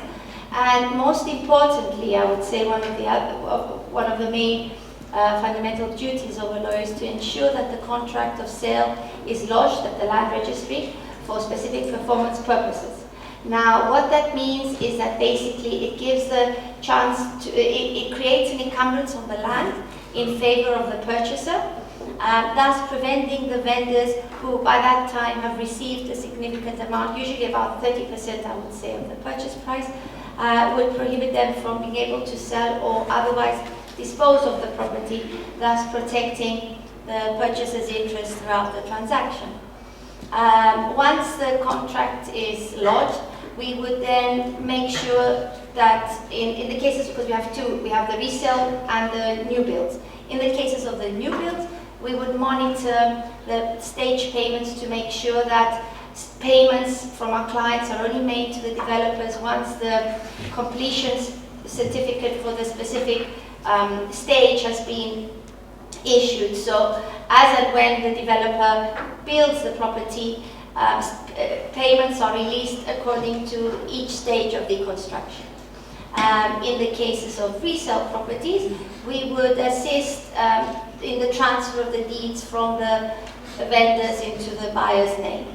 So there's a lot, but basically our role is to make sure that pitfalls are avoided when purchasing property in Cyprus, to represent the buyer's interests and work closely with the developer in the case of a new build, or the vendor's legal representatives in resale, to ensure that everything progresses smoothly and our clients' interests are protected. It's quite a safe place, I think, to do business in real estate. It's simple as well. I mean, yes. We did have some issues many years ago with title deeds, but I think the recent changes in legislation cleared the backlog we had, but it was in a specific area maybe. Like there has been legislation, the well-known trap buyers legislation, which is helping people who weren't able to obtain their title deeds to do so. But I think it's also very important that buyers are actually realizing the value of independent legal advice when purchasing property, and I think that is the key, and this is why the issues that were there in the past where they failed to obtain independent legal advice now have been somewhat eradicated. Definitely legal advice, yeah. And just one last thing, is it possible for purchasers of real estate to obtain residency? Yes, it's been briefly mentioned before.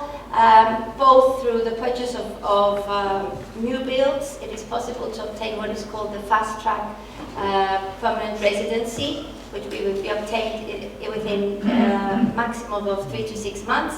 They have to buy a property of a minimum of 300,000, and have annual income of at least 30,000. Our esteemed minister made reference to that. And there is also what is called the category F, which doesn't have a specific cap as to how much the property has to be, and nor does it have a cap on the income that the clients have to have. However, a note here that this legislation has been under review. There have been amendments being proposed by the cabinet, which we've been informed today will be discussed hopefully in Parliament very soon. And so stay tuned. There will be changes in the permanent residency legislation. Thank you very much. Thank you very much. Kyriakos, you have a presentation, so thank you. So, hello everyone. My name is Kyriakos Karalambous. I represent Domenica Group, family-owned business. I come from Paphos, Nick's parents' birthplace. Company established in 1961, fully family business as well. And today I'm not going to go through a lot of numbers. I left that to George, who is better in numbers than me.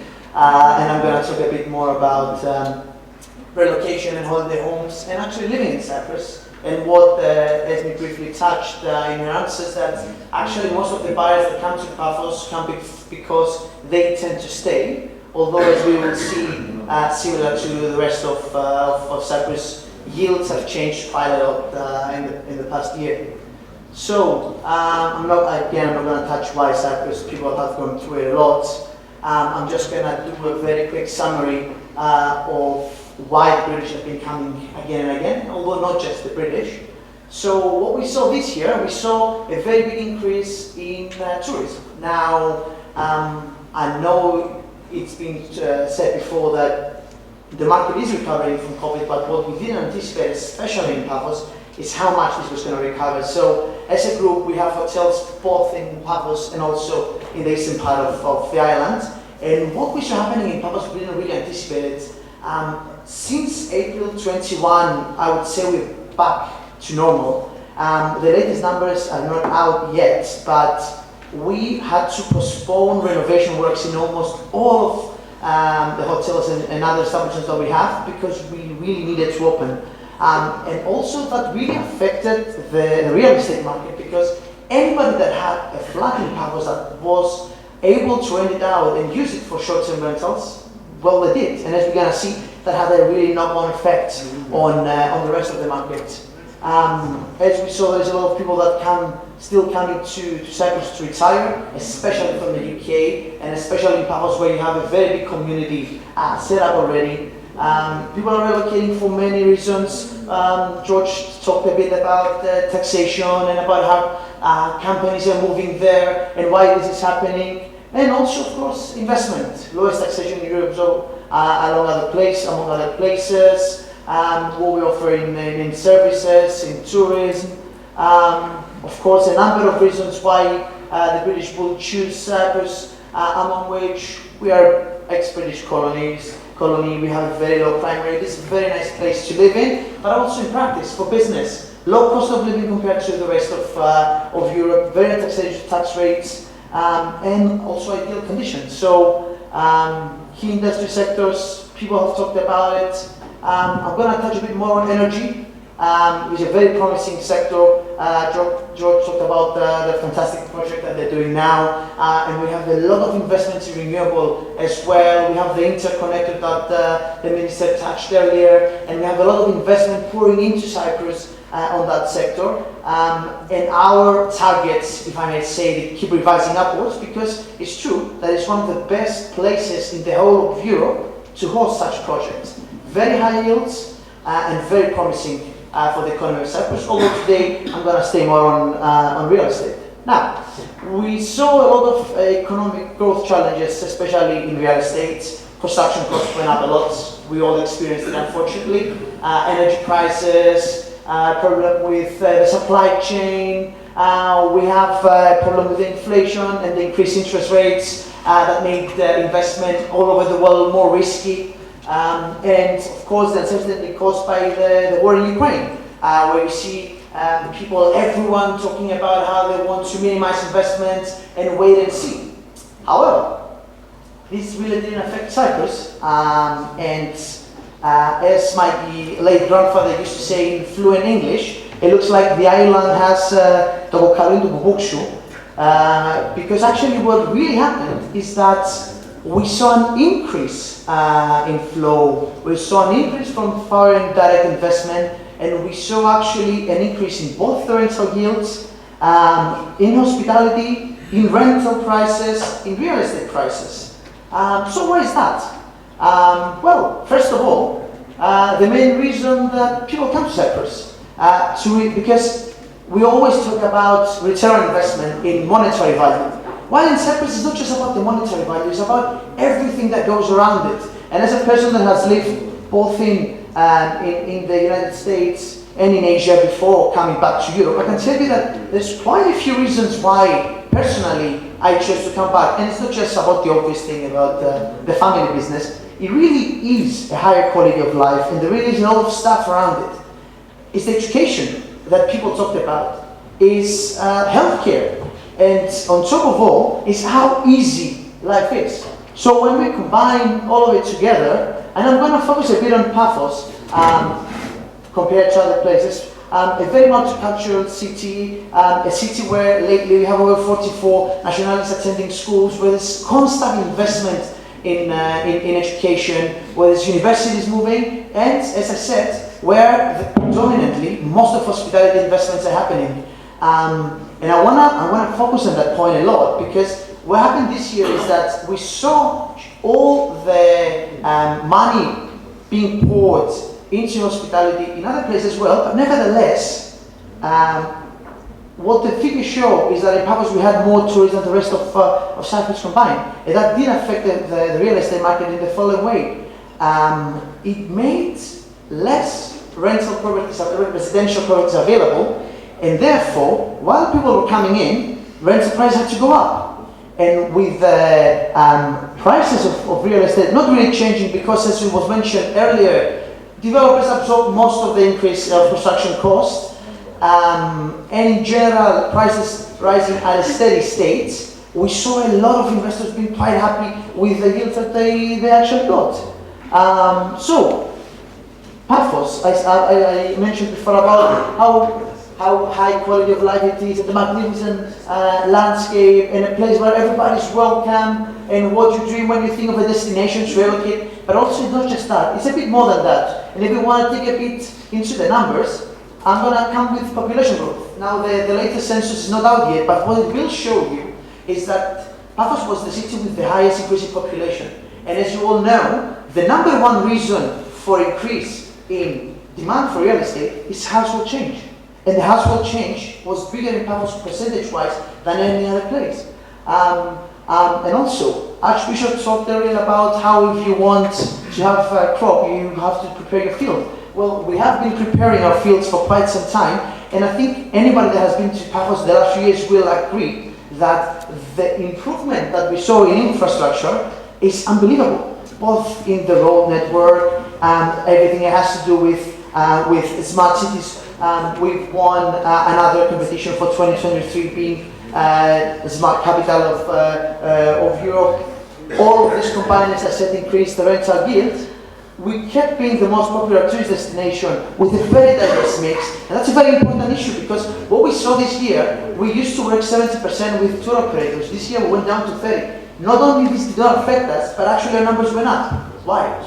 Because the airport helped, because the marketing strategy that we had helped, and we saw a lot of online booking replacing this, meaning that the locals' income was kept high, so they kept investing in real estate, what they deem as one of the most stable investments. And also the foreigners wanted to jump in on that market. And yes, as people said, we saw a lot of people coming from Israel, from other countries near us, from Central Europe, from the UK, to invest in this market, and get a grasp of this rental appreciation.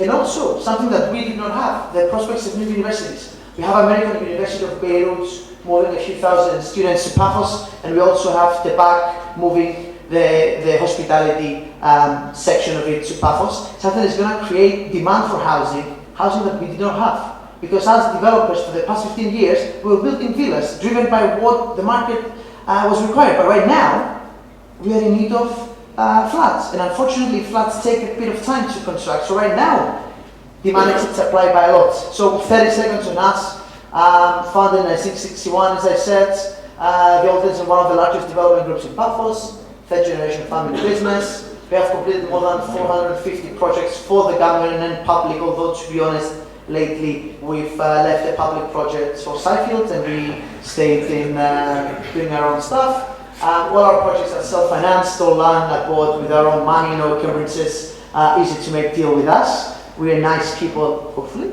We have 480 employees working across 9 different companies, obviously most of them working in hospitality. When you have 4 hotels running, you need quite a few people, and Cyprus is indeed below its structural employment rates. We are in need of people both in hospitality and in construction, and unfortunately right now there doesn't seem to be a solution to it.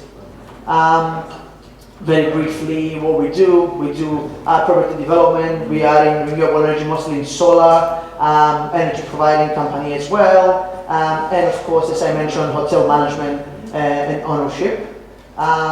We are a group where client comes first, and I think we have something for every budget and every taste, going from very or lower budget apartments to large-scale villas. Just to a very quick overview, this is the Park of Colors. This is the biggest urban park developed in Cyprus, which is developed in Paphos, more than 32,000 square meters. We have a very beautiful project of 96 units right on the park, offering very high quality of premises, concierge services, very high level facilities, and obviously we haven't rediscovered the wheel, driven by projects that you usually see in places like London, in places like Tel Aviv. And I think it's this upgrade, let's say, in the offering in the last few years in Paphos that led to this increase in demand. And I stood here about 5 months ago, and I know many of you were here, and I said that being a statistician, stat is the easier way of lying.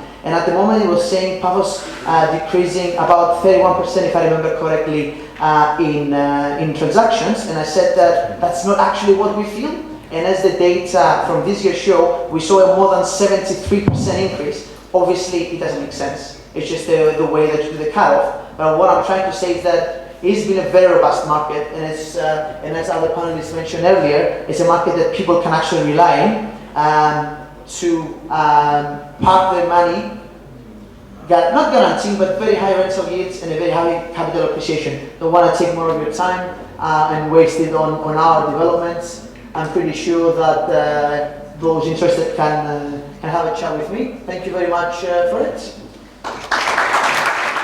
Now, Paphos, of course, has changed over the last years. It's not only Paphos town, it's expanded. So you have Dala, Beia, you have Lachi. This is Paphos. It's not only the town. So have you seen a change in the mix of the development, moving from the town to these other areas, which are also magnificent? Yeah, totally. Actually, I totally with what you just said. It feels that the whole, the old town with the neighboring villages, let's say, just connected, and now it's one big place. We almost doubled in population the last 10 years, and that created obviously a very different mix of properties and offerings. So it's what I said. We actually have quite a few affluent people that now move to Paphos. We don't have the very shiny, if I may use the expression, people that you see typically buying property in Limassol. But what I see from the budgets that we deal with lately, we actually do have many high net worth individuals that lately have moved there.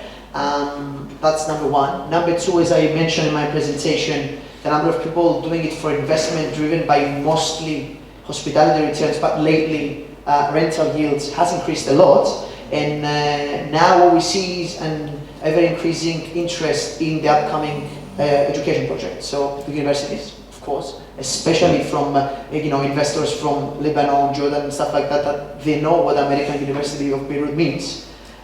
They know the dynamic that it's going to bring in, and they're seeing all the flow of investment into the town.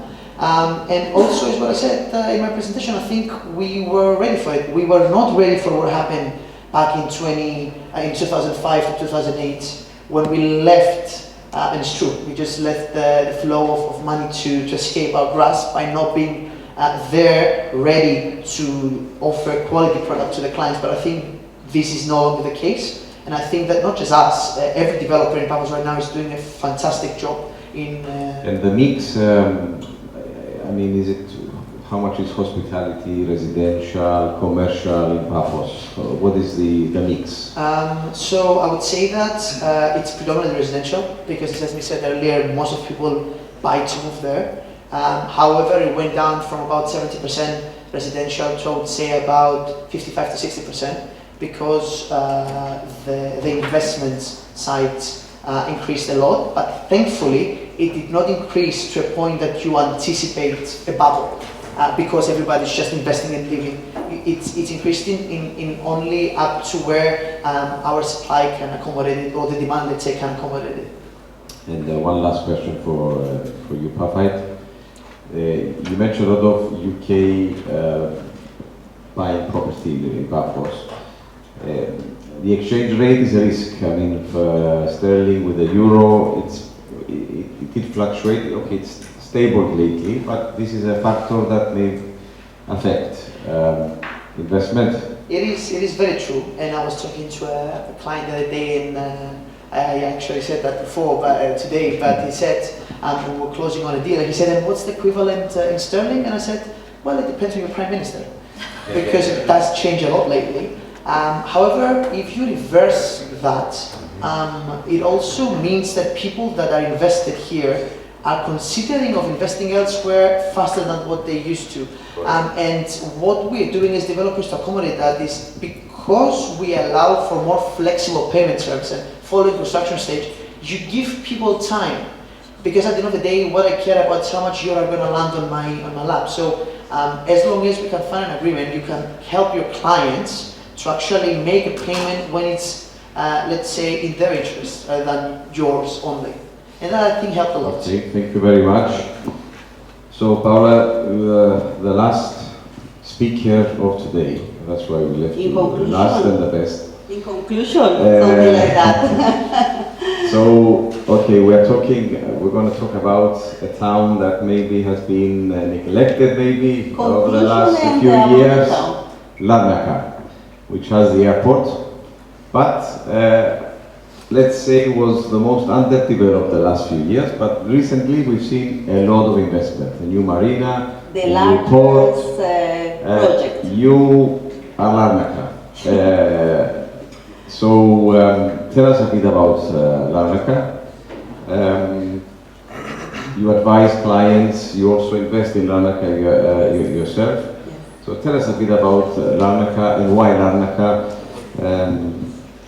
in relation to other towns. I know the refineries now have been demolished, but now it's clean.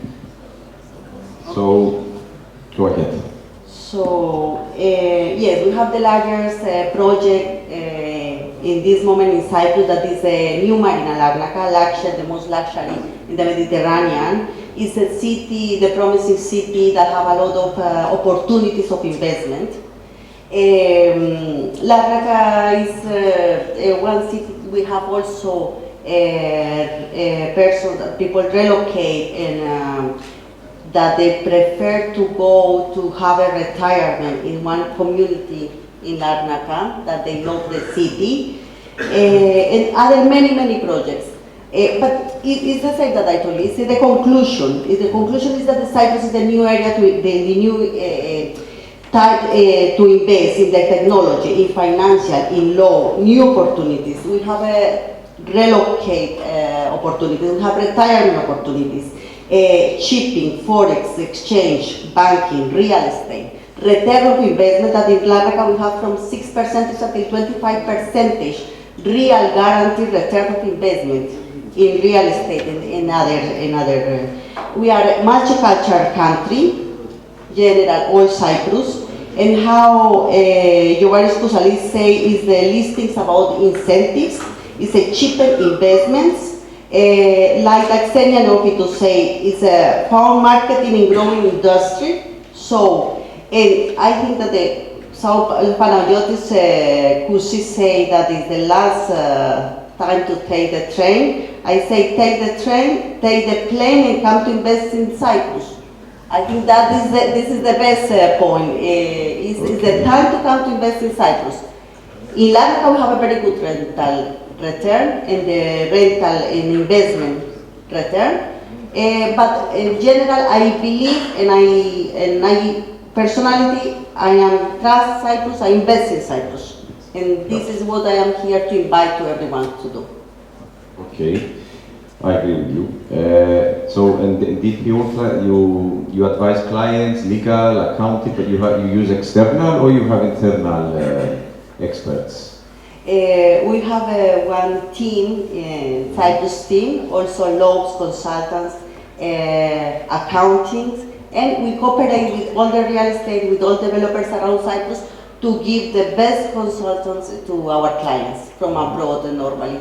I am not Cypriot, but I love Cyprus and I invest in Cyprus and I trust and I really see that it's working. But you've been living for 20 years in Cyprus. 22 so years. You are Cypriot. 22 years, yes. And from your experience lately, you do have a lot of investors. What type of investors now are investing in Larnaca, do you see? Of the big community, we have not only from UK, we have from Israel, we have always from Lebanon. Now Germans also, they are coming. We have a big demand for rentals and for investment because the problem that they have with the gas, oil, or the expenses to living in their countries, so they prefer to come to Cyprus for the good weather, for the life, good quality life.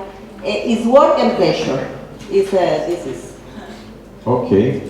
So, thank you very much. I just wanted to see if there are any questions for any of us here. Yes. May I ask from which country you are from originally? I am from Colombia. Yes.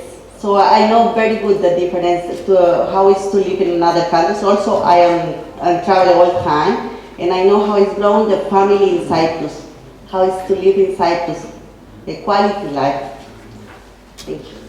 Other questions? If not, thank you very much. Thank you.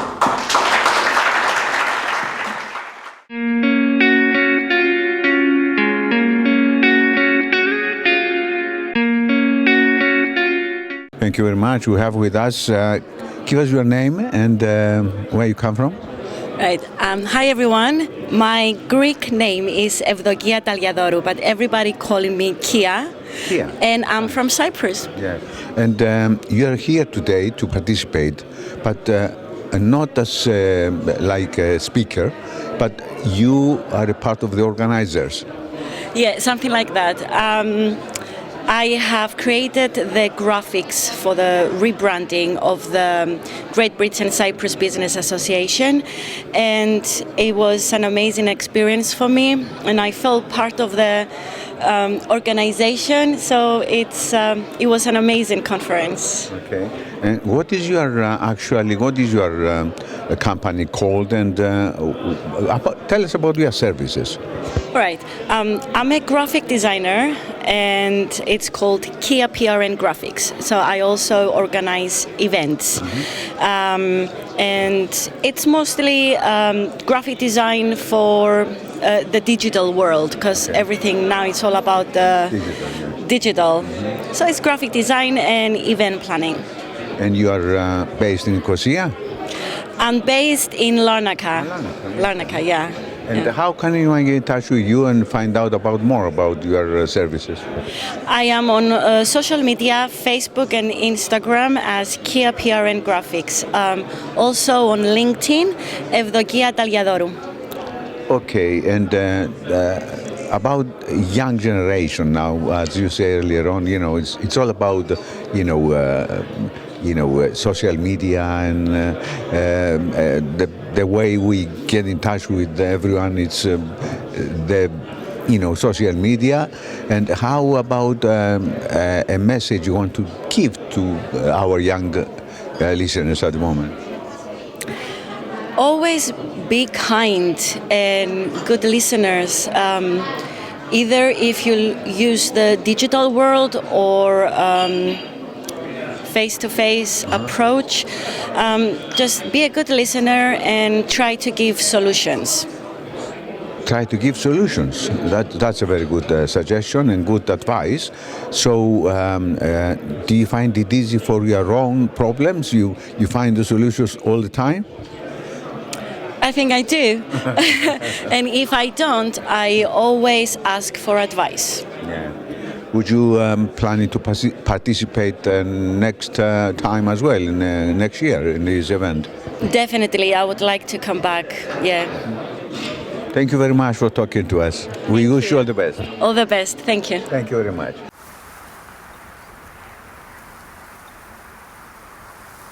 Hello. Hi. Can you give us your name and your company's name, please? Yep, my name's Andrew Sanderson and my company is Field Fisher LLP. We're an international law firm headquartered in London. Is this your first time in this event? No, second time. I was also here in May earlier this year. Okay, how you find out about it? So the organiser, Mr. Savvas, I know very well, and he convinced me to come along and to speak to the delegates, but it's been absolutely superb. Did you have a good response from last year? Yeah, really good response. The people that attend are very keen to speak to us about how we can support them, so it's been very worthwhile. How you find it this year? Is it more important and special, or do you think it was better than last year? Yeah, I think there's more people here this year. There's a lot more engagement, and I think it's really important for UK business to be attending events like this post-Brexit and to be speaking to our cousins in Europe and just reminding them that we're still here. We haven't disappeared. Talking about Brexit, did you find it difficult to communicate with the European customers, or is it still the same? No, it's still the same. We have offices in Europe. We can still communicate. We still have very, very good relationships. I think most people can see the difference between the political side and the business commercial side. Mm-hmm. So what are you specialised about? So we're an international law firm. We have a number of areas that we specialise in: dispute resolution, arbitration, commercial. We act for a variety of clients, from big corporates, high net worth individuals, governments, and then start-up companies in the tech sector. How can anyone get in touch with you and find out about it? Do you have a website, or how? Yeah, so we have a website, so it's fieldfisher.co.uk, where if you put that into Google, we'll come up. We're very high in the Google rankings. Also, if you put in my name, Andrew Sanderson, Field Fisher, that will come up as well. Thank you very much for talking to us. I wish you all the best. Thank you. Thanks ever so much. Thank you. Thank you very much.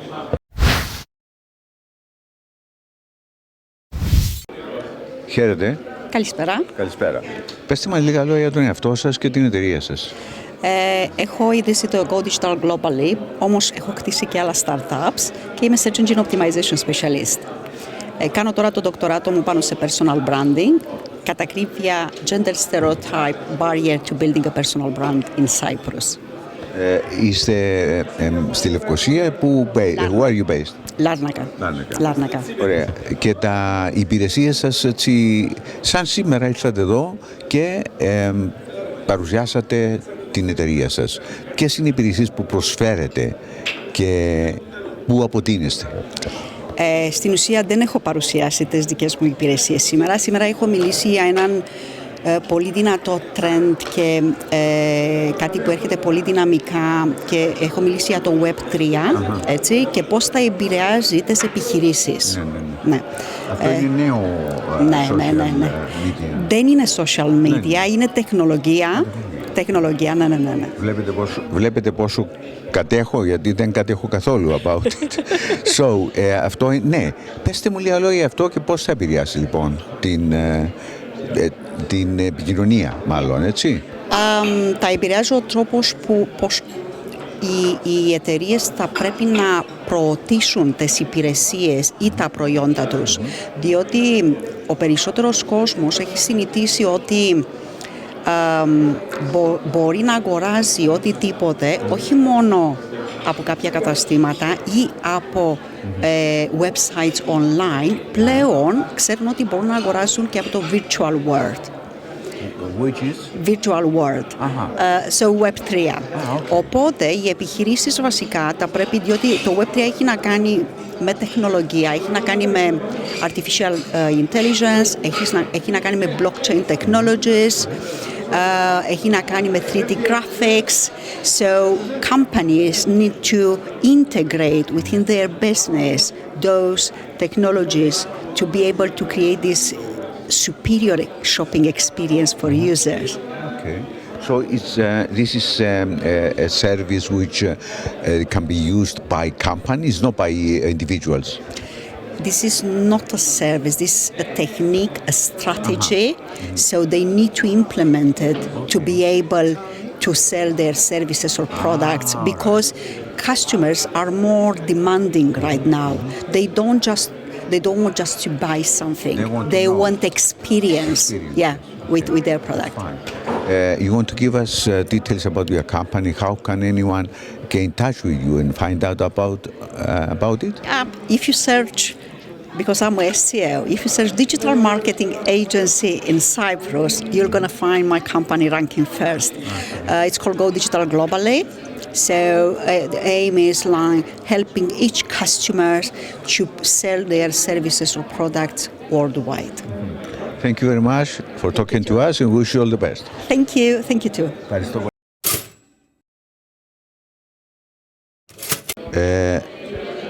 Χαίρετε. Χαίρετε. Πέστε μας λίγα λόγια για τον εαυτό σας, ποιος είστε και την εταιρεία σας. Okay, my name is Yorgos Avramidis. I'm a partner with Pelagias Christodoulou-Vrachas law firm. We are a fully fledged law office and we deal with all law aspects, including business law, commercial law, corporate law, litigation, immigration, and financial services. So we do a little bit of everything. My focus is mostly on investments and commercial law. We saw you a couple of months ago here in London, presenting your company as well. And did you have any response? Yeah, I mean, I think there's a lot of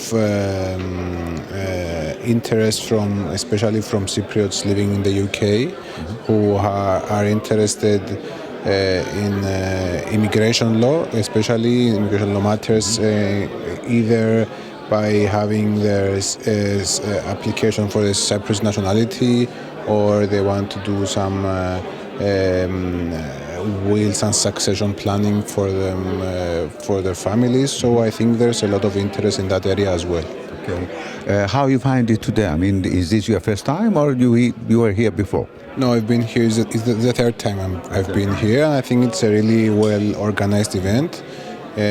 Every time is even better. I think Savvas has put great effort in this event, and it shows. And I think everyone is very happy, and I think it's a great opportunity for everyone to do some networking, meet some new people, discuss about business, and potentially brings the people of Cyprus, either they live in the UK or in Cyprus, they bring them together and gives them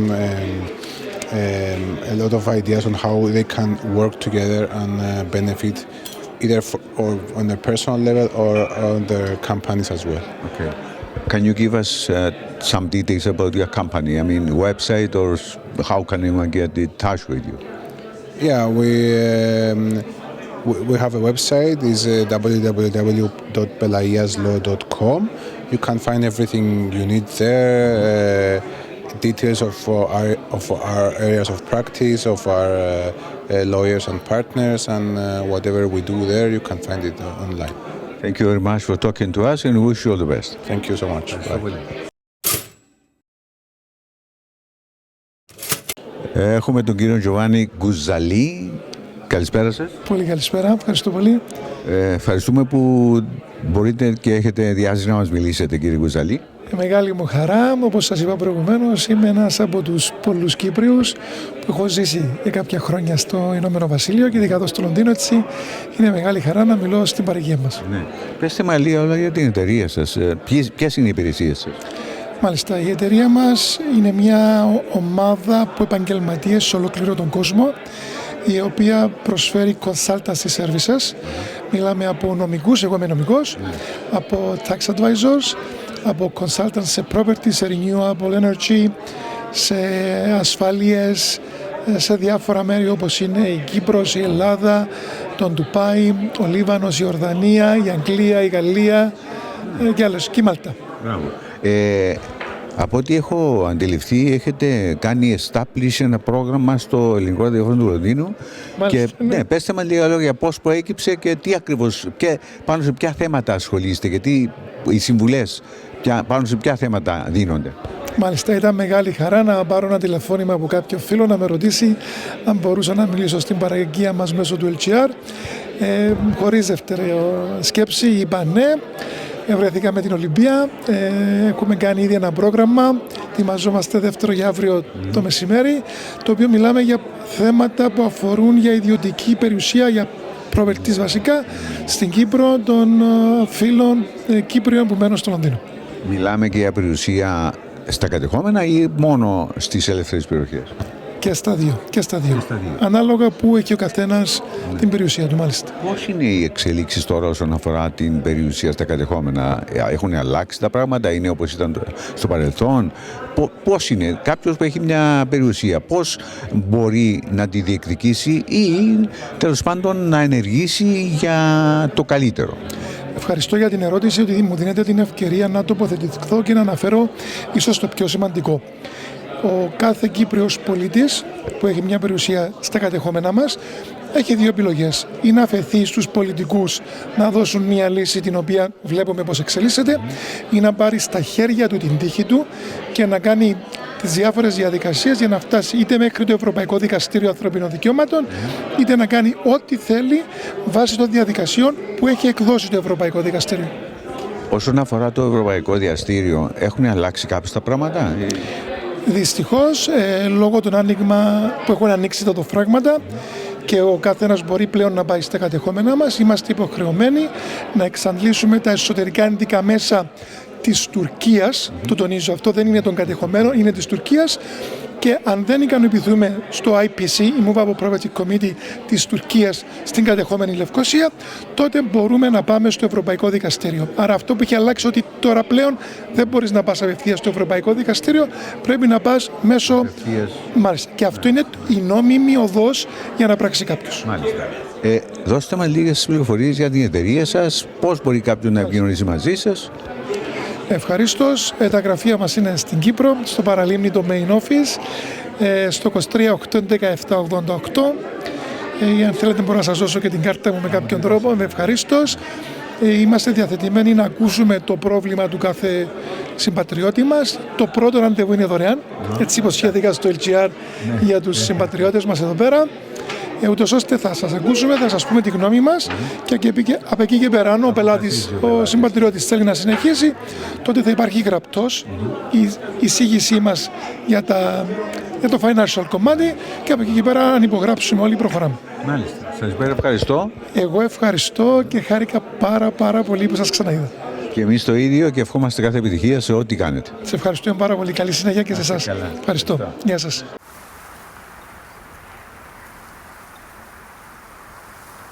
And we have Xenia Neophytou. Xenia Neophytou. Is this the first time you're participating in this event, or? No, actually, I'm one of the oldest members, so I've been participating to all the events of the association. I'm a great supporter, and I see the association growing every year, and it's been an exciting experience once again. I've seen a lot of attendance. I must be getting older because I don't remember you very well. But it doesn't matter. Tell us about your company. Okay, so I'm the founder of CX Financia. We are a boutique firm in Cyprus, and we do corporate and financial. In the corporate world, we do formation of companies, we set them up, and we manage them. So we offer fiduciary services, company maintenance like accounting, tax, whatever is needed for the company to be incorporated and properly maintained. We also do migration projects. We have, for example, now have a big project with companies relocating. So IT companies, what we heard today in the conference. So we have a lot of interest lately for this kind of work. In the financial services arm, we specialize with regulated firms. So we do set up of funds or brokerage licenses, and we help them get their feet on the ground, find staff, promote their application to the regulator, and then we help them properly maintain the license, meaning that we offer compliance support, internal audits, and whatever is needed for the company to be effectively monitored in Cyprus and maintain the license. Since you came here, you find it, interesting, and did you have a good response all those years? UK, for me, it's a hub, okay? So even with Brexit and everything, it's always, in the city of London, especially in the financial services, it's a hub.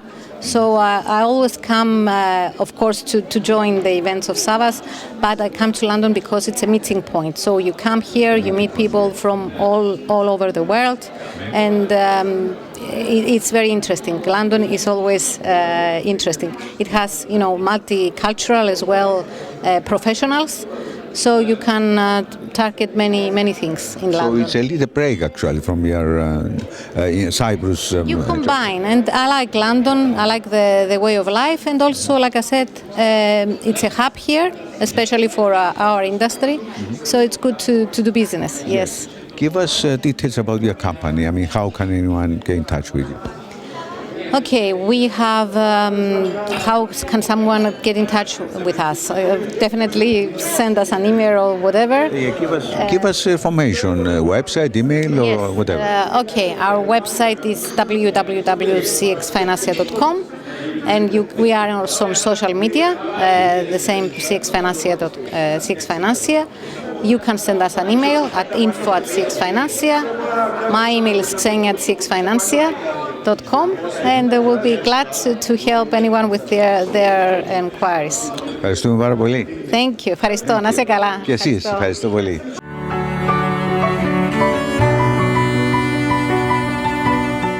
Give us a little bit of information about yourself. Yeah, my name is George, coming from Seifield. Seifield is a family business operating since 1990.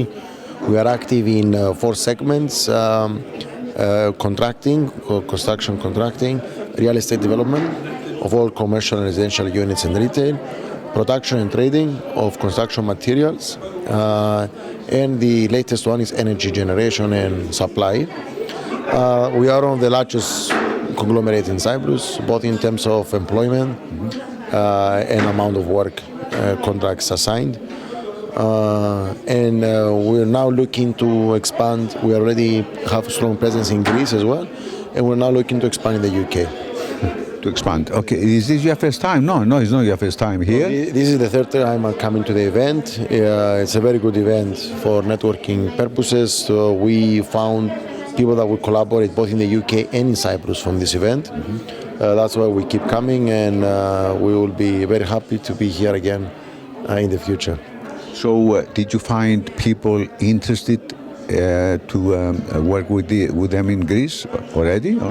Yes, we found people here which are interested to do business from the UK to Cyprus or Greece, and also found people to collaborate in the UK for our future UK business that we are now establishing. What kind of business are you establishing in UK?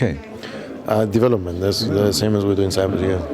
You planning to, start from London or elsewhere? Or? Yeah, the focus for now is London, and we'll see in the future how it goes to expand elsewhere as well. Okay. In this case, if someone who is interested to get in touch with you, how can they get in touch with you? Of course, my people can have my contacts through the event, and everybody feel free to contact us. That's what we do. We are client-centric company, so we want people to contact us. Give us your website if it's possible. So our website is saifilgroup.com. It's very simple, very easy, www.saifilgroup.com, and they can go to the contacts and they can send us an email, and we'll always be very responsive. Thank you very much for talking to us. Thank you very much.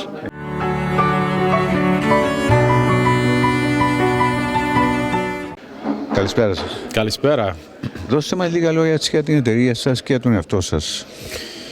Η Michael Kyprianou & LLC είναι μια από τις μεγαλύτερες δικηγορικές εταιρείες στην Κύπρο που εδρεύει σε όλες τις μεγαλύτερες πόλεις στην Κύπρο, αλλά το σημαντικότερο και αυτό που ξεχωρίζει τη Michael Kyprianou ως δικηγορική εταιρεία από οποιονδήποτε άλλο είναι το γεγονός ότι υπάρχει φυσική παρουσία της εταιρείας σε χώρες του εξωτερικού, περιλαμβανομένη και το Λονδίνο. Είναι με μεγάλη χαρά που βρισκόμαστε σήμερα εδώ στο Λονδίνο.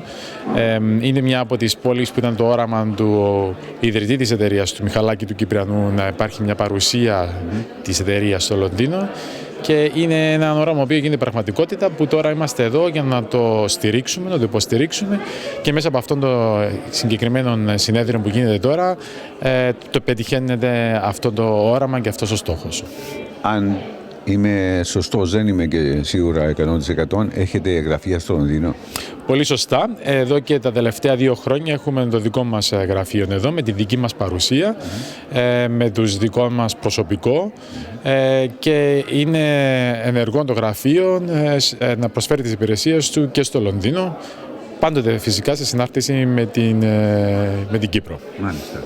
Σε αυτό το event δεν είναι η πρώτη φορά που έχετε, είναι κατά συνέχεια, έτσι? Μπορώ να πω ότι είναι πολλά τα χρόνια που εγώ προσωπικά συμμετέχω σε αυτό το event. Είναι πολλά τα χρόνια που γνωρίζω τον Savvas Kyriakide, το οποίο ξεκινήσαμε μαζί, θα έλεγα, να πάμε πίσω 8 χρόνια τώρα που γνωριζόμαστε, και κάθε φορά είναι και κάτι διαφορετικό. Γι' αυτό και πολλές φορές, χαριτολογώντας, του λέω ότι που βρίσκεις το συνενέργεια, και πολλές φορές μου λέει εσύ που τη βρίσκεις. Πεςτε μου λίγα λόγια για την εταιρεία σας εδώ, το γραφείο σας εδώ. Πώς μπορεί κάποιος, ποιες είναι οι υπηρεσίες που προσφέρει εδώ και πώς μπορεί κάποιος να επικοινωνήσει με το γραφείο? Λοιπόν, το γραφείο εδώ είναι πάντοτε σε συνάρτηση με το γραφείο μας στην Κύπρο. Δηλαδή, τι εννοώ με αυτό?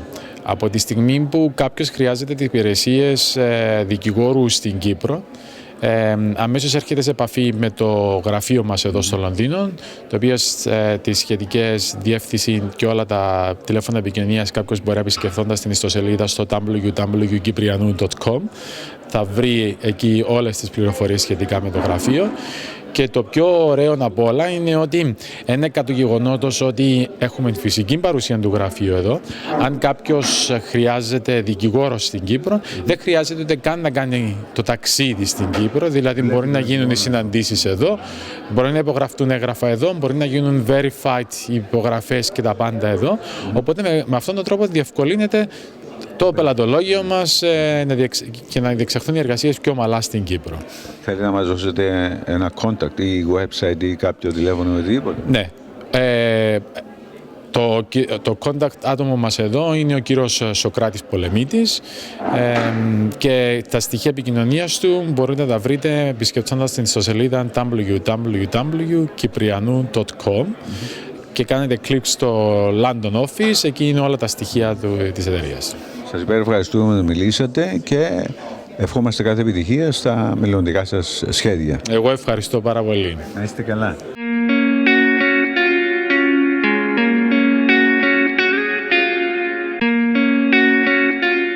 Okay, with us is Kyriakos Haralambous, and you are from Paphos, okay? Correct. And you working for a family company, eh? Sure. Yeah. Give us a little bit information about your company. Right, so it's a family-owned business, started in 1961 by my grandfather.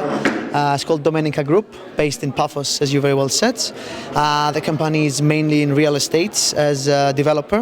We are also a contractor by the means of owning the construction company as well, and we do take some large-scale contractual jobs besides developing our own projects. And on top of real estate, we're also in hospitality, owning a number of hotels ourselves, and renewable energy lately, where we have a renewable energy company that deals with installing mainly photovoltaic systems for households, for factories, for large businesses, but also solar parks for investment purposes. This is not your first time in this event. I saw you the last time as well. How many years you've been coming to this? It's actually my second event myself. As a company, we've had 4 events in total, but for me it's the second one. Very nice event, quite successful. That's why we keep coming back.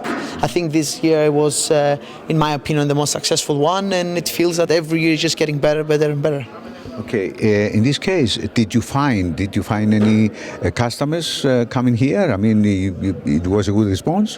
Yeah, I mean, to be honest with you, mostly we use this type of events for B2B, so to find partners rather than to find customers, because it is a business association, so naturally it's usually professionals involved. So in our cases, we found quite a few lawyers and tax experts, wealth managers that attend the seminar, and we got acquainted for. And actually, to be honest with you, we even found people that are already in Cyprus, but you just need a venue like that and like a medium like that to actually meet them. And because it's different to know the name, maybe we knew the name, and maybe they knew the name as well, but it's different when you actually get the chance to exchange a couple of opinions and break the ice. How can anyone get in touch with you, find out more about you? So you could always visit our website, www.domenicagroup.com, where I think that's the easiest way. Also on the Great Britain-Cyprus Business Association website, we do have our profile there, and that's another very good medium of getting in touch with them. And so we're interested to talk to people and help them the best way we can. Yes. And you say you have hotels as well, yes? True. Yes, true. Where are they? In Paphos? Paphos mostly, yes. Okay. I wish you all the best. Thank you very much for talking to us. Thank you very much for your time. Thank you. Appreciate it. Good luck. Thank you.